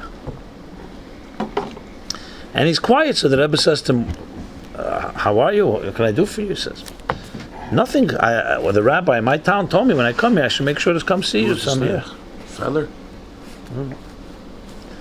Al Koponim, the Rebbe said to him, so he says, I'm here, but I have nothing really to talk about. So the Rebbe said, I'm not comfortable, someone sitting here, not necessarily wanting to be here.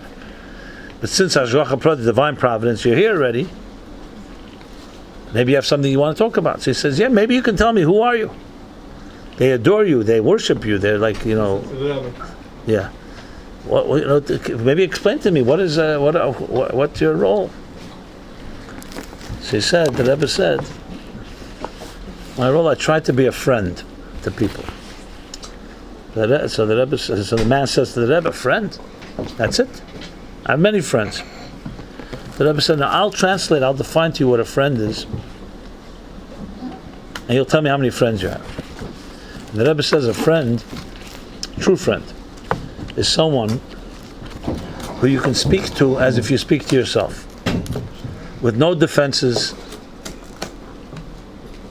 without fear of him judging you, of criticizing you, of telling you what to do. Just a person you could speak to completely as you speak to yourself.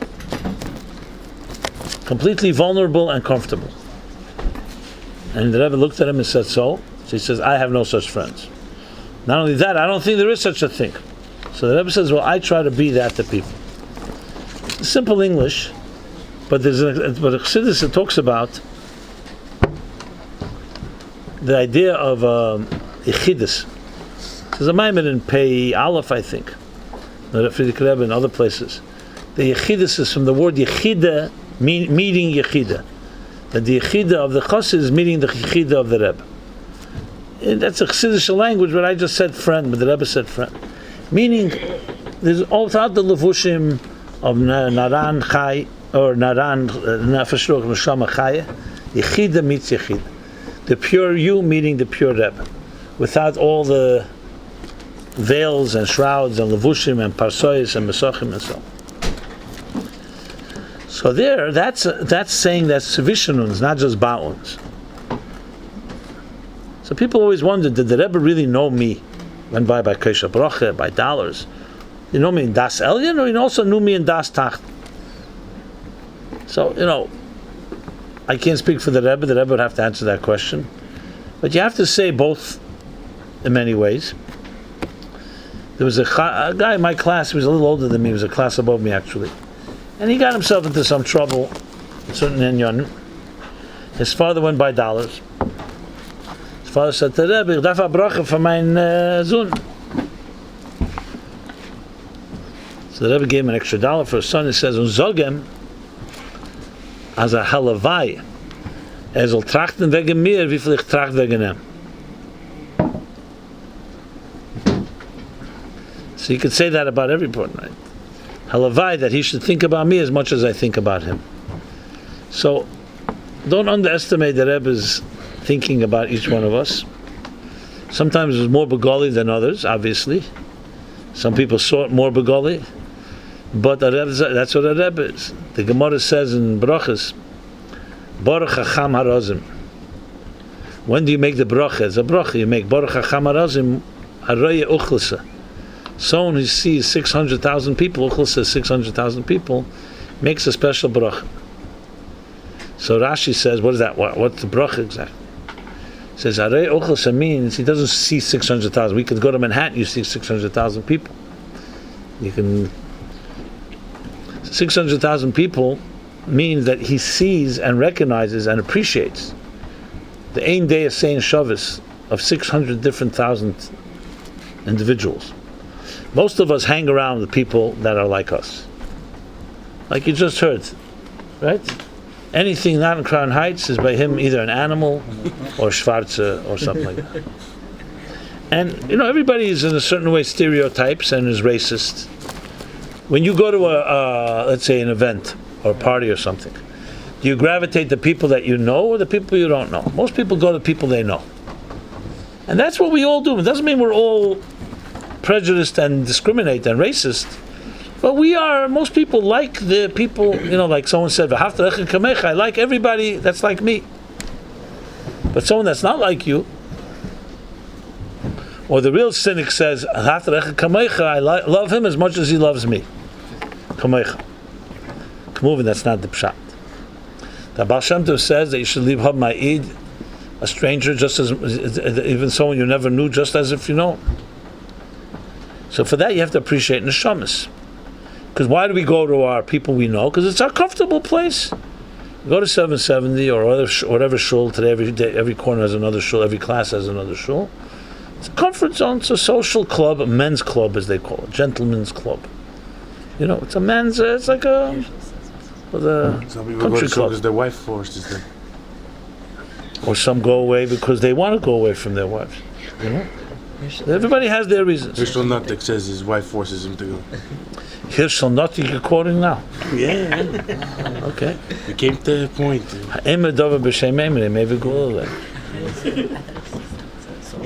But he walks together with his wife, Tishul. Since when are you observing these things? Who walks with their wives or what? Tabocha, right? Huh? I see.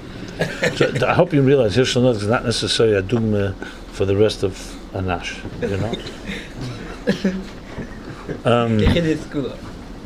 He's a good bullshover, I must say. Okay, fine. No problem. I happen to know him well. We worked together. We had,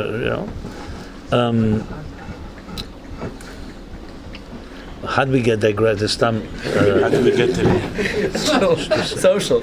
Oh, the social hall. Social, yeah. So people like, their social thing, they're comfortable, etc., etc. Thank God that Rebbe took us out of the ghetto. Not everybody, but many people. Send them out on shlichus. And so they're out of their comfort zone. They're suddenly in a town where nobody knows them and nobody wants them. And that's where you grow up, You're no longer in your little comfortable zone. Lech l'cham artzacham later mebeis avicha. That's the whole point. That's the whole kavanah. Nothing good comes from comfort zones, I can tell you that. It's very comfortable. But you never grow when we are with the same people and the same lashon hara from one mikveh and then cans and this store and that store, that store, that. It's called recycled inbreeding, recycled air. Fresh air is when something new happens, a new friend, a new person, and so on and so forth. It's interesting, you were talking about the Rebbe thinking about every person individually. Wasn't it around Hei Teves, I think Parshat Vayechi, where the Rebbe was being Magia the Sichos every week, so the Rebbe came out and said that the Rebbe means every single person to learn the Sichos. A person could think that there's so many people in the Bible, somebody else would learn the Sichos. The Rebbe said, was it Hei Teves? Could be. Well, then the Rebbe did. It was right after Hei Teves was Mem Zayin, 30 years ago. Yeah. So they're saying, so therefore a Rebbe is saving all the days. And that's a big thing. As I said, many of us can tolerate 2 opinions, 3 opinions, 4 opinions, but not 600,000. That requires a real bittul. So yes, the Rebbe is Nishna Ba'uns, but it's Tzivishnuns, Nishna Tzivishnuns, but also Ba'uns. And then there's the Durechuns. It works through us, because we're also meant to be not just what we get from it, but meant to be shluchim to bring the Rebbe's message. And those are the Rebbe's words.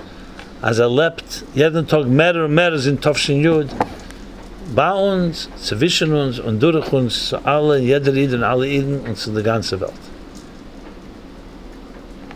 So maybe be zeichet to all having all those 3 elements. There's a Sicha, Tovshin Tazayin, Simchas Teda, The only sikh is somebody recorded, even though it was Yontif, by the Rebbe. So some of us have heard the recording. It was typed up. It was technically not Yontif anymore because it was after Tzes Chom. But the Rebbe was still Farbrengen because the Rebbe washed before Shkia, so the Rebbe was still Farbrengen. The Rebbe was Yontif. Later, this guy told the Rebbe about it. He said, "Don't do it again." It's Gneva's Das.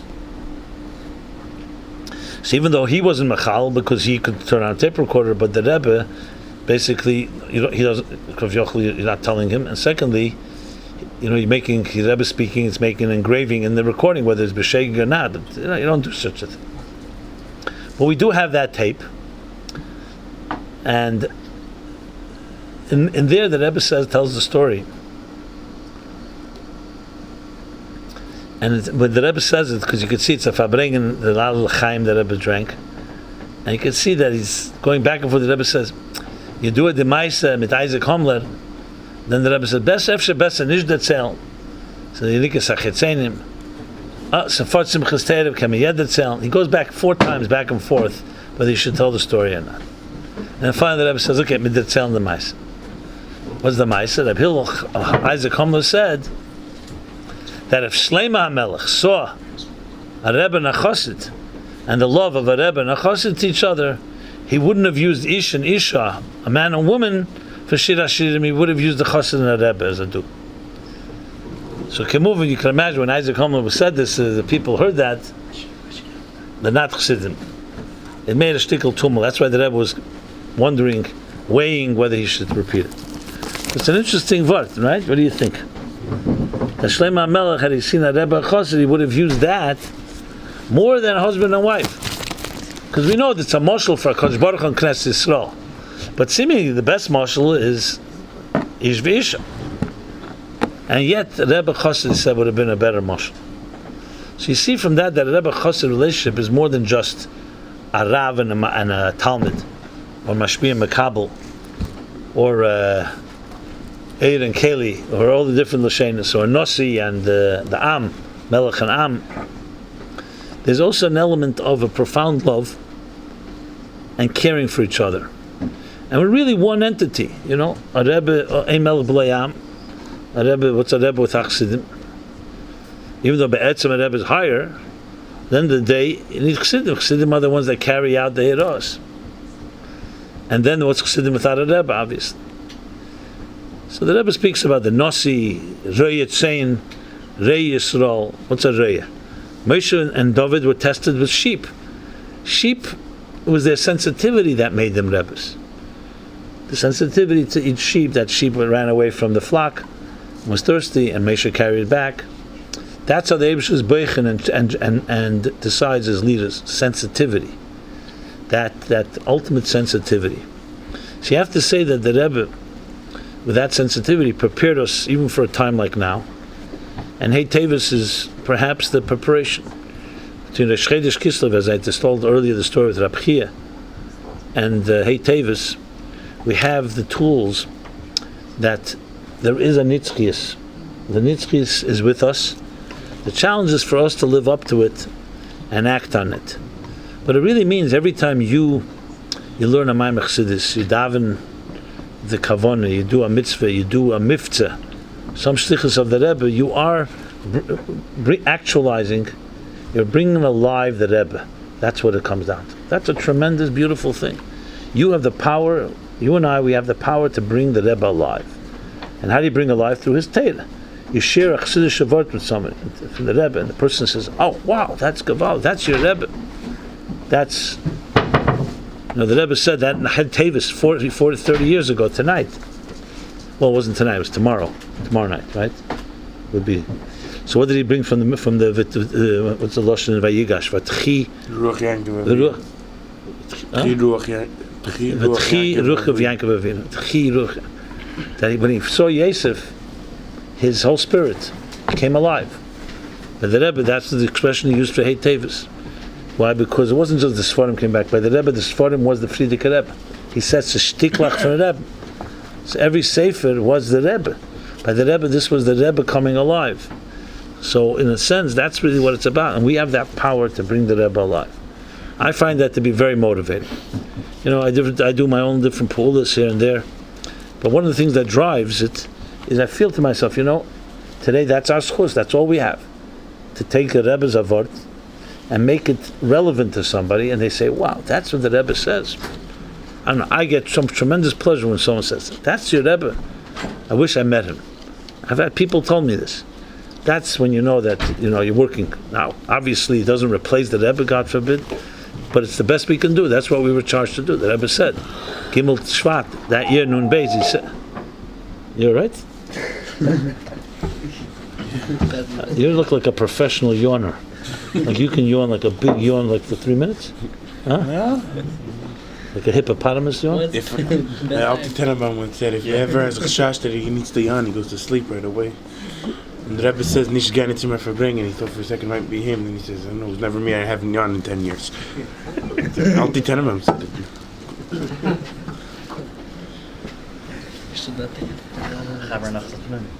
He was a chaver nach the Trum, Alti Tenenbaum.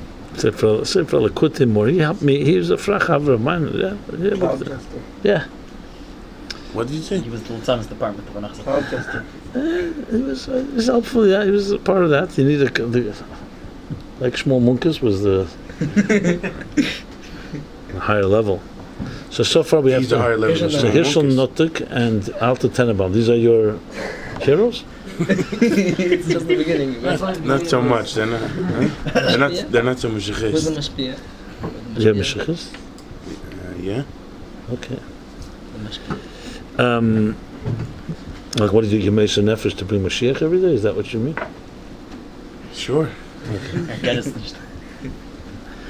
The kids. Anyway, so I was saying was that there's it brings tremendous nachas to the Rebbe for sure, but also to ourselves that we know we can bring alive the Rebbe in that way, and not because the Rebbe needs us. You know, Kavyochel, the Rebbe writes in one order, the Rebbe could bring Moshiach without us, but he gave us the schus to be part of it. So it's not so much a needing, but in a certain way it is a needing, because the Rebbe made us the people to distribute and carry the message everywhere. So I think that's something that we have to really take to heart, and what better day to commit to that on than Hei Teves.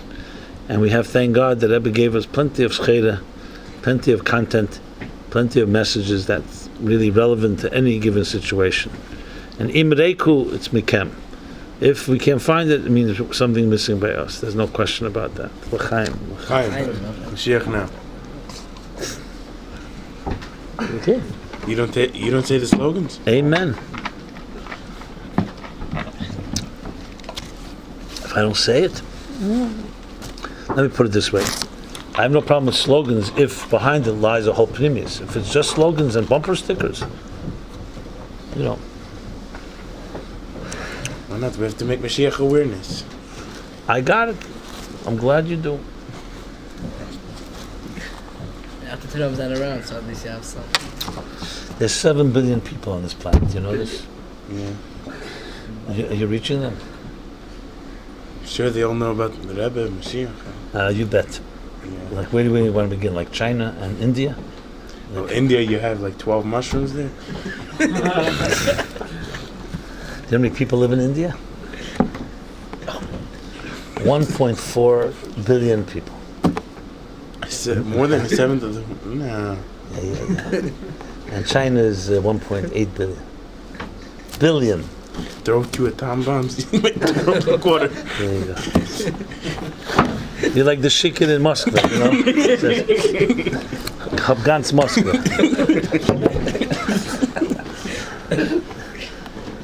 There's more people in India than China? No, China more than India, but they're getting the close. They're pretty close. So And there are 14 million Jews, just for the record, a little less. 14 million in India? No, b'chala elam kule. Chol kader haaretz. And how many of them get the Algemeiner? Together with the New York Times, 2 million. That's what we say.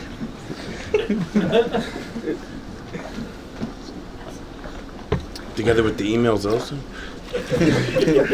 Algemeiner emails.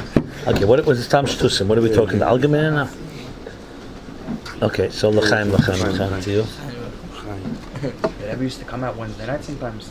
see if the Algemeiner came, no? Is it detailed? All the time.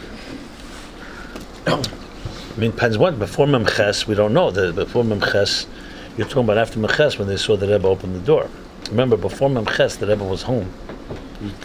The Rebbe would get it in 1304. They'd bring it there, he'd wait for it. Later, after Chodesh Shvat, the Rebbe was, well, after Memtes, I should say. So Memtes, the Rebbe was in his room, so you could see, because there was a table near the Rebbe's door, and they put the food or stuff like that. Yeah, and the Algemeiner, Wednesday nights, I don't know if every week, but starting from 9 o'clock, every 10 minutes the Rebbe would open the door. He saw, because he didn't take anything in. When the Algemeiner came, that's the only thing he took in. He wouldn't take the drink, coffee, tea, the Algemeiner. That was very clear. I didn't follow every week, but I know that he was very... The Rebbe said in Yechidus to people. Someone once went by the Rebbe said, "The head garnish from this. Two-step asuf in dein Stadt." She says, "Was heißt mir tut sehr viel?" She says, "Ezekiel und kein citing nicht." She says, "Man druckt den citing." He says, "The citing was ich lein." Ezekiel nicht in Algemeiner. So he realized he has to put it in there.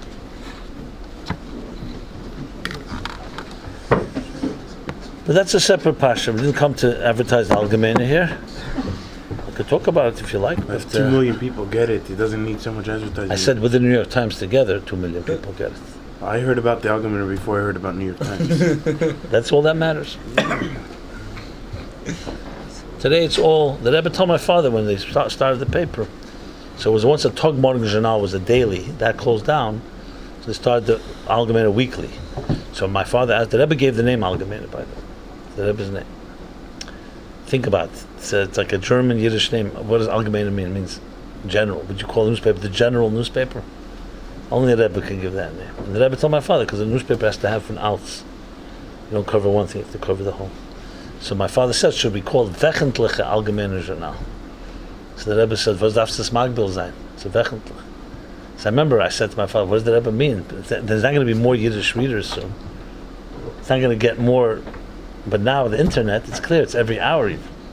It's not only week, it's not even daily. Every hour, literally, every half. And the Rebbe said that in 1972. Lamed Beis, the Rebbe says, why be magbilit to Wöchentlich? Your father gave in other names? Or did it No, Wöchentlich would be like weekly. It's a Tog Morgen Journal would be daily. Called this the Wöchentlich Algemeiner, the weekly Algemeiner. So the Rebbe said, why limit it to Would weekly? you not say other names? Or No. Did Rebbe... That was the name the Rebbe suggested, Algemeiner. That's what we had. Big charity. What's, do you know Chassidus and Nigla as much as you know about charity campaigns? Should I do it? Getting emails.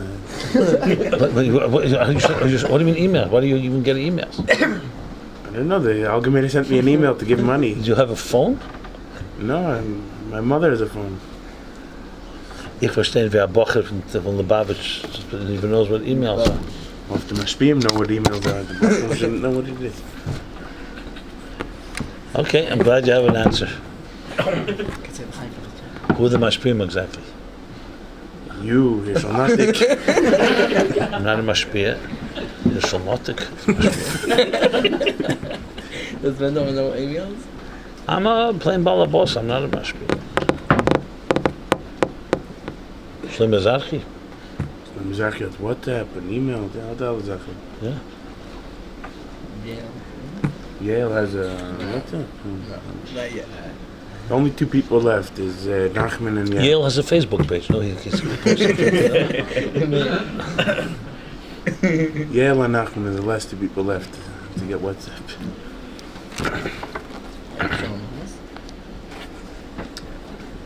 Sean is a quiet guy. Yeah. Well, do you want to check my... Who's Gani? What's the difference to you? You know the difference between the Shlemiel, Shlemazla, and the Nudnik? You never heard that one? I heard that one. You did? I was told him a few times.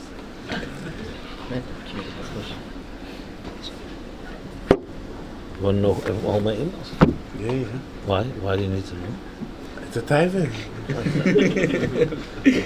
Taiwan instructing questions. Yeah.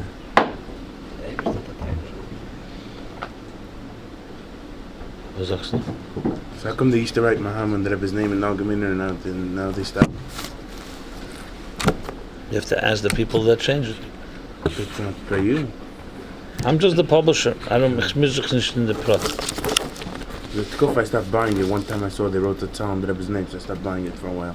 I boycotted it. You know something? It affected the bottom line by us. Because of that, we started like losing money. That's why you have to start an English page. Anyway, is this a typical bocher today? Not really. Above average. So what my Chassidus did you learn recently? Recently, I learned something, Avdi David. From Memvov? What year was that? I don't know. Yes. What did the Rebbe say there?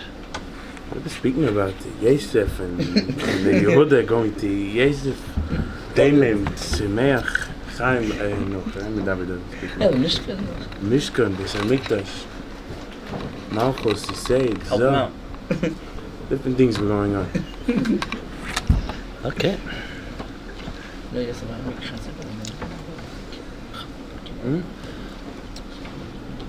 So let's sing an Igan. No? Slow or fast, afreilichen. From the heart, it's whatever comes from the heart.